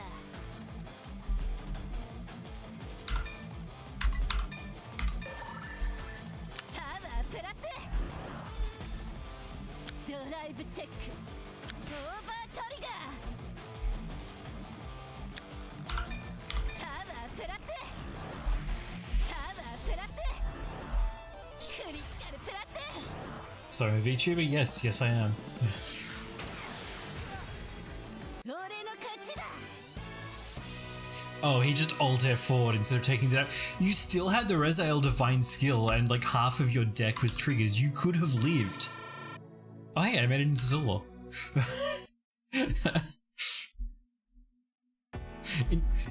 Wait, hold, can I...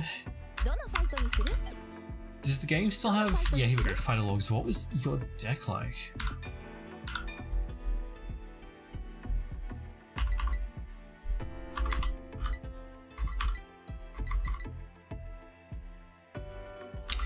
Yeah, this has the trigger lineup that I thought it did. Oh, he did have Wisdom of Beginning that cleared the world.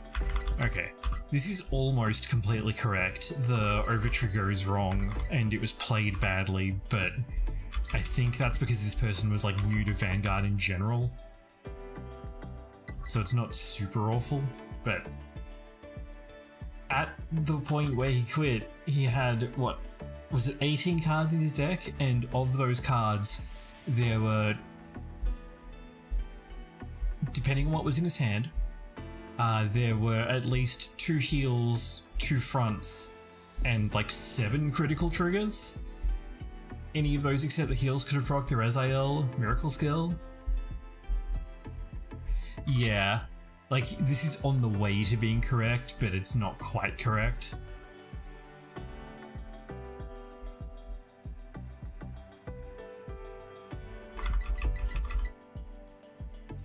Only 2 gigantic masher as well, which is probably a bit less than you'd really like. I think I run 3 in mine, but... Alright, let's do one more. What shall I play?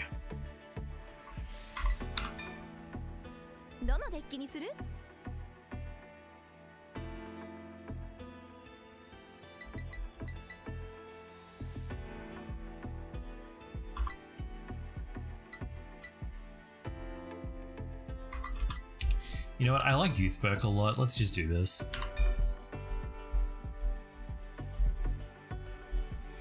Didn't you tell me to run more of that?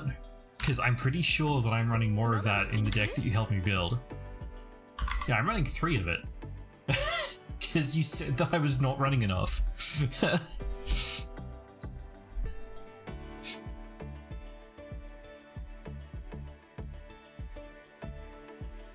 Granted, in my case, it also helped me to make sure that I see it, because, like, there is not the best chance in the world that I see it if I don't run at least 3. Yeah, but I was already running, like, 1 or 2, and you were like, you need to run more.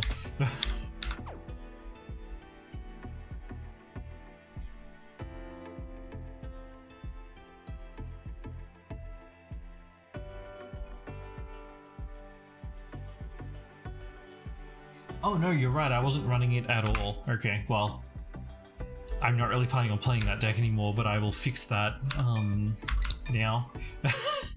Because I'm gonna get around to this eventually for like decklist videos, and if I don't do that, then I'm just not gonna remember.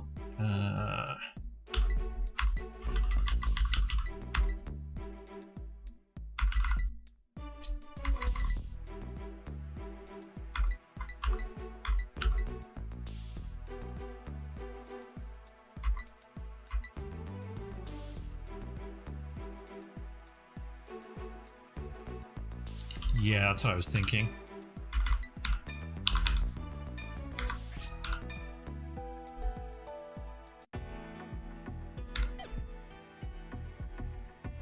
Oh, no, I don't want to use the deck, I just wanted to edit it.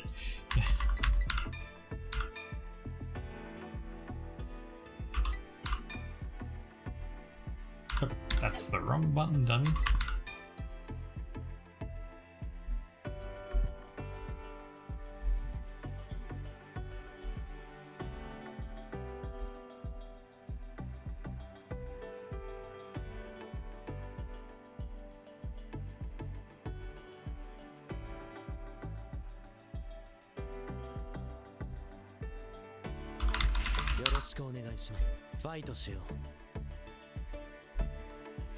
Oh, I see you're a man of culture as well.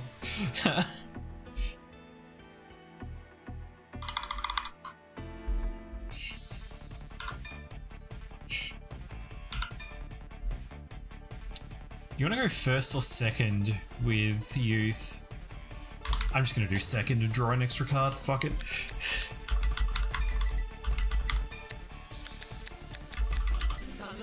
Vanguard! Stand and draw.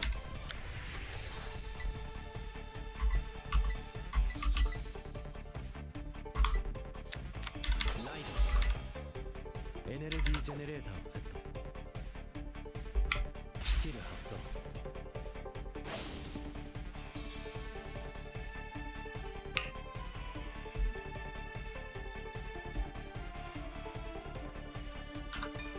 Oh, I see you're a man of culture as well.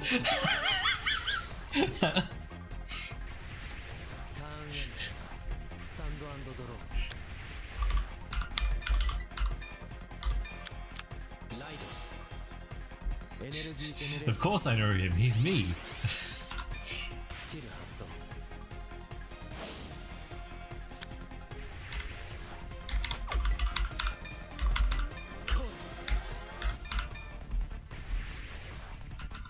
ヴァンガードにアタック。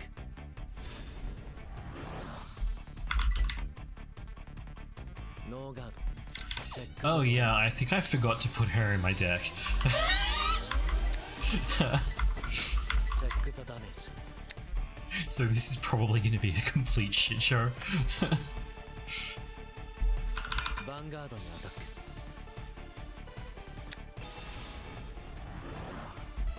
ガード。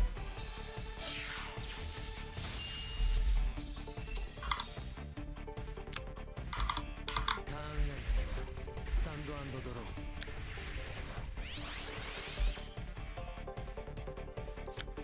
ー。 ライド。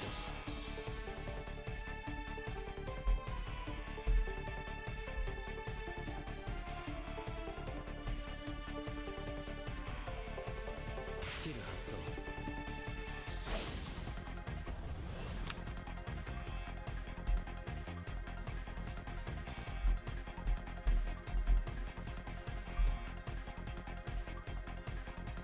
That too.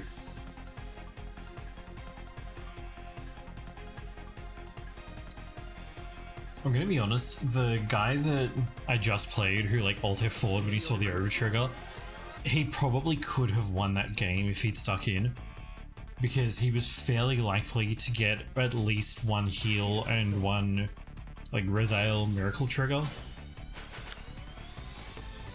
スキル発動。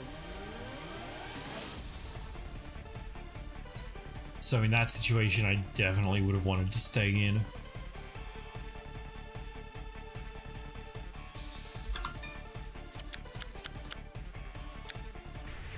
It's gonna be really funny if I like accidentally forgot to put the main support card in the deck.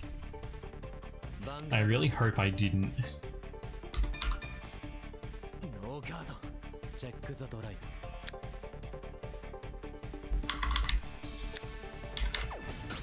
チェックザダメージ。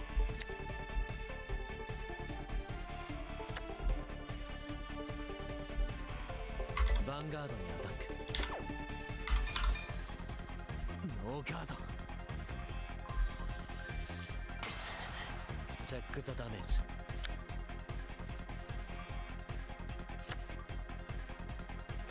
ーンエンド。俺のターン。ドロー。 Okay, no, I did remember. Good. This deck doesn't do a lot of multi-attacking that will proc this, so I'm gonna drop this heal. ライド。スキル発動。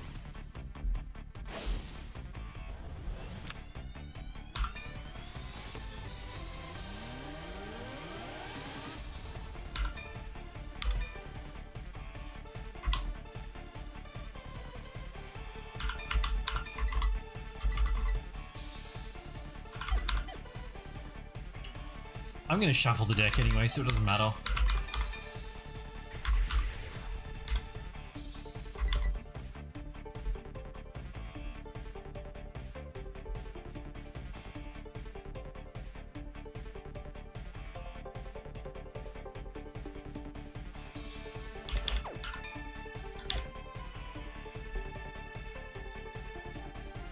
Oh, from deck.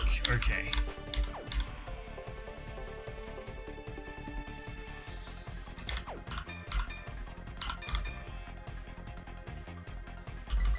I can't stress how important it is to read the card text.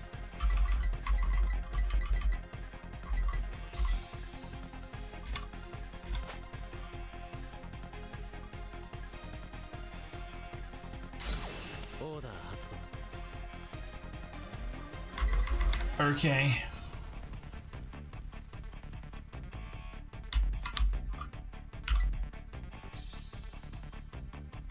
This one, I guess.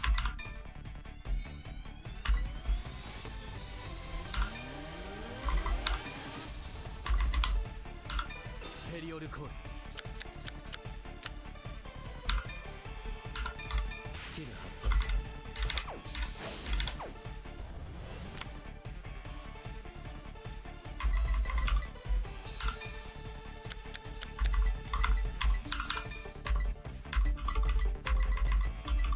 That was dumb, I don't know why I did that. Okay.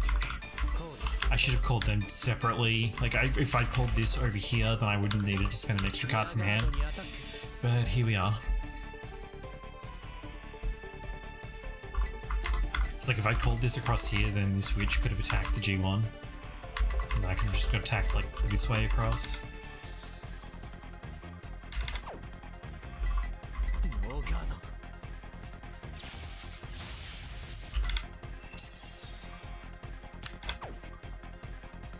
Vanguard にアタック。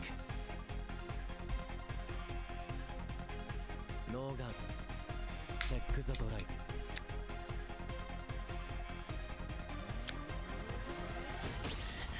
チェックザダメージ。クリティカルトリガー。Nice trigger. クリティパワープラス。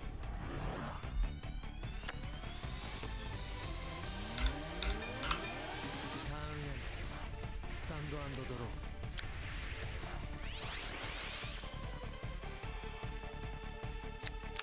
ライン。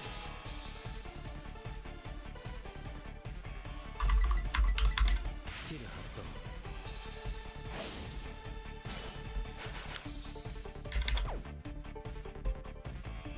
スキル発動。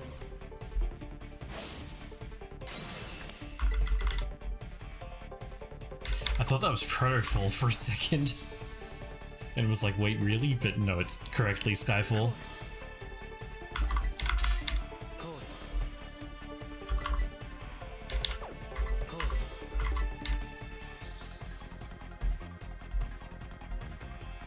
スキル発動。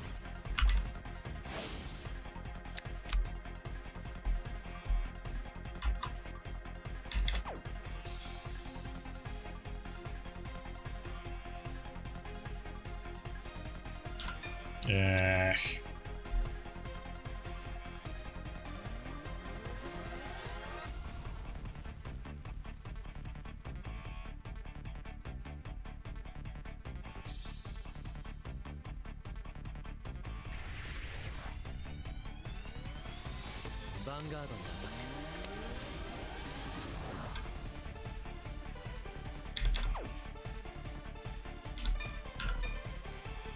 ノーガード。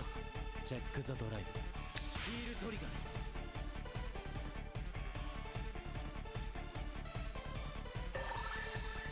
パワープラス。チェックザドライブ。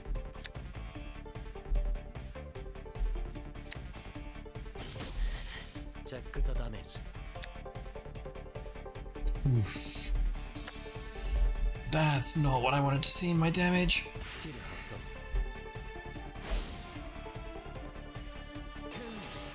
星を撃ち落とす時が来た。レボルドレス。スキル発動。クリット。 I'd play Breaking the Rock, but Bushiroad would copyright strike my video. スキル発動。パワープラス。 Anyways, you got Zest and Tempest, so... Wait, didn't get any drive?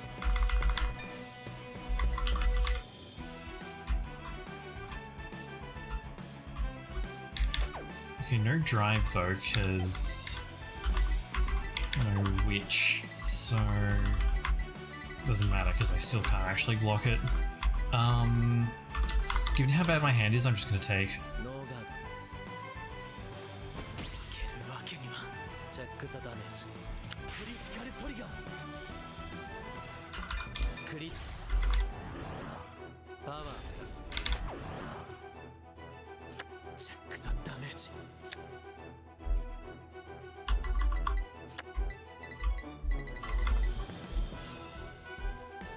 リアガードにアタッ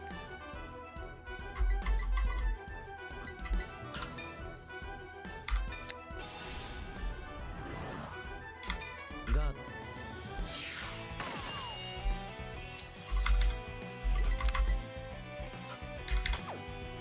リアガードにアタック。インターセプト。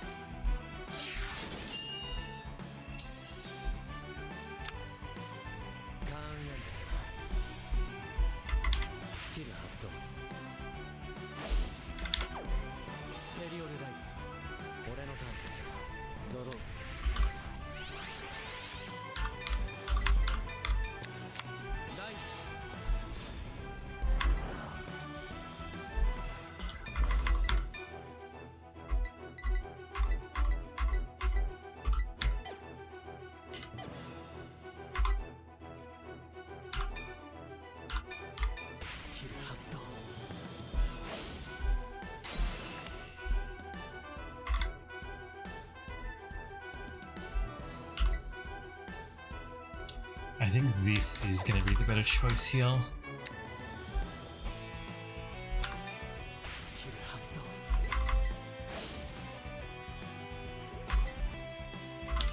What are we doing here? One card, put your hand, put a card in the hand, put a card in the soul.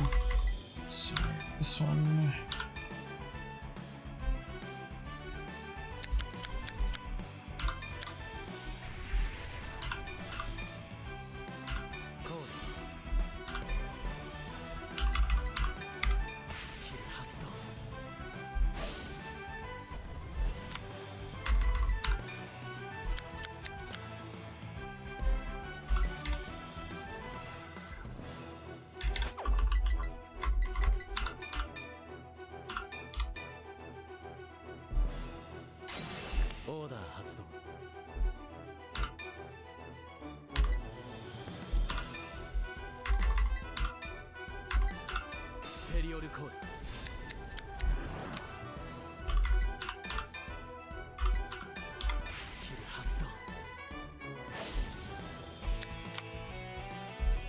Ah!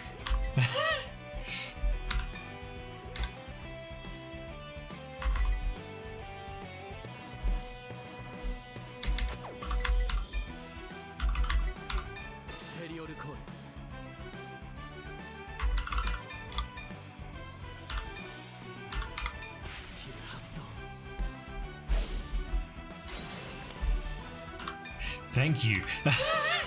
That was a new thing.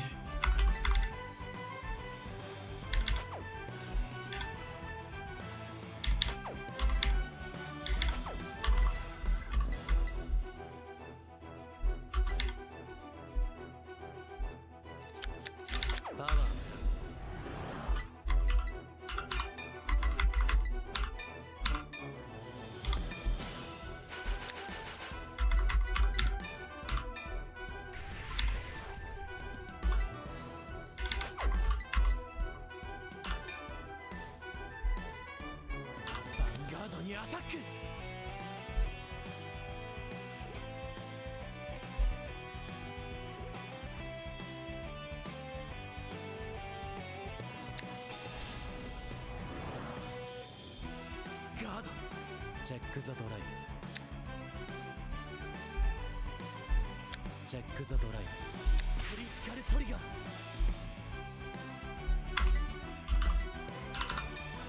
Crit. Power plus.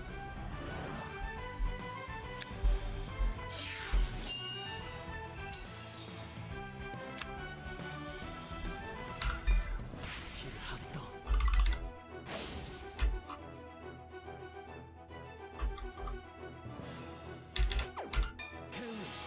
星を撃ち落とす時が来た。レボルドレス。スキル発動。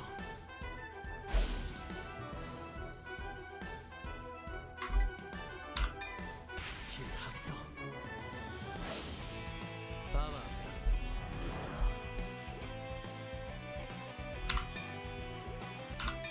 スキル発動。クリッ。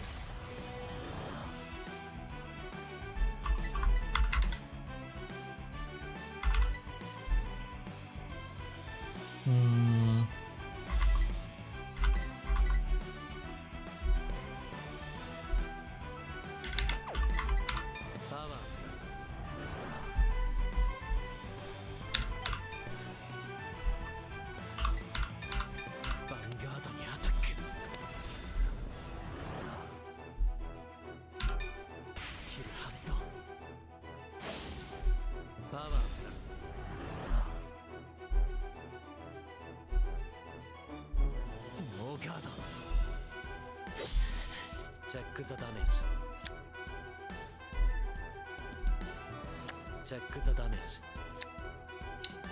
That's some unfortunate damage checks. Vanguard にアタック。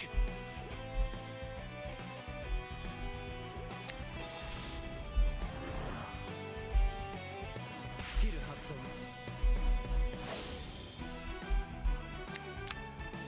完全ガード。チェックザドライブ。チェックザドライ And that's some unfortunate trigger checks.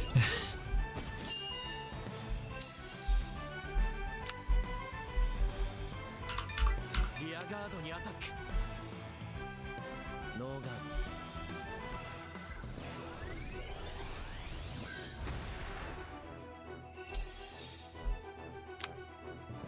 ターンエ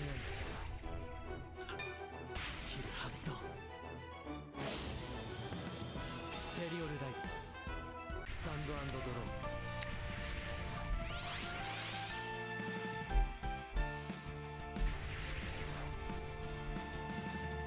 See, now I'm really in trouble though, because I don't really have a lot of shield in hand.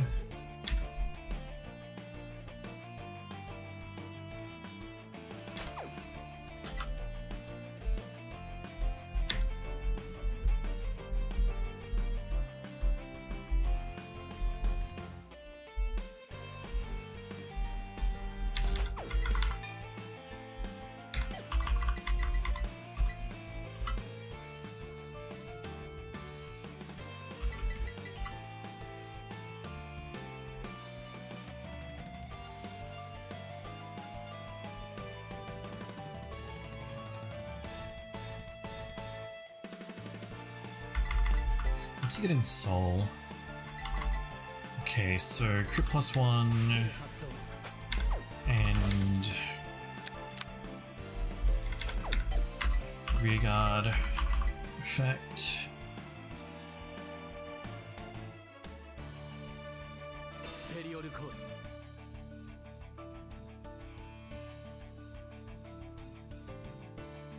スキル発動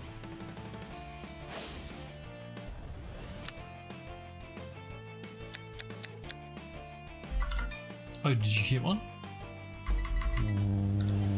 What are you doing? Oh, you were getting the draw because you only run one copy of Gust.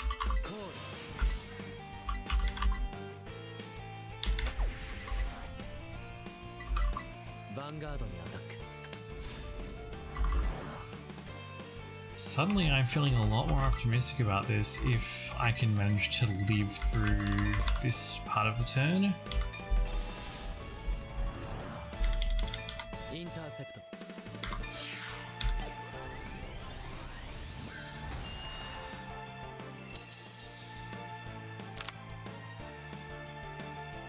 ヴァンガードにアタック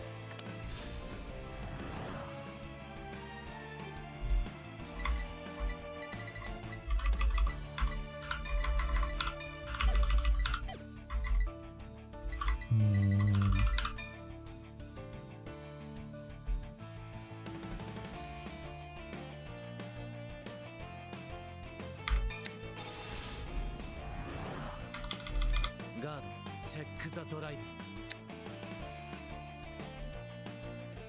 チェックザドライブ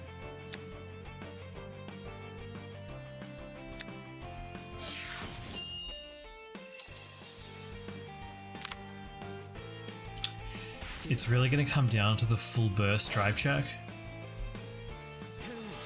星を撃ち落とす時が来たレボリュスキル発動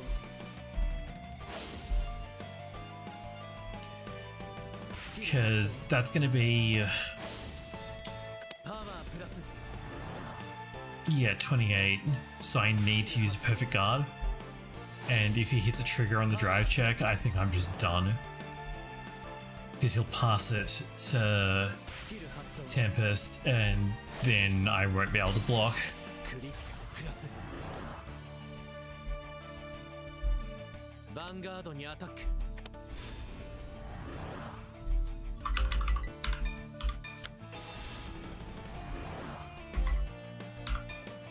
キル発動 However, if he doesn't hit a trigger, I should be able to survive. Okay, I may actually kill him.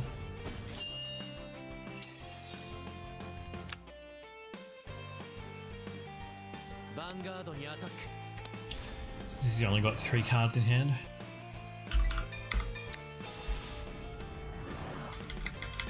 ガードタ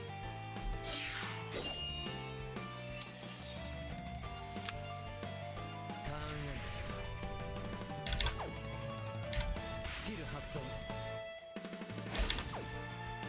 スペリオルライトスタンド&ドロー Well, one way or another, this is the last turn. ペルソナライドス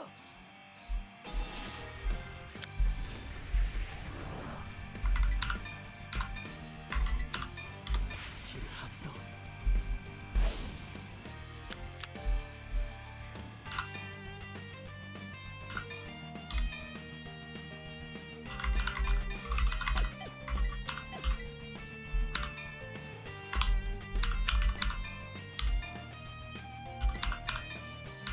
コールヴァンガードにアタック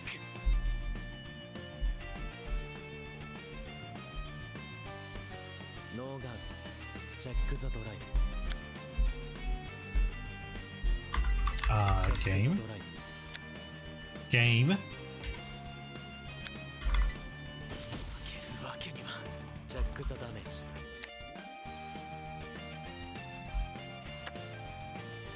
Oh, they go to bottom of deck. It just says top because the window for it is wrong. Okay. 星を撃ち落とす時が来たスキル発動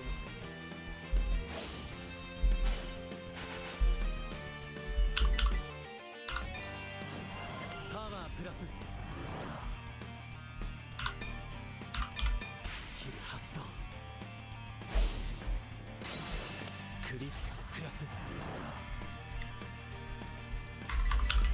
Let's get rid of this so that you can't intercept. ヴァンガードにアタック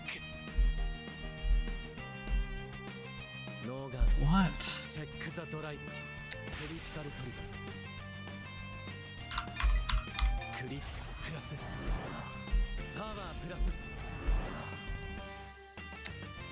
負けるわけにはチェックザダメージ Oh yeah, he could still hit a heal on the over trigger, but yo, anime damage check. Let's go. 対戦ありがとうございました That was a pretty fucking wild game, dude. Like,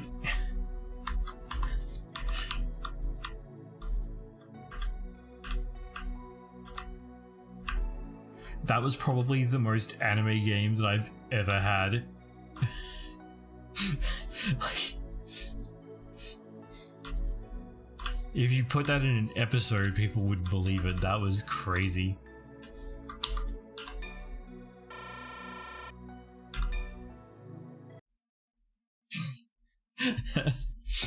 That was like the most Vanguard どのファイトにする game. どのファイトにする It is now 2 in the morning, so I'm going to bed. I won't be around on the weekend because of Mother's Day. We celebrate that on this Sunday here. But I've mostly got my university work under control. So at this point, I should be able to stream a lot more. As requested, 100 Line Academy is coming up. I just wanted to finish my university stuff and then I'll probably hit that really hard.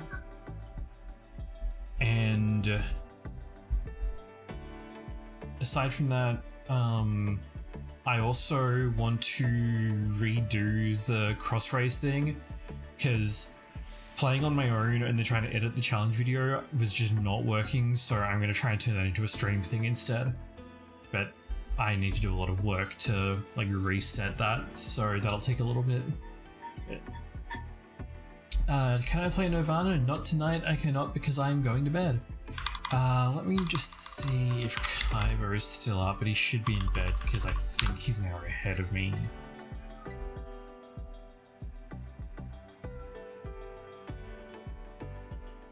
Oh, he's still up, sick, okay. Go check out Kyber on Twitch. He's hangs out on my Discord, and he's currently playing through all the Metal Gear Solid games, and he's really sick, so go check that out. Otherwise, I will see you guys next Monday or Tuesday with any luck.